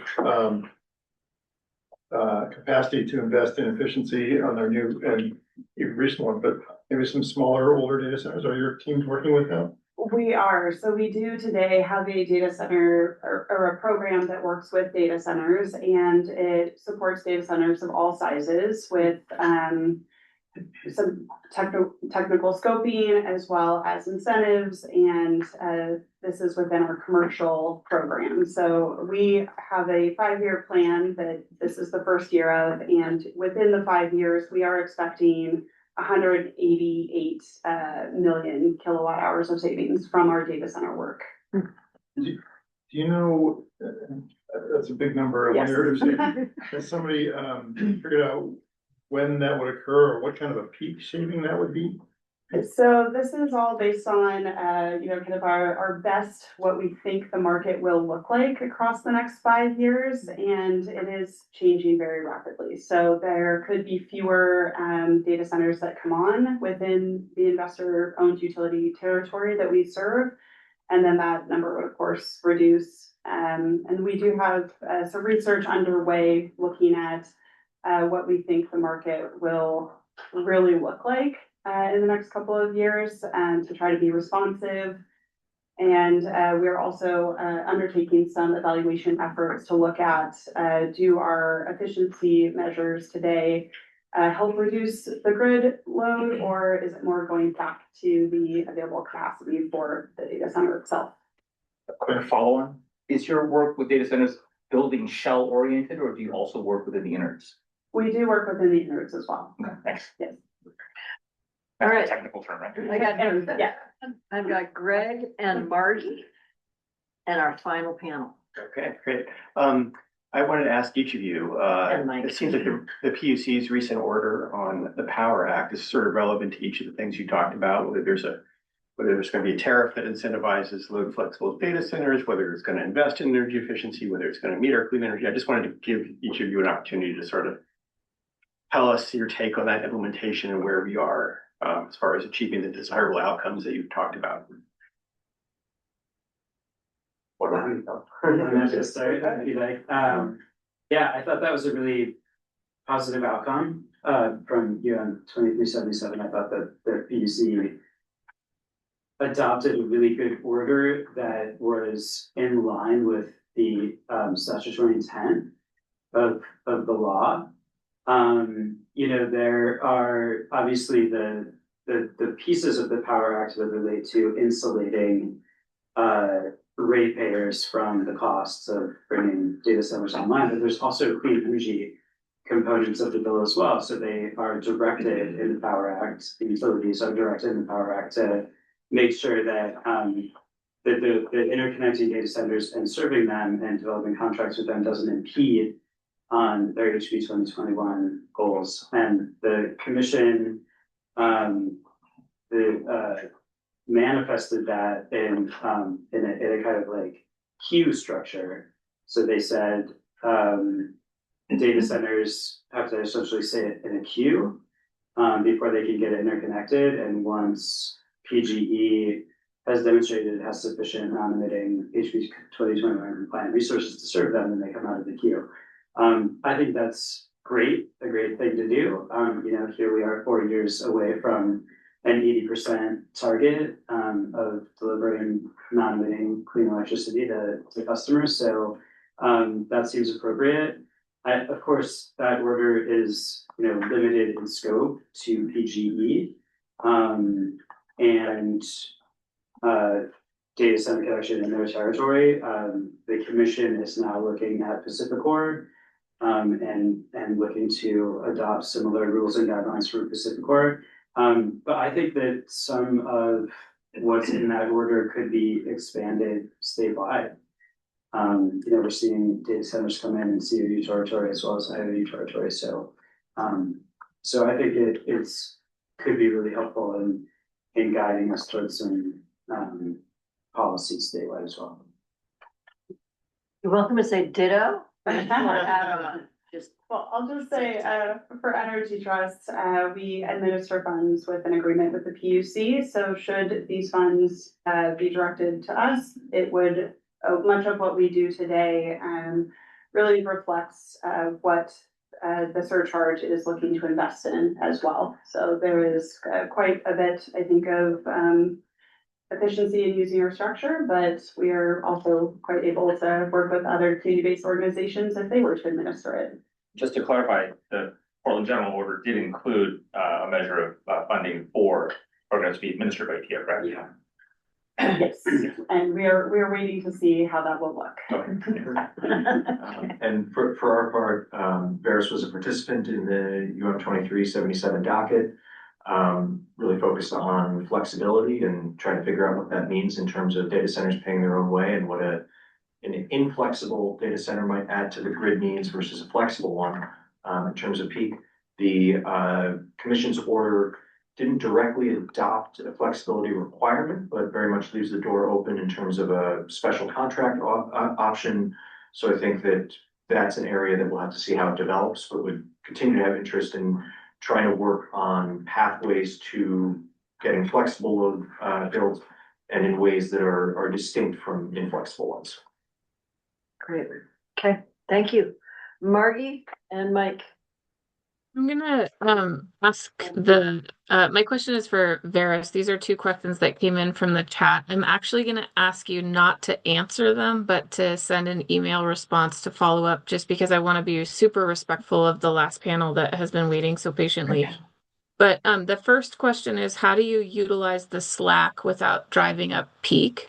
So that's question number one.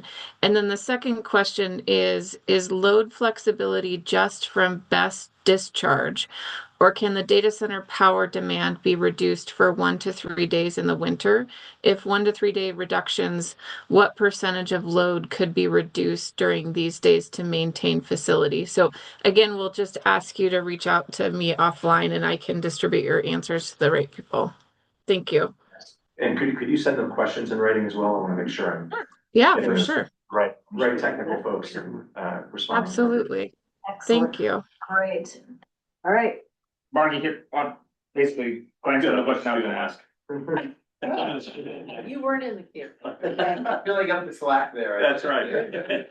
And get right back to the peak. You're just cutting into your own time. Okay, real quick, Josh, you brought up something that when you talked about with the new Power Act having to go through the process through PGE, and you didn't really say how much time that added.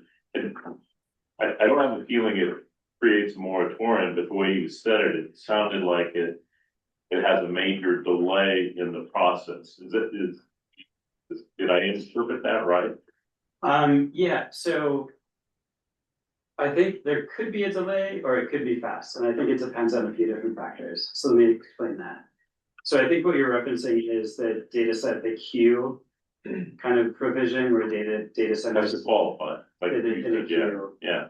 And then when there's enough non-emitting HB 2021 compliant energy, then they can be interconnected.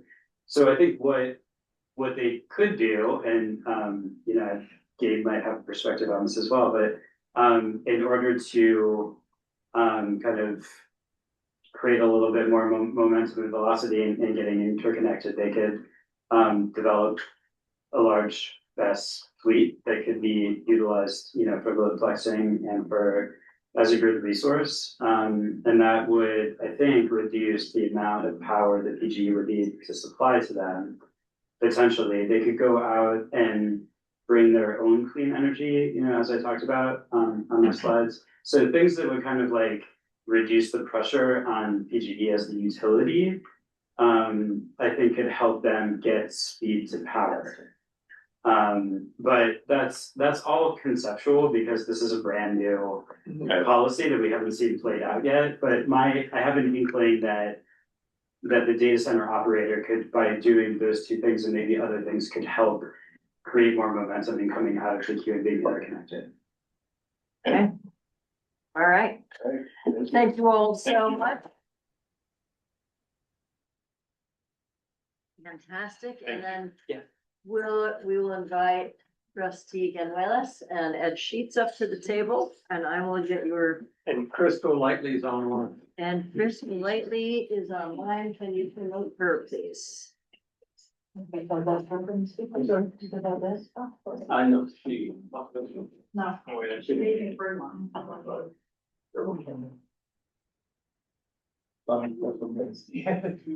you buzzing now? Getting there. Did you keep us kicking it? Yes. And. Okay.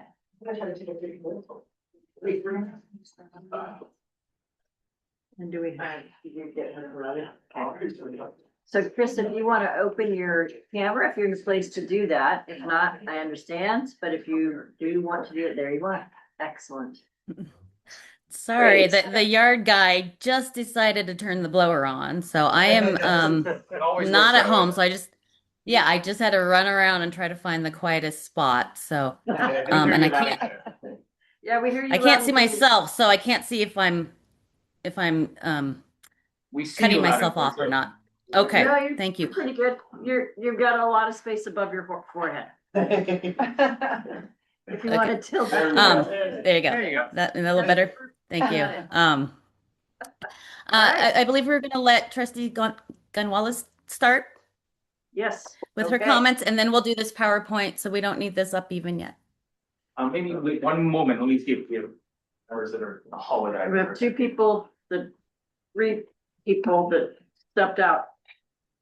It's the problem with, you know, pushing through the lunch hour, et cetera, right? Is that people still need to take bio breaks. So they need a break. They need a break, and we haven't been giving them many of them for the last. I don't see them in the hallway, but I'd recommend that we wait a moment. Okay, yeah, let's do that. Let's, if you don't mind waiting, Christie, that'd be great. And so you want me to take this picture down? Is that what you're saying? Leave it up.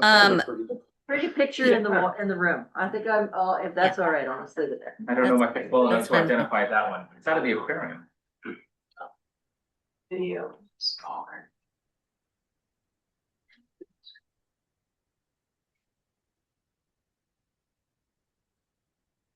Okay, here we go. All right. I think Greg is the only gray member, so that's the wall. Okay, then we're gonna go. All right, we're gonna stop for now, just so people can see Trustee. There you go, Dan. Thank you very much. All right, so I think we are ready to begin. So welcome to panel 3 of our third set of panels of the day. And this is focused on the perspectives of tribes and the insights that you all have gained from some really important research that you all have been doing, and from lived experiences. So I'll just turn this over to Trustee Gunwallace. Thank you for joining us. Yeah, thank you. And again, my name is Lisa Gunwellis, and I'm a member at large of the Board of Trustees of the Confederated Tribes of the Umatilla Indian Reservation.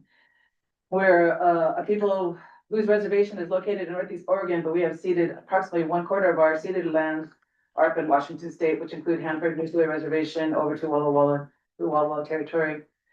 On behalf of the Board of Trustees of the Confederated Tribes, we appreciate the opportunity to be involved in the committee's conversation today. I want to note that we do not consider our participation in today's meeting or previous meetings formal tribal consultation. Our understanding is that there will be an opportunity for formal tribal consultation as the Data Center Advisory Committee's draft recommendations are completed and finalized. We respectfully request that the Governor's Office help facilitate and participate in tribal consultation alongside any relevant agencies at that time. We would like to take the opportunity today to voice our concerns regarding adverse energy impacts related to the hyperscale data center propagation within our ceded lands surrounding the Umatilla Indian Reservation and elsewhere along the Columbia River in Tijuana is what we call it, where we have treaty reserve rights, which include the right to take fish. Salmon is one of our first foods and a cultural cornerstone for our people. But salmon isn't our first food. Water is our first food. We honor it first and last at any of our ceremonies. The modern artificial intelligence landscape is moving very quickly, and its extreme increase in use is part of what is driving the data center boom and tapping out the existing energy grid. Any growth in data centers and increased energy needs must be rooted in fairness and mutual respect with fair cost sharing models in place.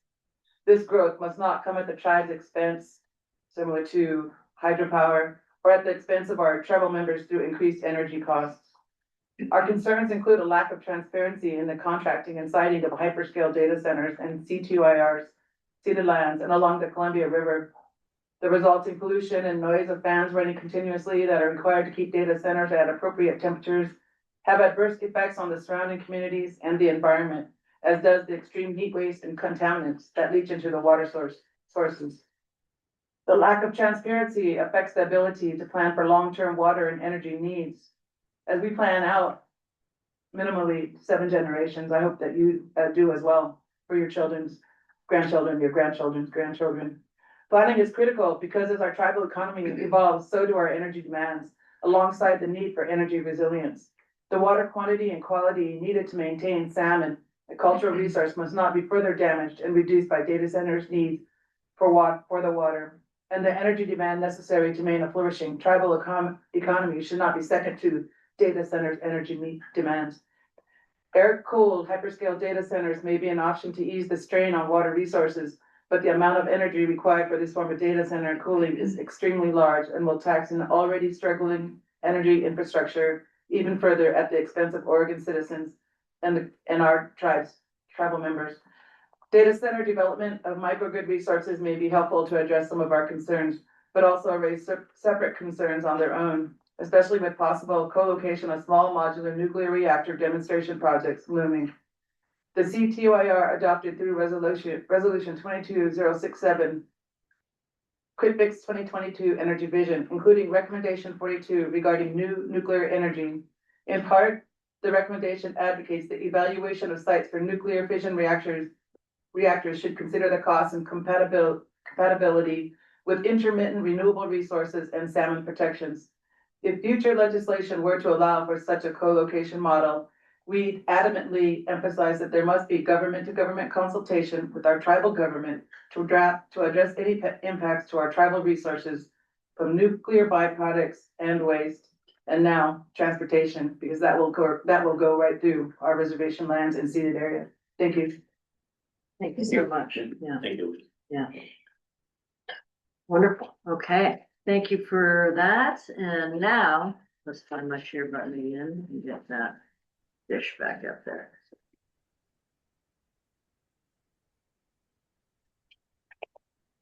Yeah, please do. Okay. Please do. Yeah. Make sure we have that. Thanks, Dan. Okay. All right. I think we're ready. Chris, you're gonna go first, right? Yes. So good afternoon. My name is Chris Golightly. I'm a policy analyst with the Columbia River Intertribal Fish Commission. I have Ed Sheets with us here today. He's been working and helping us out a lot as a consultant to the commission. And we're gonna talk to you about tribal perspective of the increased energy impacts of data centers. Great. You can go ahead. Trying to, there we go. Okay. All right. All right, so baseline energy burden was already a river change. The Columbia River tribes bore the brunt of the Northwest energy development, the original one with the building of all the dams. The salmon now navigate a fragmented and engineered river, and tribes and state fish managers are trying to better the situation, and that actually called for higher spills and higher reservoirs, or maintaining reservoirs at minimum operating pools. Which in some respects is opposite to producing energy. Next slide.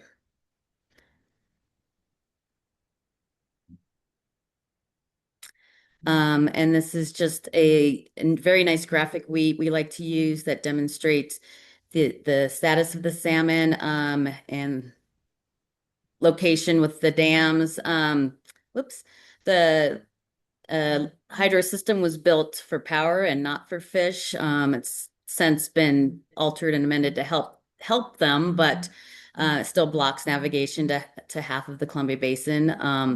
It alters flow timing. It produces warmer waters, and there's turbine mortality. And the graph shows you the big blue circles is historic abundance. The yellow circles are just what the tribes would consider healthy abundance, healthy and harvestable abundance. This is just the goal we're trying to get to.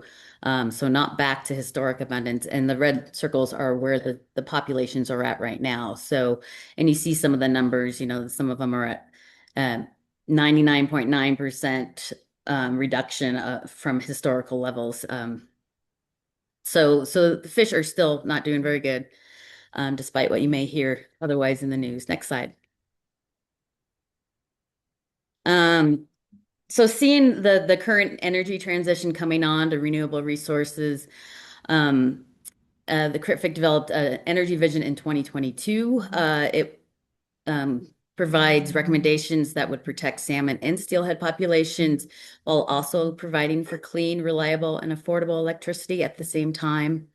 It puts conservation and efficiency first as the most fish-friendly energy resources, and reducing peak energy demands, which we'll elaborate on the importance of that here further in this presentation. And that was published in May of 2022. And we'd be happy to come back and give you a presentation on that and the recommendations that we included there. But I would note that the May of 2022 date is probably just before the data centers started to come online. But we still think conservation and efficiency are the most fish-friendly resources, and still promote those, and think we should actually double down. Next slide, please.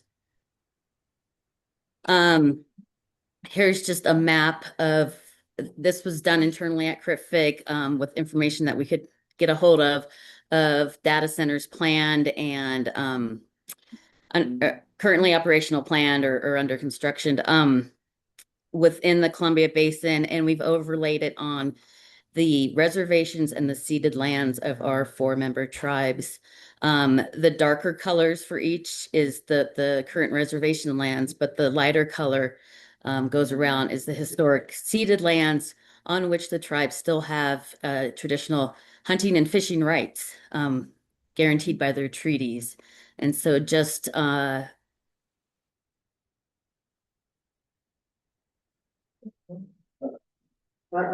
She froze. She froze. She froze. Well, I'll just continue because I know the slideshow pretty well until she comes back. So the tribes have been concerned about the data centers themselves, which you can see are on in these seeded areas, but also about the generation that's going to have to be built to serve these data centers, which is also going to impact the seeded areas. And then I think Chris would have said, next slide. But then noting that the cloud is physically rooted in rivers salmon depend on. Great. Chris may still be frozen. I assume she'll come in because she's not shy. She'll come back. Oh, Chris? She'll come back eventually. But we just can't tell. So the grid impacts for energy, of course, we've talked about this already, increasing the demand of the power system, increasing peak demands, impacts on reliability, and increased resource needs. Chris, are you back now? I am back. I will shut my video off and see if that helps. I know my mom's, who I'm visiting, is having some bandwidth issues, so maybe that will help. We'll just say thank you. Did you finish off this slide? I think we are all aware of the impacts of the Chris, electricity. Chris, I did this slide. That's why I thought you did that all. There we go. But the tribal impacts from this massive electricity load is more damage to tribal lands and resources. I mean, I showed you the large slide of their ceded lands, meant to kind of put in your mind right then. We talked a lot about the extensive need for transmission and just where you think those transmission lines may need to go and where those reservations and ceded lands are at. Also, just the huge demand for resources, and the tribal ceded lands are where there may be land for some of these resources. The demand reduces the flexibility for fish-friendly flows, and Ed will go into that a little bit more, and increases the probability of power emergencies, which can eliminate fish protections. And this also puts pressure on to maintain fossil-fired resources, as we heard earlier, but also to maintain the lower Snake River dams, which I would hope most of you know that the tribes have been pushing for years to get removed. And so with just this added massive electricity load, the chances of that get put off even more into the future. And I think this moves into Ed, but let's go to the next slide and see. Yeah, we've done, you've seen this slide before, a couple presentations. So I'll just add one additional fact. If you look at the high case, we're talking about adding about 4,000 megawatts by 2030.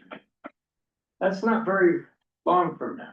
Even in the medium case, it's more than 2,000 megawatts. And this is the Power Council's forecast, which, for full disclosure, I used to be the executive director of the Power Planning Council. I was the first director, so I know they do a very careful job. That amount in that time frame is a real concern. Now, if we go to the next slide, because this is from a study that Pritchett and the Confederate Tribes and the Umatilla Reservation commissioned by PAE Energy, which is here in Portland, looking at the potential for energy efficiency. But first they looked at, well, what's the energy use? And many of us think about data centers as pretty constant load. The purple line is the servers, and it's pretty constant. The yellow line on top is if it's an air-cooled system, you can see as you get into the hotter part of the day, the load goes up by more than 50%. So that 4,000 megawatt high case we just looked at is actually could be 6,000 megawatts of peak. That just makes the job that much harder. I'll also note that blue line is evaporative cooling, which is much more efficient, but uses a lot more water. Next slide, please. So this is kind of a busy slide. Again, it's from the council's 8th power plan and their draft, but it was really looking at, well, what's the effect of the river at the Dalles Dam in 2032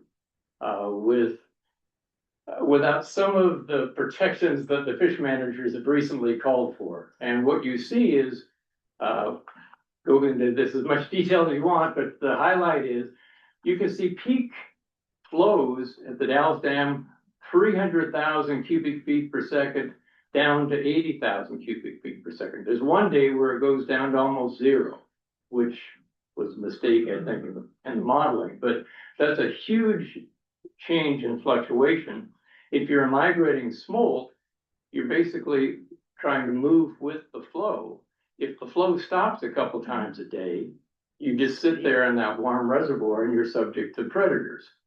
If you're migrating adult, you're migrating against the flow. And if the flow stops, you stop too.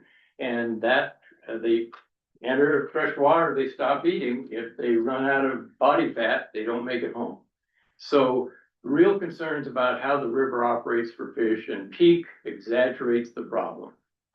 We can have the next slide. So one of the things this PAE study found is tremendous potential energy savings in data center cooling. It's some of the most efficient and most significant energy savings available in the region. PAE calculated annual energy use savings of 2 million to 4 million megawatt hours and reduced peak loads by 1,000 megawatts. And as we noted, the evaporative cooling uses more water. We could have the next slide. Yeah, just a quick question. The efficient cooling that you're referring to is evaporative cooling or? That's the evaporative cooling. And again, these were the technology they were looking for. This was done early last year. Technology continues to evolve, but these were all commercially available. This is nothing exotic. Yeah. Okay, so data centers increase the risk of blackouts and salmon kills. So this is kind of a new issue. It hasn't come up yet today. Why do tribes are so concerned about energy reliability? Well, obviously we want to keep the lights on because all tribal members use electricity. But when we look at the Power Council's most recent adequacy report, we see that their base case, looking at what's in the pipeline and what they project, had an average of a 2% loss of load probability each year. Now that's a technical term basically for a blackout. And the council actually uses a more sophisticated approach, which our year guy could go into, but or Bill. But for simplicity, let's just say chances of blackout are base case about 2%. That's really good. But when they look at the high data center case, it goes up to 13.3%. And as somebody who's been doing this since 1975, that scares the hell out of me. I mean, that is really bad. And we're just concerned that this high data center growth increases the chances of blackouts. And what you may not know is during an energy emergency, the Bonneville Power Administration can reduce or completely eliminate all salmon protections at the dams. And we're going to talk about that in a little bit more. Are you going to address how many times that's happened? I am. Ed, real quick, the definition of blackout, is that 4 hours or is that 8 hours? Well, it's 4 days? different. Margie can probably fill in the details there, but I think, I mean, they're looking at events. I don't have well, we can get you the chart, but it's a council study in terms of the durations. Yeah, I don't have that. That's not in the slideshow. So how do fish get around dams? The best way is through a spillway where they go over the dam. There are bypass systems, and those have sort of intermediate survival. And the worst way is through the turbines, where there are multiple ways they can get killed. So let's look at the next slide. I like the icon for illustrative. Credit to Jeremy Five-Crow, our graphic artist at Tridfic. So spill is the best way to get fish past the dam. The water doesn't go through the turbines. It doesn't generate electricity. So there is an energy impact. But in an emergency, all the water goes through the dams. If we can have the next slide. So the survival rates through a turbine vary depending on the turbine between 65 and 85%. But that also means even in the best case, 15% are killed at each dam. That doesn't sound too bad until you think about going through multiple dams.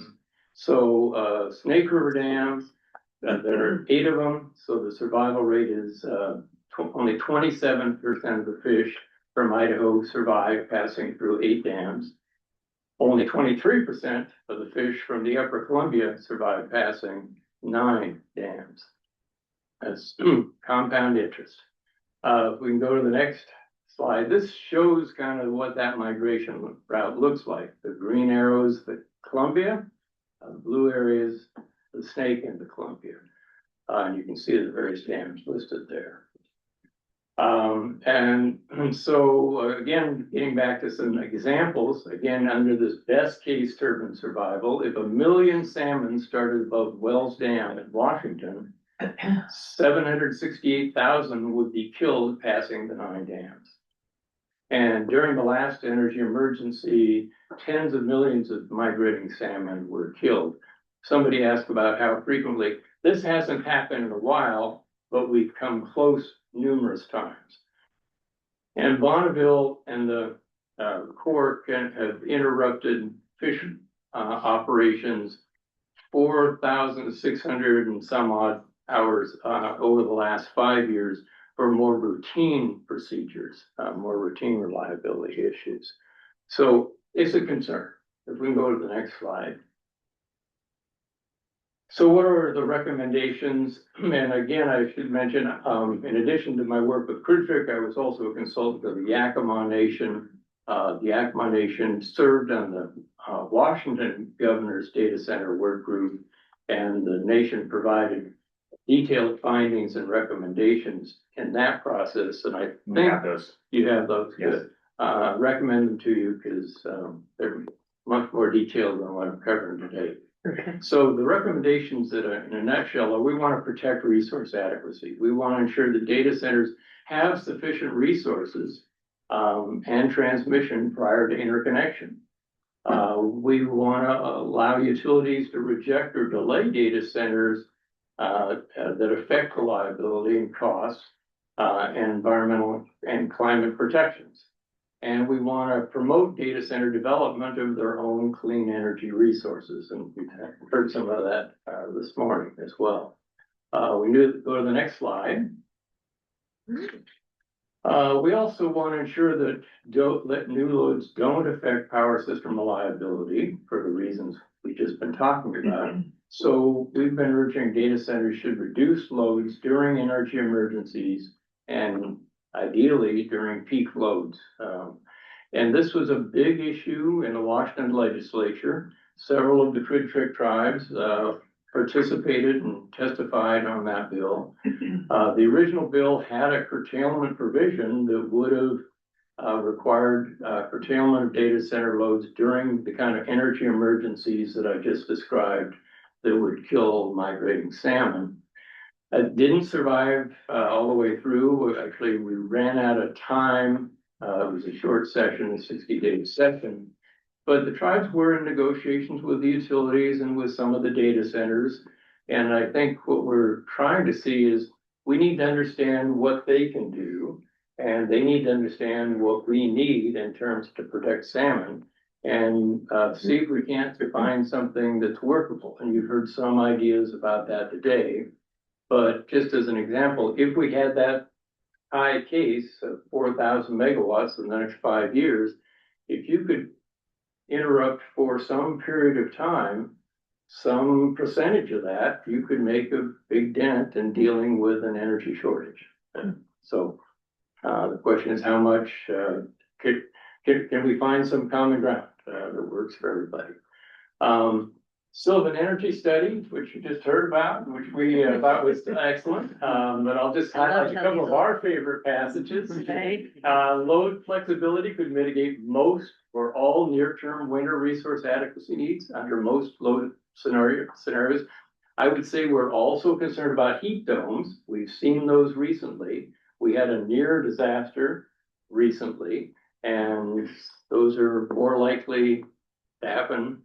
And then Sylvan says, in the near term, the ability to curtail large loads first during emergency events can protect other customers from the most catastrophic health and safety consequences of supply shortages.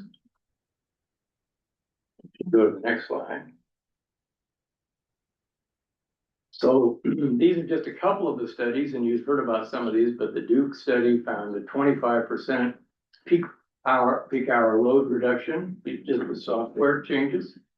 And MIT found that data centers can shift workloads, reducing grid costs and supporting renewable energy integration. And we can supply a whole list of studies we've looked at, as I'm sure Elaine can. Next slide. So develop clean energy. Again, Chris offered to make a presentation on the tribal energy vision. There's also something called the Columbia Basin Restoration Initiative. That's an initiative that's been developed by the state of Oregon, the state of Washington, and the 4 Credfic tribes. And it lays out a sustainable effort to build clean energy and rebuild salmon populations. So we also want to improve data center efficiency and reduce peak loads. And let me just pause on that to say that study, that PAE study, has some more detailed recommendations. And those energy savings could be a model conservation standard in the council's next power plan. They could be part of state building codes or other codes to set certain minimum efficiency levels, but there's, as I say, substantial savings there. And we also just want to contribute to the region clean energy and conservation efforts. Are we at the end here? Maybe one more. Oh, okay. Well, we've talked about the Power Act. I think you know all that. We've covered that, so we can go to the next slide. So I just was going to interject. Yeah, that last slide was about the PUC order in the PGE docket, which I know was mentioned a couple times. Some really good results there. Just noting that those are for PGE, or expecting that to be translated on to other IOUs, but could be a model for baseline energy productions for the region as well. So yes, thanks, Chris. And I think some of that was covered by the last panel. But yes, so there were some we were very pleased with the result. Credfic was an intervener in that process, and we thought it was a very good start. So to finish up here, the question isn't whether we can power the digital world, it's whether we can do it without severing the ancient currents that sustain life in the Pacific Northwest. And we did it in less than half an hour. Well done, even with questions coming along, right? Yes. All right. And if you need more information. There it is, right? And some extra slides as well. Well, if anybody has questions, I have extra slides. Okay, Mike, Tim. You go first. I was the first one. Oh, no, you, I do the Gentlemen. So one is a broad, well, question for the whole panel, kind of for the uninitiated like me. We heard about, a risk of a 10-day winter peak, and we all know we're having more summer peaks. So I'm just curious if any of y'all could just very simplistically describe what's happening in the river. Maybe not in the spring or the fall, but in those 2 event risk times, in the summer, midsummer, hot summer, and in the coldest part of the winter. What's moving upstream, what's moving downstream, what fish are at risk? Just describe that a little bit. And then my other question would be, I think Ed, you mentioned it most. We heard about this in our water session as well. The idea that you can use some water to make more efficient cooling, but now you're using water locally. You can do it more with more energy, but now you're using water to generate the energy if you're not all renewable. So I'd love to hear how we should think about that trade-off of water on site versus water upstream electrically. Chris, do you want to start on any of that? So you're on mute, Chris. Unmute. I took my camera off, but not my mute. I take a stab at the fish question, the first one there, and I'm not the biologist, and I've been trying to learn this stuff myself, but I think summer flows are definitely more important. We have a lot less flexibility there. There's flow protections that extend all the way from spring, being about March 15th is really when March? Early April when the spring flows start, and then they go all the way through. And now you maybe heard some controversy about what date in August, but that goes all the way through August. Changes a little bit in between there, between spring and summer, but those flows and spills have all been set due to the migrating fish and what we see in the river then. And there's spring is more migrating juveniles. Summertimes you start to get more of the adults back. And there's also flow implications for adults. And so that's all been set by the biologist. I think the winter there may be a little bit more flexibility available just due to what's in the river. I know on a like maybe a daily basis. I did ask my hydrologist this the other day, and there could be a little bit more of a swing on a daily basis in the winter, which would be between, and I can get back to you with more specifics, is probably the best way to go, but probably you're thinking late fall, like October through that middle of March date that I initially said. Those periods, I think there is a little bit more flexibility, and I'll try to get you some more information on that. And on a water piece, the PAE study, I highly recommend it because it actually has a whole section on that trade-off. Because there's also water used to generate the electricity, right? So it's a balance. Again, I think from the salmon perspective, it depends on where the data center is located.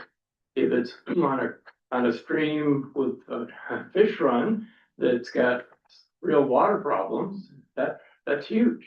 There may be some locations where it's not, the water isn't so much of an issue. Okay. Chris, is that, I Mike. mean, isn't it's site specific? We have water experts at CRIDFIC who can give you a much longer Right. answer. It is. I think that's what we came down to, is it's site specific. Maybe the water usage isn't so great when you look at it on a regional basis, but if you're looking at it in a specific stream, that's very. Oh, that's very important for fish resilience. It's nice when we can finish each other's sentences. Have an understanding. Having facilitated the dialogues of this Columbia River for 28 years now, I can tell you which fish where. Sorry about Chris. While we're waiting for Chris, maybe I can squeeze my question in. Please. We have learned about opportunities in aquifer storage and recharge that may address some of the temporality that we were just hearing about in terms of summer water, winter water, et cetera. I'm curious as to how we have to consider that in the context of the water energy balance, the time of year. The answer will be it depends, of course, but as a general rule, do you feel optimistic or encouraged by aquifer storage and recharge opportunities, or is it more of a cautionary kind of? Oh, well, again, we've got water experts that can answer that. I know, I mean, they're just challenges. I'm quite familiar in the Yakima Basin, because the Yakima Basin used to have a very large salmon run, and now temperatures are very high in the summer, especially late summer in the lower river.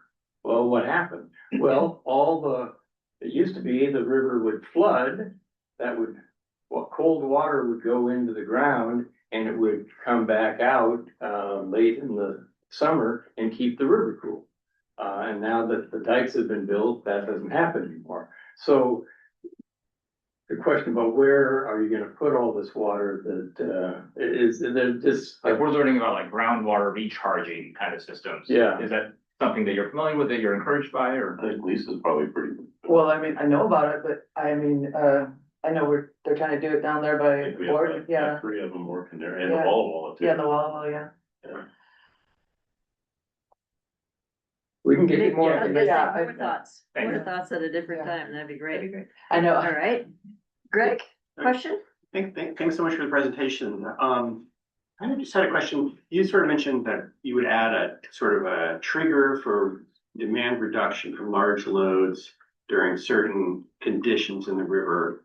And I was wondering if you could help us understand the frequency of when you think, how often that might be. What does that translate into for? Well, again, the council just finished, they're in the middle of doing their new power plan, but they've done the resource adequacy study I mentioned, but then they've also started looking ahead at sort of what needs do they need to fill in.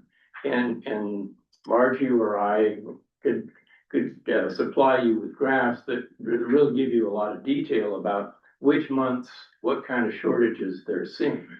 As you might imagine, the biggest peak shortages are in the winter and in the summer.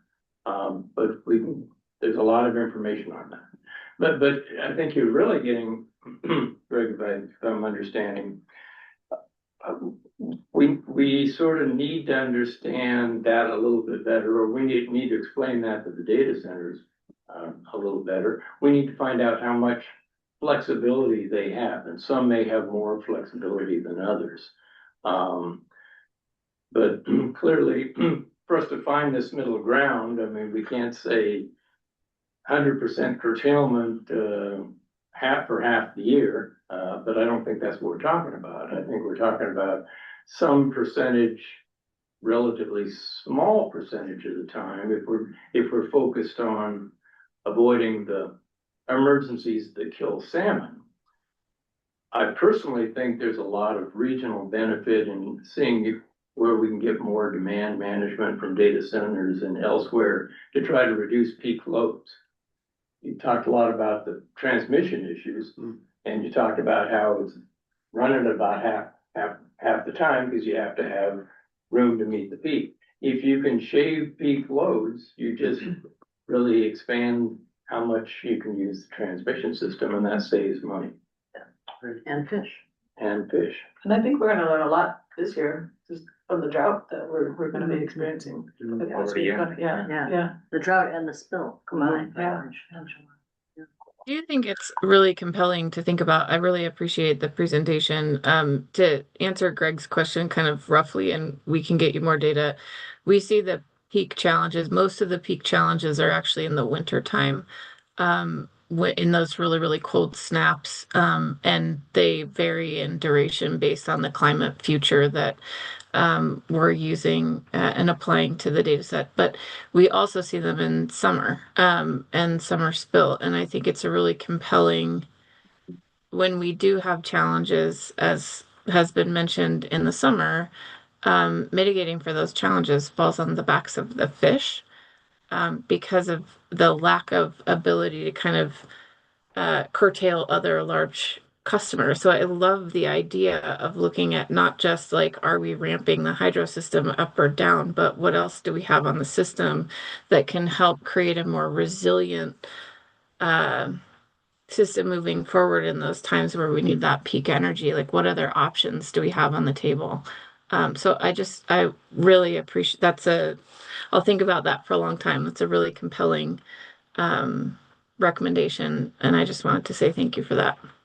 Well, and the timing is so important. Chris put up the chart that showed the status of these stocks, but many of these stocks are nearing extinction. So couple things are coming together at a bad time. And so there really isn't any more room to kill fish in the river. All right. Fantastic. Thank you so much. Thank you. Thank you. Really appreciate it. And thank you, Chris. I don't know if you ever were able to join us there. She's coming back now just to Yeah. sit there. I was sorry for the tech It's all- issues, but thank you. No worries. Thank you so much, Chris. We really appreciate you being here on your vacation. Go back and enjoy your vacation. And Ed and Trustee Gunwell covered it well. Thank you. Thank you. And she's gone. Yeah, we're gonna send Chris, you gotta send Chris a two-time rejector, right? For second time with us, so. Exactly. Is she All right. taking flyer miles? I think she does. All right, so committee members, I knew your curiosity was gonna be the thing that led us where we led. I'll let you take your breaks as you need them, but it is time for us to now move to the public comment period.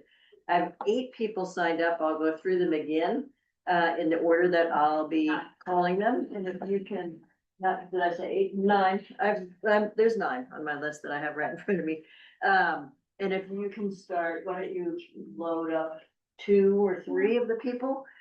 So the order is Chris Robertson, Courtney Lee, Ben Brent, Dan Diorio, Malik McKenzie, Katie Chamberlain, John Corona, Cole Souter, and Mike Powers. So if you could promote for me, Chris and Courtney, that'd be great. We'll just have 2 up there so we remember we're running right along here. I'm gonna get my timer going. So working.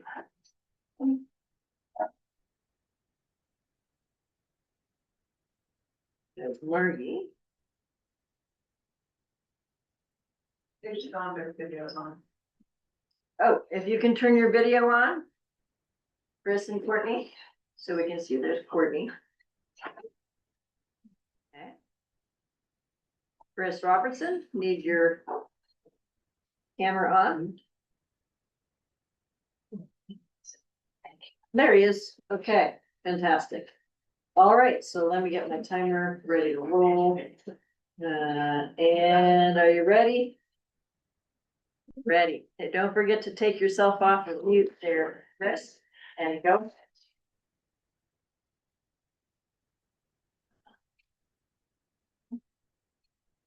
Chris, you're on mute. Sorry about that. Thank you, and thanks for a remarkable day of fantastic presentations. I'm Chris Robertson. I submitted 2 papers to the committee. The first is Data Centers, Grid Reliability, and Battery Energy Storage. And the second is Battery Energy Storage and Oregon Data Center Interconnection. And this work echoes many themes from today. The key takeaway is batteries with millisecond response time that are located between the grid and data center improve both grid reliability and data center energy service.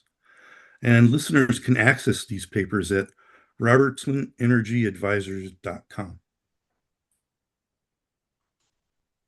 And a few key points. 3 weeks ago, NERC warned that normal AI data center operations create a risk to power system reliability.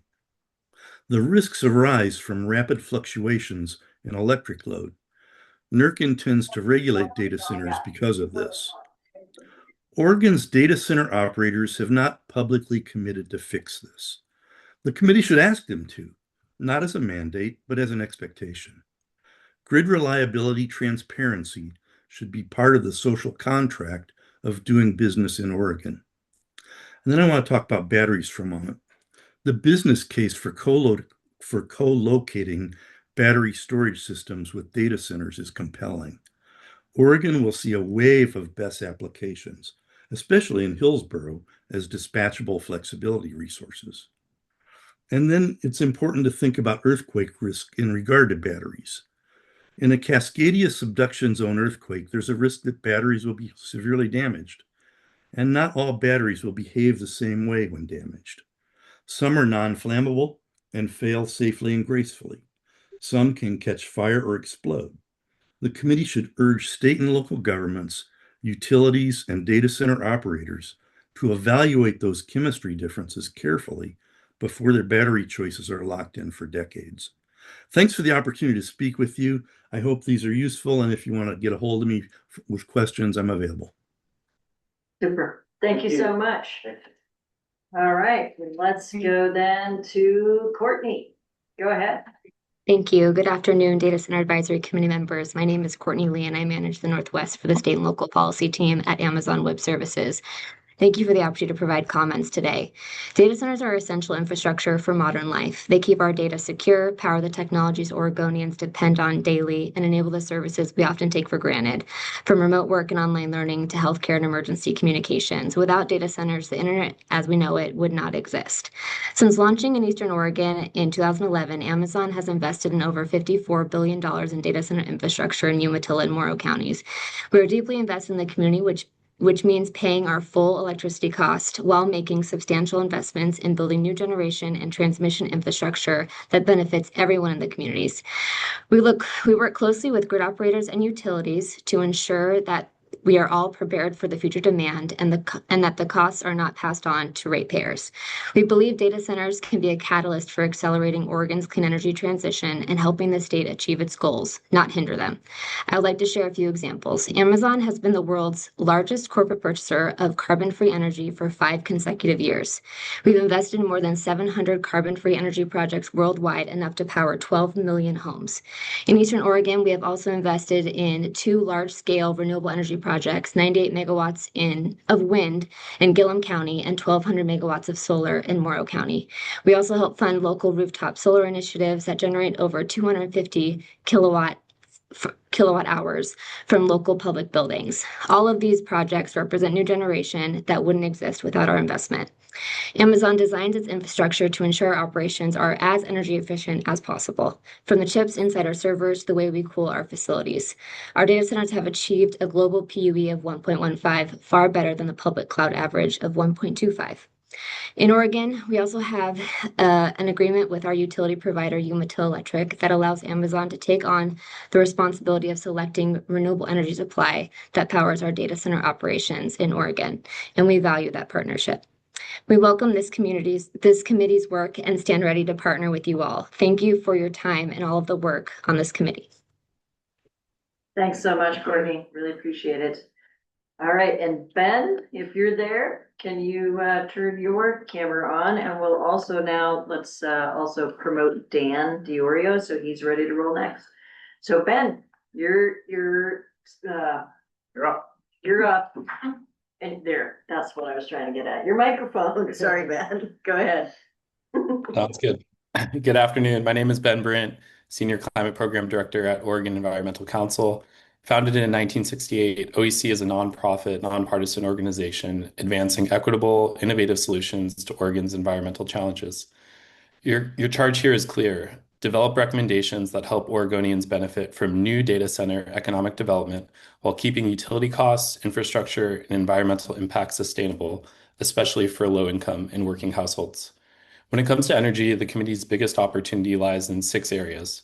First, requiring data centers to curtail electricity use during energy emergencies, which could be life-threatening to vulnerable Oregonians without power during multi-day or even multi-hour outages. Second, mandate and prioritize battery energy storage systems for backup generation with renewable diesel allowed as a last resort. Require full disclosure of backup generation characteristics in air permits. Third, require load flexibility, whether through demand response, flexible computing, or other means, with clear peak shaving and load shifting benefits to the grid. Fourth, fully implement the Power Act, particularly its clean generation queue and energy efficiency provisions for low-income residential customers. All actions must comply with HB 2021 greenhouse gas emissions reductions requirements and expand the market for clean energy generation. Fifth, advance transmission grid upgrades and development. Require investor-owned utilities to deploy grid-enhancing technologies under PUC docket UM 2409 wherever feasible, and ensure data centers bear proportional costs for bulk transmission built out, as outlined in the West Tech 10-year regional transmission study. 6, consider a statewide policy on data center greenhouse gas emissions. Since HB 2021 does not cover consumer-owned utility service territories, a statewide policy would ensure consistent accountability across all data centers. This committee has a unique opportunity to shape state executive, regulatory, and legislative priorities, holding new data centers accountable to Oregon values without placing an unfair burden on the energy system we all share. Thank you. Thanks, Ben. I'm just going to say 6 is a longer list than I can keep in my head, so I hope you have written versions of that. Yep, can do. 5 is the max. Good notes. Okay, good job. All right, yeah, thank you, Ben. Dan, welcome. And while Dan, we're gonna promote Malik, who will come next, Malik McKenzie. Thank you. Go ahead, Dan. Good afternoon, committee members. My name is Dan DiOrio. I'm with the Data Center Coalition, the National Association for the Data Center Industry. After about 20 years of flat load growth, the U.S. is now experiencing load growth on our electricity system for a variety of reasons. As acknowledged by Lawrence Berkeley National Lab, this is because of rising digital infrastructure due to demand from consumers and businesses for digital services, advanced manufacturing, continued electrification, and emerging hydrogen production. This is now necessitating new investments in our grid after about 20 years of not making those investments. A recent study by E3 found that load growth alone is not the cause of rising electricity rates. In fact, there's no direct correlation between load growth and rising rates. It also found that there is no evidence of a historic cost shift from data centers to other customers. Rather, it found that retail rate outcomes are influenced by broader supply-demand dynamics, market design choices, fuel cost volatility, generation retirements, inflation, as well as important policies such as wildfire mitigation, which we all know in the West, is a key driver of electricity bills, not load growth alone. Furthermore, it found that new mechanisms such as large load tariffs are increasingly being used to ensure data centers pay for their share of grid investments. The industry is fully committed to paying its full cost of service for electricity.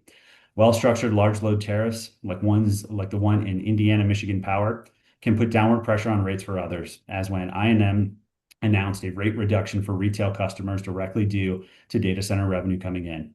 Unfortunately, Oregon decided not to pursue a durable long-term policy. Rather, it decided to target data centers under the Power Act. And unfortunately, now we are seeing decisions from the Oregon PUC that are not based in deep data analysis or cost causation principles. The Oregon PUC should have adopted a workable approach like those adopted in Indiana Michigan Power, aligning costs with cost causation, protecting customers, and giving data center customers a clear path to invest, deliver jobs, and drive economic growth. No other industry has done more to drive clean energy, next generation clean electricity technologies, and can help advance grid modernization than the data center industry. I'm deeply concerned that there will be very little data center investment in IOU territory in Oregon, and Oregon won't be able to realize the benefits of having large loads on the grid to help put downward pressure on rates.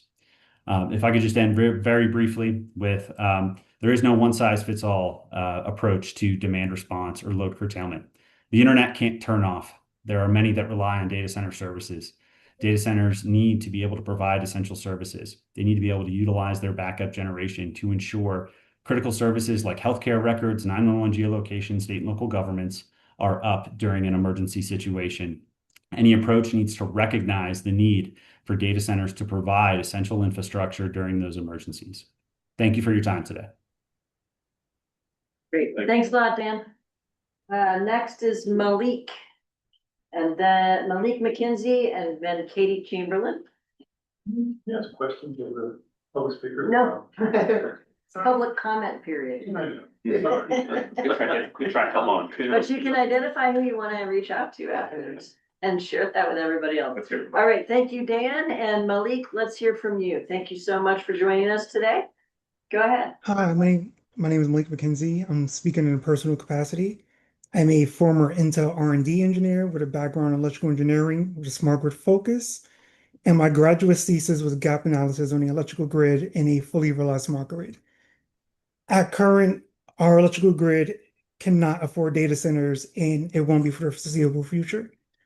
Case in point is that Amazon has filed a complaint against Pacificor with the PUC, alleging that they aren't having their energy needs met. Additionally, Amazon was also awarded an air contaminant discharge permit in December to operate 111 diesel-fired generators in Boardman with a total capacity of 300 megawatts. That is enough to power over 200,000 Oregon homes. And for reference, PGE has a power plant in Clascony with a rated capacity of 500 megawatts. Furthermore, efficiency is pretty much a red herring when it comes to these AI data centers, because, even if the buildings themselves become more efficient, the vast majority of the power consumed is coming from the compute. And so making the buildings themselves more efficient won't really do much to solve our problem. Furthermore, efficiency gains across the board while opening up capacity won't really save us, because there are going to be feasible limits in terms of how much capacity we can gain from energy efficiency in comparison to how much energy data centers are consuming. Research from the Electric Power Research Institute shows that power needs for training frontier models have been increasing at 2x a year over the last 10 plus. And furthermore, something that I think is missed out is that efficiency is only a ratio. It tells you nothing about the total power draw, and it's really just telling you how much are you getting for as much as you're spending. So even when the processors become more efficient, even when the buildings become more efficient, that doesn't mean total power draw is going to go down. And if anything, it really means power draw is going to go up. There's a thing called Jevons paradox. I'll spare you since I don't really have the time. But what is seen in industry and has been seen for like a century or so now is that as operations become more efficient, companies become more willing to drop money on something and consume more of the resource that they're using. We first saw this with coal power trains. Coal engines became more efficient. The industry started burning more coal because it became more cost effective to burn more coal. We're going to see that with data centers as they get more efficient chips. It just means it becomes more cost effective for them to buy more energy to train newer and newer frontier models.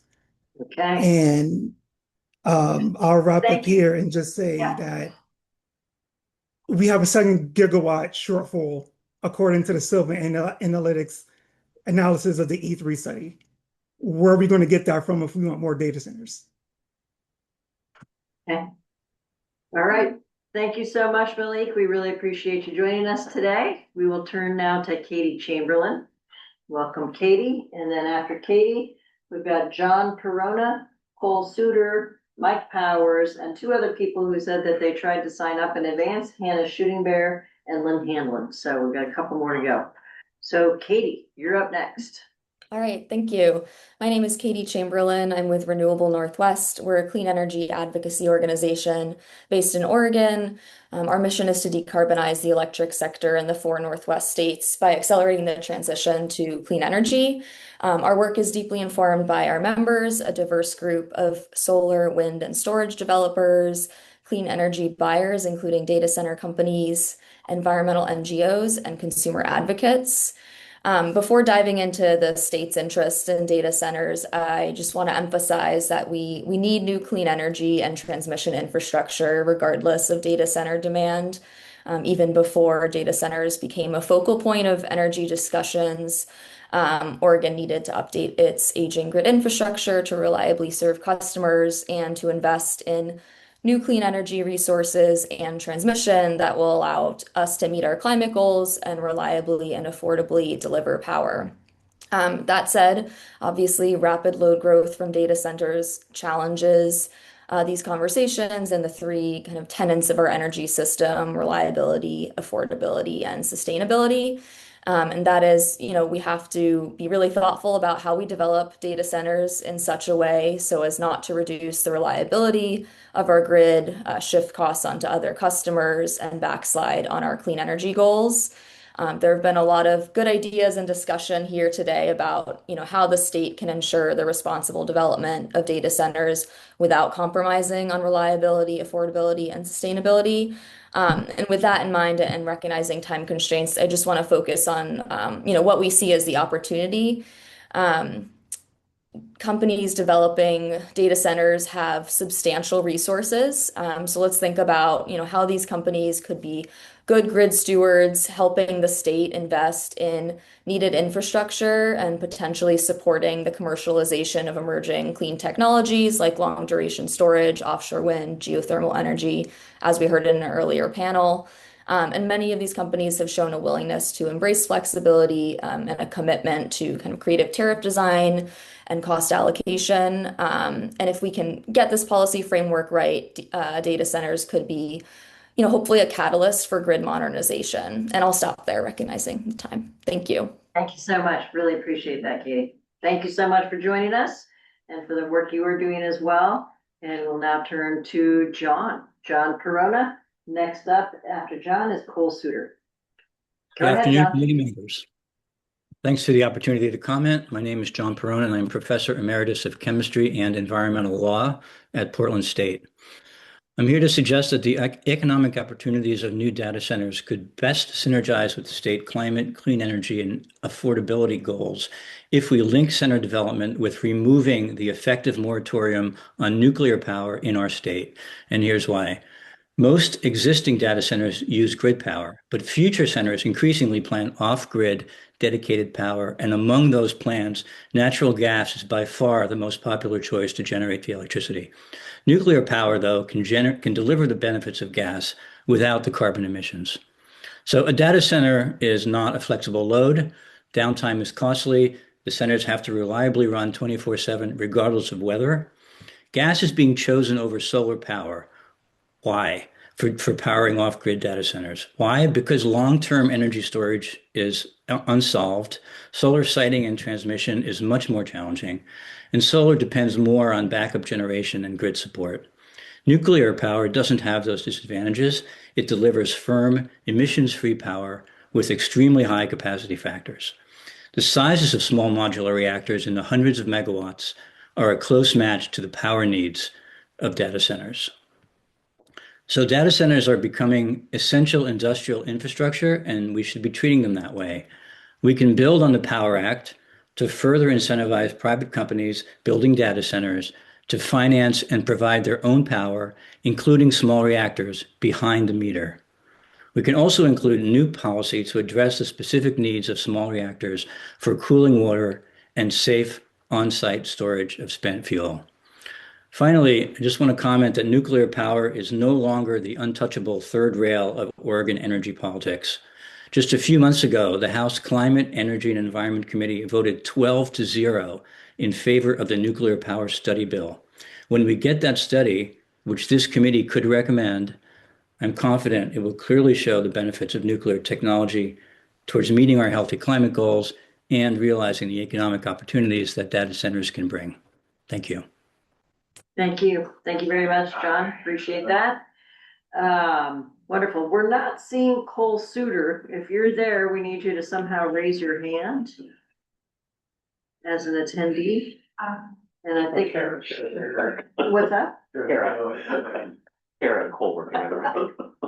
Kara raised the hand. All right. Do you want to try? Kara works for Cole. Kara works for Cole. Works with. Or with Cole. All right. So we're gonna boost Kara. Yeah, we're gonna boost Kara, and while we're boosting Kara, Mike Powers as well will be next. That was Cole. Was that Cole? Yes, Cole. Because it Hi. doesn't look. Yep. Sorry, I don't know why mine says Kara, but yep, this is Cole Sauter. Okay. We'll let Kara know later. Go ahead. All right. Good afternoon. My name is Cole Sauter. I'm a staff attorney at the Green Energy Institute at Lewis and Clark Law School. I recently represented a coalition of interveners in the Public Utility Commission's implementation of the Power Act in PGE territory. The same safeguards the PUC put in place for PGE should be applied statewide so that a data center cannot perform policy arbitrage. With that in mind, the DCAC should consider at least the following policies that the PUC approved for PGE to be applied statewide. The Commission adopted 2 policies to prevent emissions increases. First is the generation queue. Allowing data centers to connect without regard for the energy they are served by will result in emissions increases. For example, Umatilla Electric Cooperative's emissions have risen 7,000% from its 2010 to 2012 average, driven by its reliance on market purchases to serve its data center load. The queue requires data centers to establish a reliable plan to be served with new, non-emitting resources before connection. This policy is a reasonable safeguard against emissions increases and provides data centers various pathways to move through the queue so that it does not act as a de facto moratorium. Second, the Commission approved a special contracts framework that mirrors Nevada's clean transition tariff you heard about earlier, which allows data centers to bring nascent, non-emitting technologies like geothermal and long-duration storage to PGE system. Additionally, as the DCAC heard today, the PUC approved a surcharge of 1 cent per kilowatt hour to fund non-cost-effective energy efficiency and distributed energy resources for low-income customers. Google spoke to the benefit of such a policy earlier today. A surcharge would serve 2 purposes. It would offset the load growth a new data center brings by reducing load elsewhere on the grid, and it would provide rate relief to the customers that are most burdened by their utility bills. To answer a question asked earlier, these benefits are kept local because they only fund programs for customers of the same utility as the data center paying into the fund. Finally, the Commission required PGE to make yearly reports about the energy use of their data center customers. Expanding these reporting requirements statewide will give policymakers a better understanding of data center load as it adapts Oregon law to this industry in the years to come. The Power Act was not a missed opportunity, but rather a jumping off point to make Oregon a leader in integrating data centers without sacrificing our energy future. Thank you. Thank you so much, Cole. Really appreciate you joining us today and sharing your thoughts.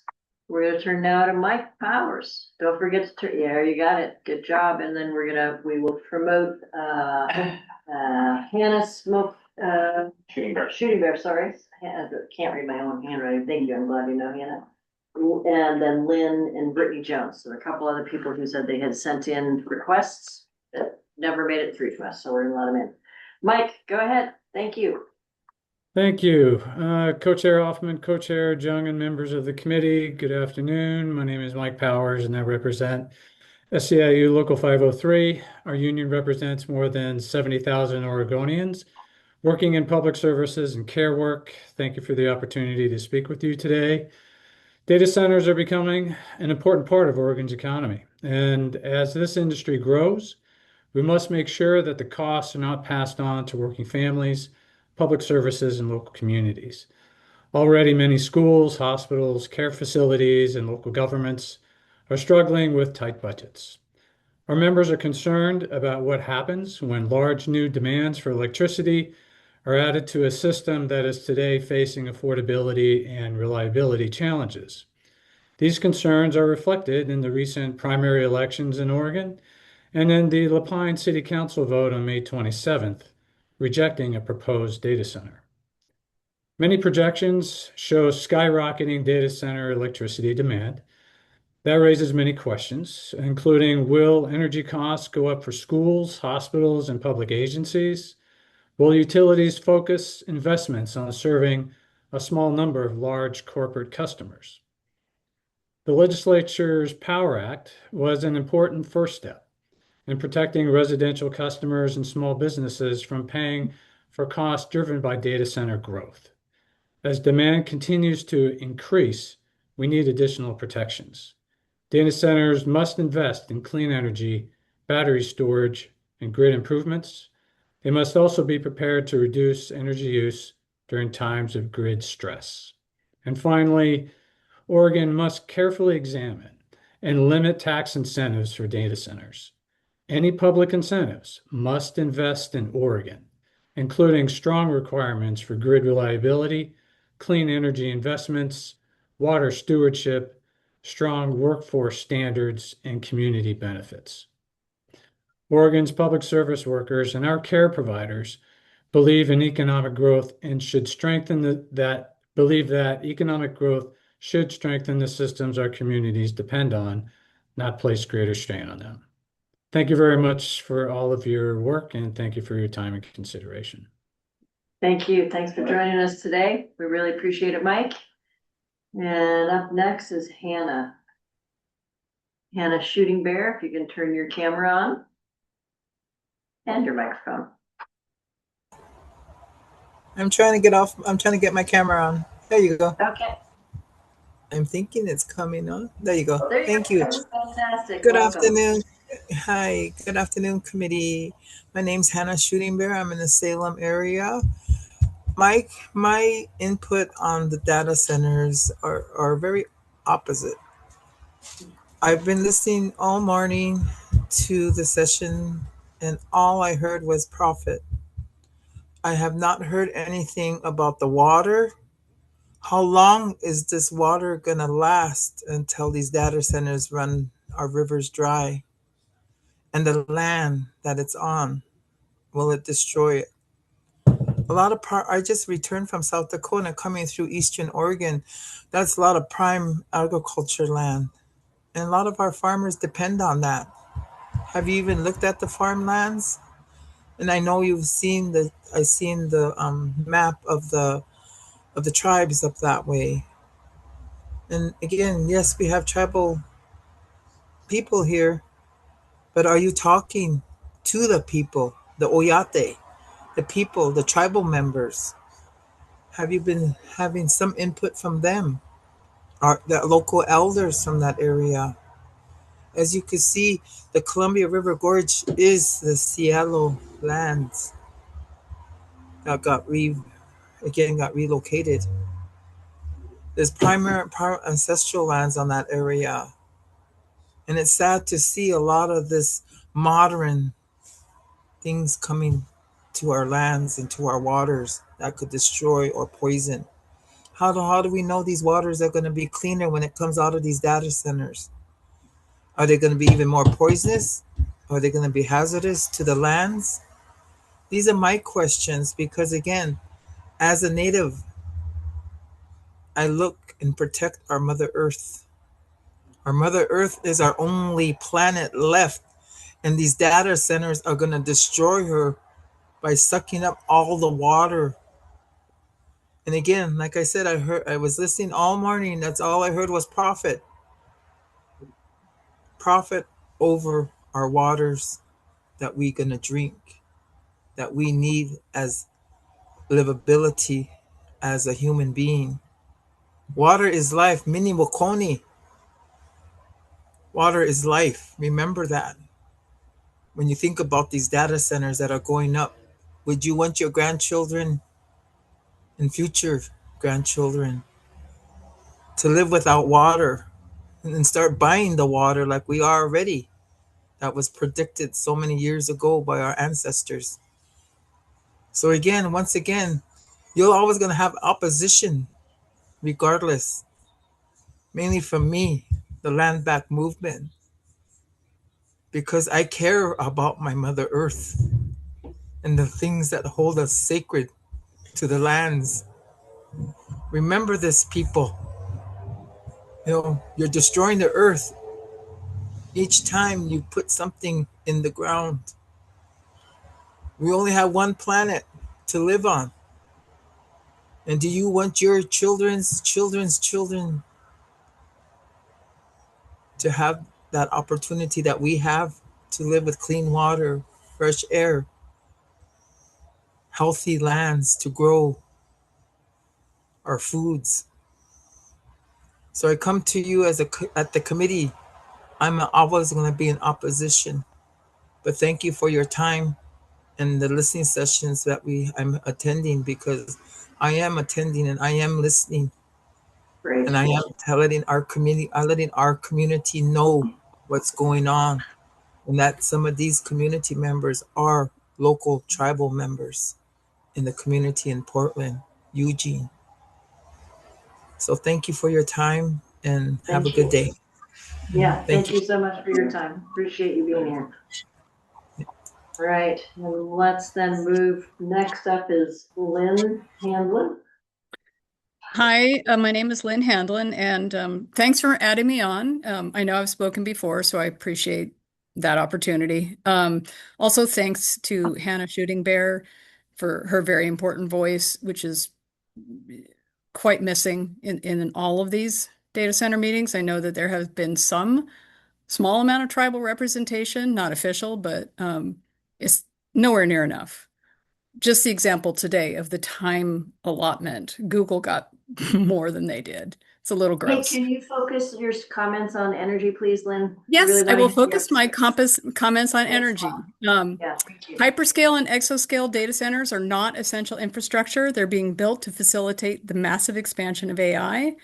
And it is clear to me listening today that it's going to be virtually impossible to meet our Oregon's climate goals regarding energy if we continue the expansion of data centers. In this entire task force process, there's been no conversation about whether or not we need these large data centers, which are not here for our email and stuff. They're here to expand AI. We all know that. I wish that more would acknowledge it. It's a very questionable use, has massive negative social and environmental impacts. And I do have a concern that people are seeming to talk about small modular nuclear reactors as though they should be part of the energy mix, which they shouldn't. They can't. It's illegal in Oregon, and I certainly hope that it remains that way because we still have not resolved the waste issue that is energy related. So that needs to be out of the picture. And I would really appreciate it if this committee would include more voices that are talking about not expanding data centers. We need a moratorium on the expansion of data centers until the many, many problems, including utility grids and climate goals, are solved, which we are so far from solving. And I really hope, I mean, this is near the end of, I know there's a couple more of these, but so far the voices have been very, very limited that aren't just talking about how to expand the data centers. I would like to question whether or not we should be expanding data centers in here and everywhere. Thank you. All right. Thank you very much. Appreciate that. And we have one more speaker now, which is Brittany Jones. And because we've gone over time on all of this, We're gonna ask anybody else, but I see another hand that's up, and just ask you to join us on Tuesday between 4 and 7 when we have our next public listening session. So, Brittany, go ahead and take yourself off mute, and your 2 minutes starts now. Thank you. Hello, everyone. My name is Brittany Jones. I'm the founder of the Ravens Party, which is a nonprofit that supports our Indigenous community. I am Potomac, and while my tribe is not in Oregon, I was born and raised here. A lot of what I've been hearing about our emissions, the energy load, and I'm glad Hannah Shooting Bear brought up the water issues, but what I'm not hearing are about the battery banks, the servers, and the minerals that are used to build them. It takes tons of earth to create one battery, with whether it's cobalt, nickel, or copper. It destroys tons of earth. And those mines are made in indigenous communities, in indigenous territories, and they affect First Nations primarily. So one thing, like, we can't just focus on the energy grid infrastructure and the pressure it will have on that. We need to focus on the broader environmental impact. As the previous speaker mentioned, they're not necessary. We don't need them. And they cause irreparable harm. If you've looked up these mines that they have for these cobalt, nickel, copper, they are extremely destructive. We drove by one. I was with Hannah Shooting Bear in Standing Rock. We drove by one of the mines. And it just a huge swath of destruction. That also goes into data centers, the servers, the computers, the battery banks in case of power outages. There's so many different components that are not being spoken of. And after construction, there's really minimal job creation as well. So I want to encourage everyone to stand against the data centers because they're not beneficial for our future. They're a temporary, whatever, profit farming, whatever it is that data centers are trying to do. And it's just going to harm us in the long run. And we can't eat money, you guys. We can't breathe money. We need clean air. We need clean water. We need land for our agriculture. And we need First Nations to be listened to more than just advisory committees. We need to be decision makers in these rooms. Thank you. Thank you so much. Really appreciate it. All right, I'm going to close the public comment period and say thank you so much to everybody who has been following along, who's been attending these, and who have been willing to speak at these sessions. There will be another one, a general listening session on Tuesday, June 2nd, 4 to 7 p.m. Check the Department of Energy's website and you'll find the link for that meeting. And with that, I'm now going to shift us. I'm going to check in with others. I have not had a break since lunch. I'm going to take one. I don't know about the rest of you, if you want to get started talking, but if you want to take 3 minutes, what do you want to, what's your? All right, great. Okay, we're gonna take a quick break. We'll be back. I'm gonna turn off the audio and the video, pause the recording, and we'll be back. Yes. There we go. All right, welcome back, everyone. So this is our the round table, the time where the committee gets to talk to each other and also to talk with Hannah. Not Hannah. God, it's been a long day. Really sorry. Edith and Elaine. There we go. Hannah's not even in the room. So welcome back to the table. And I'm just gonna sit back and let you all have the chat that you've been wanting to have all day long, I'm guessing. So who would like to start? And yes, there are fidgets committee members if that would help you to think it's focused. Yeah, go ahead. Go ahead, Greg. I have a number of things energy related to talk about, but based on the public comment, I didn't want to I thought it would be useful for 1 second to talk about this. Do we need data centers question? Because it is an important question. And everything, we had one of the presenters early on say to us, this is a data center developer, I think during the land use session, who said all of their growth is organic growth. And by that, they meant we're not doing AI, we're not doing the new things, we're just extending cloud services to more companies that want those services. And we heard a similar thing, I think, from Amazon. And so you can't see what's going on in these buildings when you look at them. And yet, it's not at all clear to me that this growth, the information I've received is that it's not about AI. There is an AI component to all this, but But a lot of the growth we're seeing is just the email people use and expansion of cloud service and other things like that. And I don't know, those were some thoughts I had about that. You know, that here's a service that people use and expect to be able to use. And it's not necessarily the AI. And that may be, and I don't know whether people who have read it, that may be an Oregon phenomenon. I do think the data says that AI over the next decade is a huge driver of data center need. Maybe Oregon, because we're not getting the very largest of the data centers, is a little bit outside of that storm. It's possible, I think. Again, getting clear transparency about what the growth looks like and what's driving it, I think would be helpful. Yeah, I guess my comment would be, looking at our charge. If we were tasked with looking at the use of data centers or the appropriate use of our technology environment or AI, we would have had a very different set of meetings. We would have had meetings about impacts and use of screen time and a lot of other things that we have not been informed about, and it's not our charge. So I would just caution about wandering too far into should we have data centers. I don't think that's what our charge was. It's clear to me that that was not what our charge was. It's an interesting question. Yeah.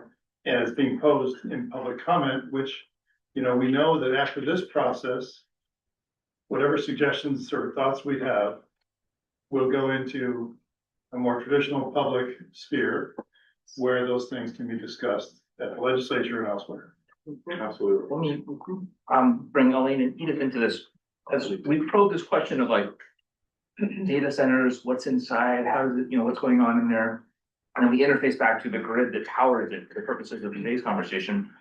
A question that I keep coming back to in all of our sessions so far is, what's the right metric? In the energy world, we talk about megawatt, average megawatt, megawatt hours, or gigawatt, whatever it is. But as we start to, dive a little bit deeper, scratch a little bit deeper, from, for purposes of what we're tasked with, are there metrics that we should be aware of, that you've heard of, that are worth considering, that go beyond the simple, kind of surface level of units of energy that we're all familiar with already so far? That's a great question that I don't have a good answer to. The one thing that I just copy pasted for myself to remind myself I'm in charge of this group from the website. Because it's the kind of thing that's helpful to look at. And I'm just thinking that there is, in the energy space, I'll get metrics very quickly, but there's a relationship between the energy space and the impact of data centers and kind of that ensuring utility cost infrastructure investments, environmental impacts remain sustainable, equitable. And I'm just thinking that one of the themes around reliability is like, what do we do in the near term? And in the near term, I think we have to use what we have. And so going to metrics, I think understanding better what we have in terms of flexibility would be really helpful. So that's, that's kind of load profiles and ability to shift both compute demand and energy demand. And I do take really seriously also the air quality risks of backup generators. And so I think another question there is, like Portland General Electric was talking about, they're working on some battery flexibility, and that's not overnight, but it's faster than wires and large renewable energy projects. So I think, if you're looking for metrics, it feels to me like understanding how much, like almost understanding, I'm just off the cuff here, but understanding like more granularity into like what your study is showing would be really helpful, because it's just to deepen the understanding. Segmentation of the megawatt hours and the megawatts, I think would be really helpful. There are critical cloud services on which we rely for, safety and health and all these things. I was thinking of like average The megawatts banking that we systems have. can't go down, right? Like there's a lot of things that are crucial, and then there are things that are less crucial to the functioning of society, and we don't have information to differentiate between those end uses, or kind of we have some frameworks already in our industry. You know, there are customers that you can't cut because they're vulnerable, they have medical devices plugged in, there are things that we do some customer differentiation already for social reasons, right? We don't have a framework for this. For societal. Yeah. For societal reasons. I want to circle back. Yeah, so I got Dan and Tim. But before we get there, I get really nervous when we make societal decisions on who gets what and when they get it. I mean, that's the equality part, and the underserved is fine. But does X get his leg surgery done over Y being able to get his teeth changed? I mean, I think those societal changes are something way beyond what. I was gonna say, those are not. What we're here to talk about. Yeah. Yeah. That makes me nervous when that discussion comes in. But back to what Greg and Bill were both talking about, and Tim weighed in, is it really kind of triggered something. Is, do we have the phenomena where data centers are building to what we have, and the AI type gigawatts that are building in PJM or ERCOT building to what they have? I mean, because that power source is there. They can grab a gigawatt down there, and where we have a hard time coming up with 250 megawatts on a continually growth basis, on a stepping basis. So I wonder if you were to ask the Amazons, the Googles, the Metas, are they actually building to what we have and can supply, not what we're creating? I know that sounds a little philosophical, but it also to me presents an opportunity, back to transmission, is how to, if they want more, is that a coalition or an industry group decision, not a single individual?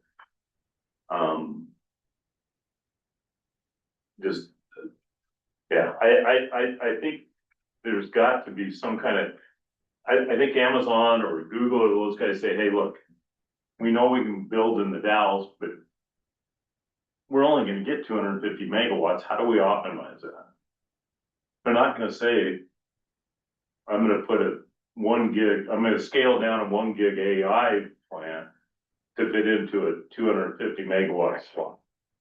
That, when you guys brought that up, I never even thought about that, but I think there's got to be a little truth that they're building for what there is, not trying to fit what they have into it. I'll pick up on that and then go back with it too. I think we're seeing that too, Dan. It seems to me, I mean, while our utilities have a duty to serve, I think our data center companies are aware that they shouldn't come knocking for a gigawatt plant and expect it anytime soon, right? Because unless they bring it or something. Unless they bring it, it ain't gonna happen really soon just by somebody's duty to serve, right? We don't have it anywhere in Oregon. And I share your concern that I don't think this body should be thinking about whose compute cycles should get priority. The data centers may need to think about that. And I think, to me, the theme word we had today was flexibility. You both touched on it, as did everybody else. While you mentioned, we have critical services and these things need to run, I'm pretty sure when a hospital contracts for data center services, part of that agreement probably says, hey, if there's an earthquake at our data center here in Oregon, we're gonna run it in LA, and we're gonna run it in Virginia, and we're gonna run it somewhere else. It's gonna be backed up, right? It's gonna function. So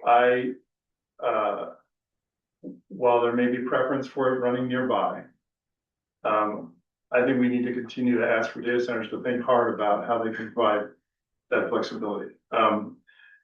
Both behind the meter and with backup power, et cetera, but also just looking at the load. And whether that's prioritizing, whether somebody's working on their, getting some help writing their high school essay, or somebody's running a 3D model with real-time feedback or scientific experiments, there's gotta be ways to figure that out. And presenting that challenge might be something that the data centers can work on. But flexibility seemed really, really clear as a message today. Well, one thing that I noticed, Minnesota talked about how Google was sort of making possible these purchase of long duration batteries, but those batteries are going to be owned by Xcel. And they basically be an asset to the grid. And then PGE talked about their project, similar model, customer purchase battery available to the grid. I was wondering if that is something worth talking about, if there's certain advantages of that over just a resource available to the facility itself. That might be worth talking about. I've become 100% more intrigued on batteries from our first meeting to today. Just they've gone from a 4-hour battery to now we're talking 3 to 10-day batteries in the time this committee's been meeting. So that, I mean, that to me, that's incredible. I think you raised an important point, not just with batteries, but with kind of infrastructure in general, which is there seems to be a path where data centers and other large new loads can build their own little islands and benefit from it directly, but not be able to share the benefits necessarily with the larger system.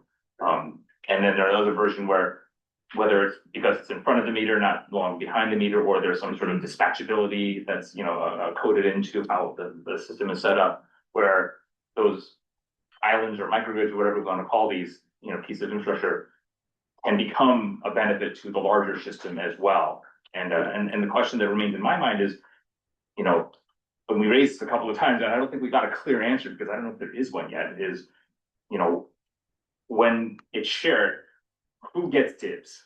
In other words, if the utility calls upon it, but the data center also needs it, how does that, work itself out at any given moment? And that's, I think it seems like that's a problem that good lawyers could solve. But also it seems like, a question that we could raise as, do we want to go down the road where data centers go it alone and do things their way, or we figure out some way that we can all fit together and help each other? A hybrid. It seems like there are really good examples of that collaboration happening really well with data centers and their investments helping the broader grid in a lot of cases, right? Like the Minnesota example. And here, I mean, PGE collaborating with Alliance, their customers, and having dispatchability. Can I ask you guys a question? And all of what's your definition of flexibility? I mean, does a utility that has a 98.6% reliability factor, is the flexibility different in a utility that has an 87% reliable? Or is it some universal? I go back to Mike's question about, is there some other terminology? And you've asked about definitions, Dan. I'd like some metric that is clean flexibility. If a data center says, I've got 15 hours of clean flexibility, that'd be kind of cool. Is Hannah still there? No. No. No, but we do, I did. My call them Hannah, but it's. Question is, I mean, DPA has quite a bit of redundancy where if a tree falls over a line, you switch and at least my toaster doesn't know the difference. Now, I don't know if a data center knows the difference or not, but I mean, that redundancy is already there. So when we talk flexibility, are we talking true blackouts, 8 hours or longer, or what are we talking about? Most of what we're talking about is like supply constraints as opposed to those types of things that cause like temporary interruptions or that could lead to instabilities that cause like a blackout. It's more like you don't have enough energy And so what the utility does, if they have to, is that they proactively curtail load to isolate the problem, keep the grid from going down. So it's not like a big blackout. It's like the rolling brownouts that you saw in California several years ago. It's that sort of thing.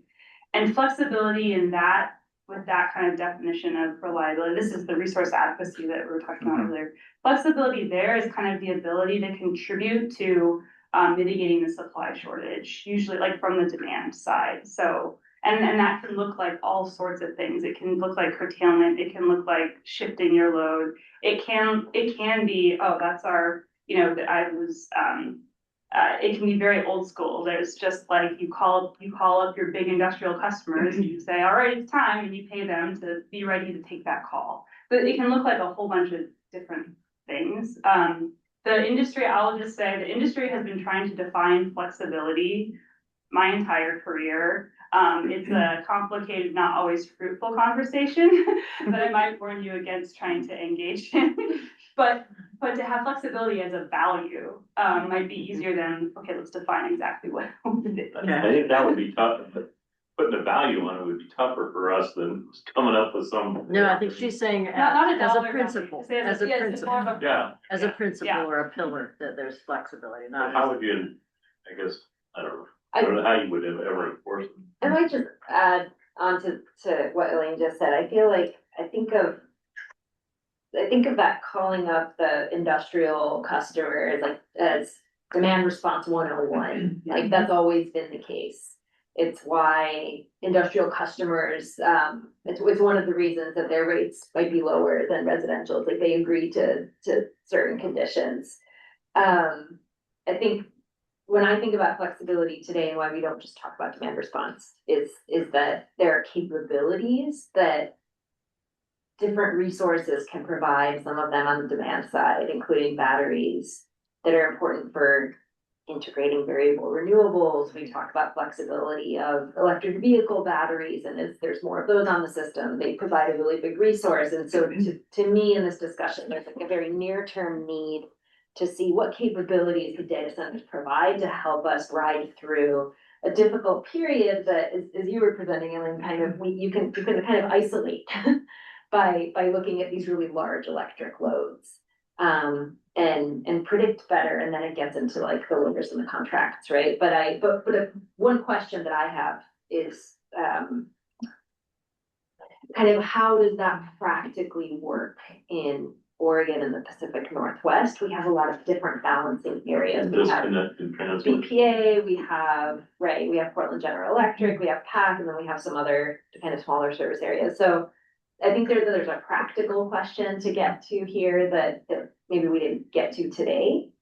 But I think that, anyway, that's just to help. I think We'll try more color. Finish that on thought. that term I of thought you were on flexibility. Well, just that I think that, there's this combination of like dialogue with the data center companies to understand better what those capabilities might be, and then discussions with the balancing areas to understand how do we get at this. And it's really critical to do it, like, if we wanna meet the goal, some of the goals that I see in the chart for this group. So, I know. not to get into Yeah, my but hang on, he was the third. I'm the last in line. Oh, Four. okay, I want to finish You're my like question. looking with that, forget about them, so in fairness, but you finish your question, Okay, and so then I'm gonna would you go with think that Bill, is it Jean first, Jean, Bill, and Mike. Would you think that a then recommendation, Mark. after listening to that and today, or a thought to mold a recommendation would be to have a industry committee that is committed to ODO, and so that there is a forced interaction, whether it results in meeting, so that dialogue could be there on a constant basis. Is Odo, I won't weigh in, is either, I'll say that I think that that's getting in the right direction. I don't know if I'd have to think about it, but I don't know what I'm asking yet. I think that I think it is important to put on the table how to get at this, and that's a really good space to do some creative thinking, and yeah. Sorry. All right, great, thank you. So I've got Jean, Bill, Mike, and Martin.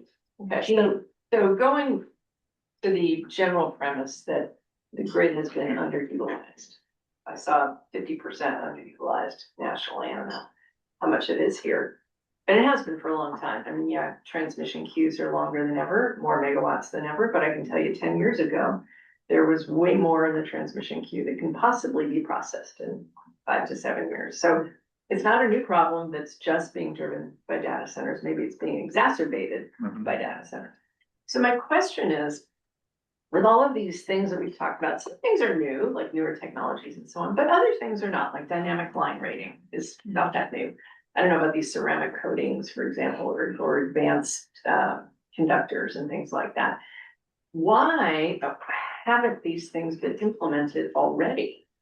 What are the structural barriers, regulatory barriers, or what have you to preventing these things from happening? I have one theory is, our regulatory framework doesn't necessarily motivate maximum creativity on the lowest investment to get progress on that, right? Is that double speak enough for everybody? Yeah, makes sense to me. Sound like Dan. But it's probably also an answer as to why there hasn't been more energy efficiency done, because there's not a regulatory framework to reward utilities for doing it, which is true of the IOUs, but the COUs are different. They don't have that same profit. But we took efficiency as a result of how we can move it to the energy trust. Yeah, That was that. right. Yeah. Right. So, Interesting. I think Okay. it's, oh, go ahead. Please, I no. think it's important to just remember that, especially with transmission planning, the system is intentionally underutilized, right? Like it's designed for a lot of redundancy. More so than efficiency. And the transmission queue is a great example, like the transmission service request queue is a great example where like the goal there is we figure out how to make sure we can deliver every last megawatt hour that could come out of that generator. And build whatever transmission we have to make sure that that can get delivered to a load. And that's not an efficient way to build infrastructure, but it is a way to prioritize delivery of generation. So that's the framing we've had and how we've built out the transmission system. And so we have a really big transmission system that simultaneously looks very constrained. But can I just follow up on Yeah. that? So is that set in stone by NERC? Or is that utility by utility planning, saying I need an N-1 case for everything, so I'm always 100% covered, 120% covered? I'm not a transmission expert. I'll say, this is, most of the transmission right in the region is BPA, and so it's how they run their transmission service request process. And yes, they're subject to regulations. It's a hard problem. It's a hard problem. So reforming those processes isn't easy, and they're working on it, right? Yeah, everyone everywhere is. Yeah. I feel like I just need to add that on grid enhancing technologies, there is a recent PUC decision that kind of implements, I forget the name of the bill, but to require IOUs to develop cost-effective plans for grid enhancing technologies. So I think that one is Yeah, and to be fair, utilities have been making progress on that even before that. right. Right. Maybe just not at the speed that is imagined. I just didn't want it to be left hanging. Great, yeah, okay. all right. We have Elaine, who's had her hands in the models here, and one of the takeaways from today, for me, will be 9 hard days in the winter, coming our way pretty quickly. And the council spent a bunch of time on trying to talk about what these shortages look like, frequency, duration, magnitude, do they happen a lot? How deep are they? How many people are covered by them? You've had your hands in this thing. I'm curious if there's more that we should know about that shortage. And I say that we've had both Google and Veris, we won't say bragging, but sort of bragging about some flexibility that they have thanks to their hard work on what data centers could look like. And I'm trying to get you to conjecture, if these are sort of thin shortages, coming our way, then maybe 25% flexibility that Veris is talking about is very meaningful, in the short term. So any more you can say about that? I'll say, unfortunately, our scope was pretty narrow in that, so we were reacting to the study that came out in the fall, and you cannot do a full probabilistic analysis in a couple of months. So we focused in on one example of a situation that we knew would be constrained and that was driving the results that the full probabilistic analysis found. And our results were really similar in terms of magnitude to what E3 found. So I think that means that what we were looking at was broadly indicative of kind of a 1 in 10 type of event. Is our, like, if I were to guess, probably about 1 in 10, because we found the same capacity need that they found when they planned to a 1 in 10. So maybe that's about once every 10 winters, according to all the weather data and hydro data that they used in their study. But I think an independent look into the frequency and depth of these events with some flexibility on the data center side would be really helpful to the conversation. And I have not seen that done yet. So then it's a math question. Also, really, it's challenging because I think that the climate change data that we will see moving forward in the accrual of the coming decades will look significantly different than the historical climate change data that we have to rely on. Like, it's a wackier world and it's a less predictable world. That's what we're heading into. So it's hard. And I also want to note for the record that Elaine is the second person in my life who I've ever heard use the term probabilistic. Oh, thank you. You and John Olis. But we have, the council has, I know other folks do too, but if it is of interest, the council does have pretty in-depth data in terms of the climate futures that we were looking into, developing the resource, like developing those. We have data sets on that if people want to see them or have somebody walk them through them. Okay, thank you for that. I believe Mike. I'm gonna give my time back to Margie. Again, thank you for all the insights that everyone has shared.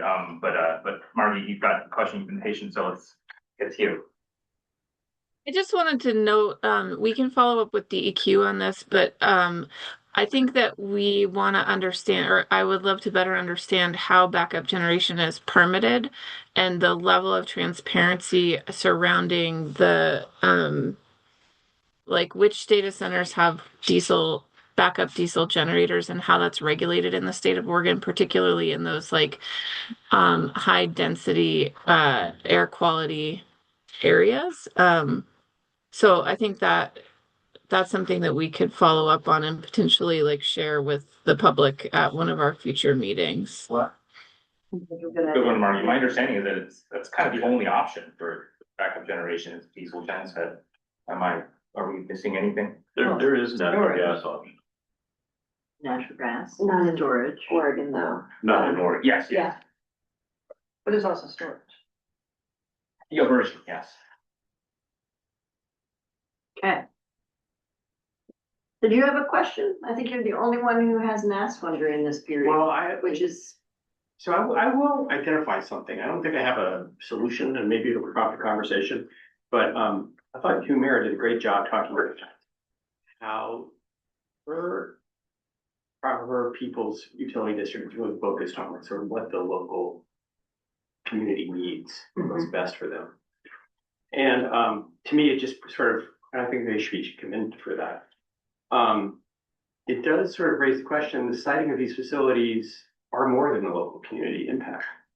And then you see that with the disparate requirements that we were talking about with HB 2021. I think it raises this question. I'm not sure what the answer is yet, but I just thought I would name it. Yeah. That's a great question, because you think, like in Umatilla County, we ship out 90% of the power that's produced, including the dam. And that drives a lot of angst, obviously, locally. So for the opportunity that data centers have created for local development, even transmission between Hermiston and Boardman and out to BPA. Is that another sacrifice that the local communities are gonna have to make the grid? I mean, obviously there's not enough money, I don't care if you're Amazon or Google, to pay both for all of the local issues and then turn around and spend all that money on transmission regionally. So do you give one up to get the other? Or is there a way to balance? Right.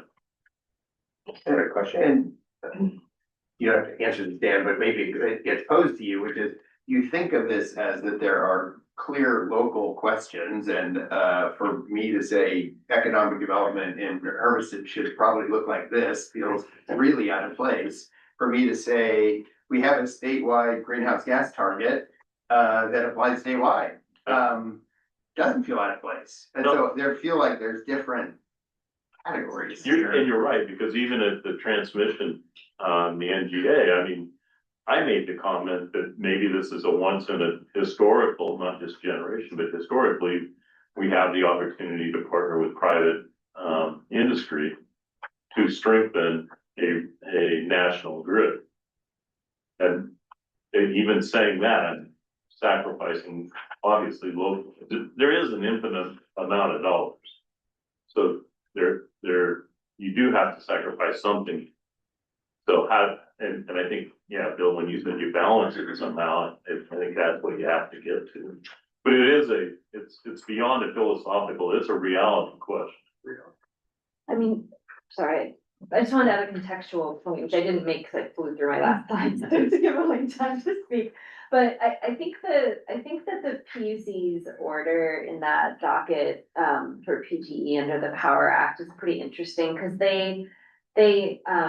we heard about the surcharge, or I don't know, surcharge is probably the wrong word, so it's the wrong word. I just can't think of the right word right now, but essentially loads of 100 megawatts or more are being seen as placing unique burdens on the power system and having a regional footprint and an effect on the bulk power system that's really difficult to isolate or quantify. And so I think the reasoning in that, and I would go talk to the PUC for more, but I read their order, and I think it's really interesting that they just said, well, for these reasons, we're gonna establish a 1 cent per kilowatt hour surcharge for data centers 100 megawatts or greater to fund and non-cost effective energy efficiency and critical home repairs, which are often needed to be able to get to energy efficiency in moderate and low income homes, or distributed energy resources. So it's kind of getting at affordability while more broadly across the state, while addressing where some of the impacts might be overflowing into the broader energy system. So anyway, I just thought I'd point that out contextually while we're talking about it, because it seems like it fits really well. Yeah.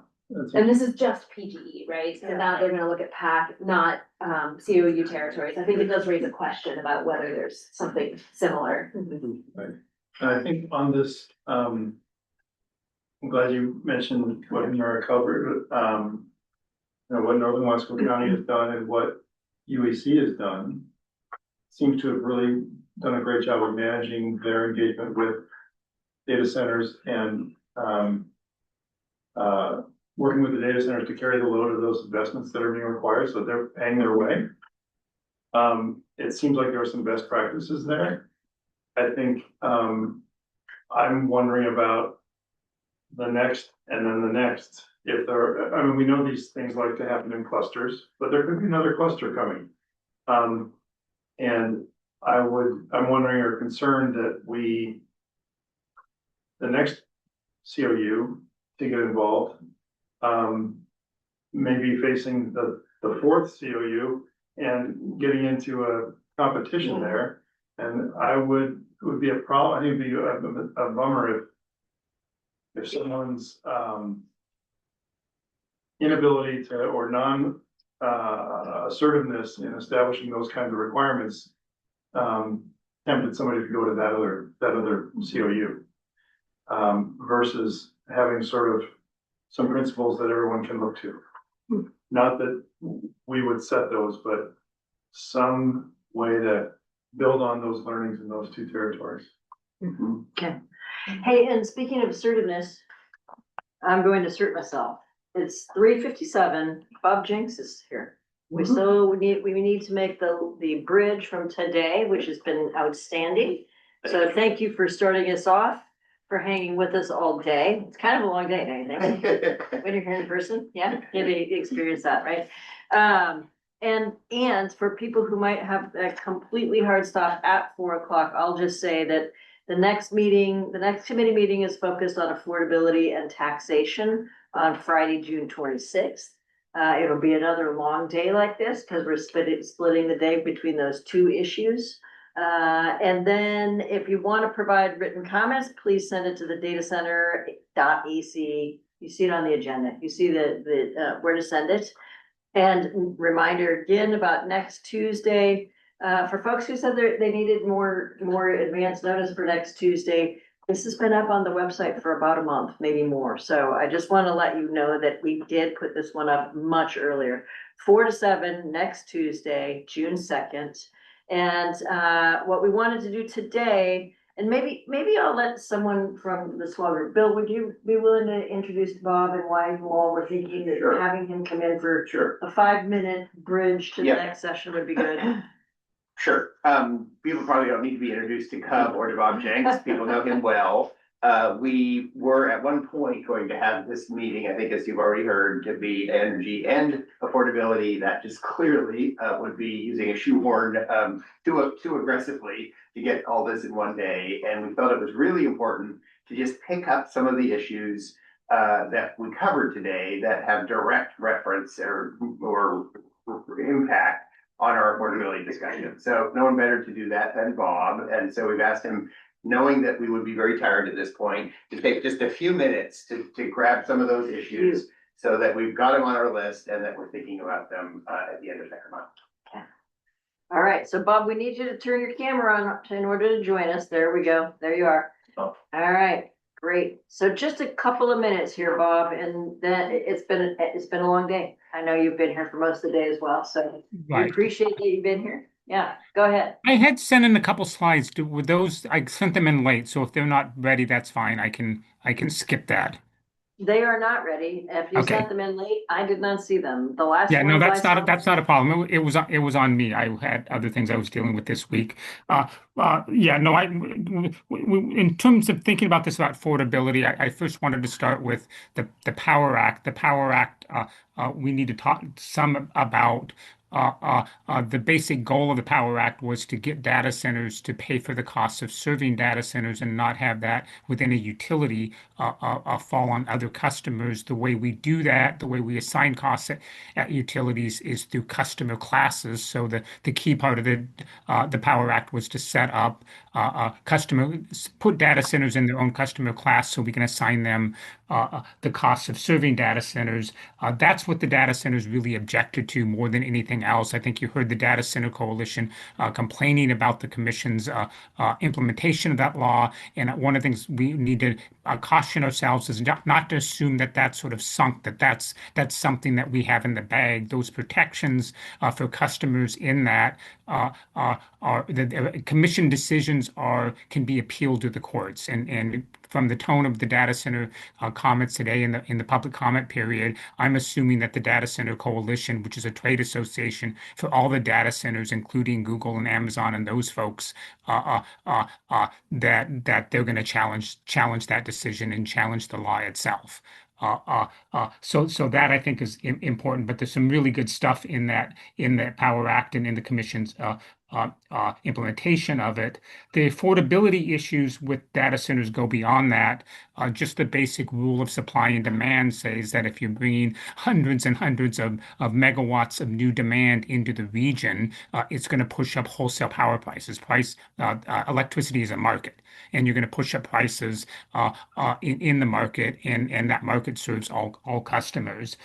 Elaine did a good discussion this morning about sort of the reliability challenges. Some of the affordability challenges are a bit different. If you look at a typical winter day, there's a pretty good distance between the cost and the load in the peak part of the day in the morning than in the off-peak part of the day. And that allows for batteries to be used to be charged in the off-peak offset load in that peak, and that can save millions and millions and millions of dollars over the course of a year. So when Verus is up here was talking about sort of battery storage and flexibility of data centers, that can save our systems a lot of money. By doing that. But a 3-hour battery in a really cold day, loads flatten, you use your heat all day. That 3-hour battery is not going to be very valuable, as Elaine said, and you need to look at other things, curtailment or diesel generators or something like that. Those don't do you a whole lot about the cost because the cost is spread out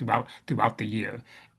What you can do about sort of to deal with the cost of data centers and that increased load is look at things and reliability both. You can do that through sort of new generation that's is sort of 24/7. That's hard to do with renewables right now, particularly in the winter.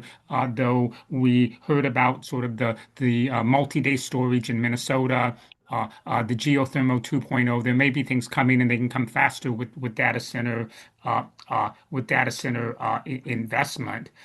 The other thing that will help in both the reliability and the and just the general winter day is energy efficiency. And one of the slides I was going to show is a manufactured home or the third of the manufactured homes in a community in Eastern Oregon.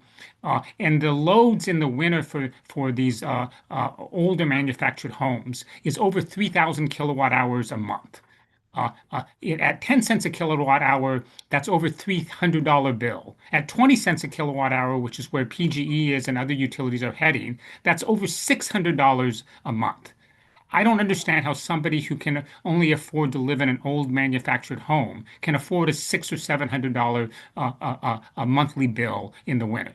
But it also means that there's a great deal of capacity that we could gain there by investing. We've got a manufactured home replacement program in Oregon that in IOU territory uses Energy Trust money, in COU uses Bonneville money, but needs additional funds to sort of blend with that to get there. The homeowner can put in money because they're going to save a lot of money, but we have to thread various different sources of revenue to get that to happen. But the savings is tremendous. If you can change somebody from 3,000 or 3,500 kilowatt hours a month to 1,000, you've lowered their bill by more than 2/3.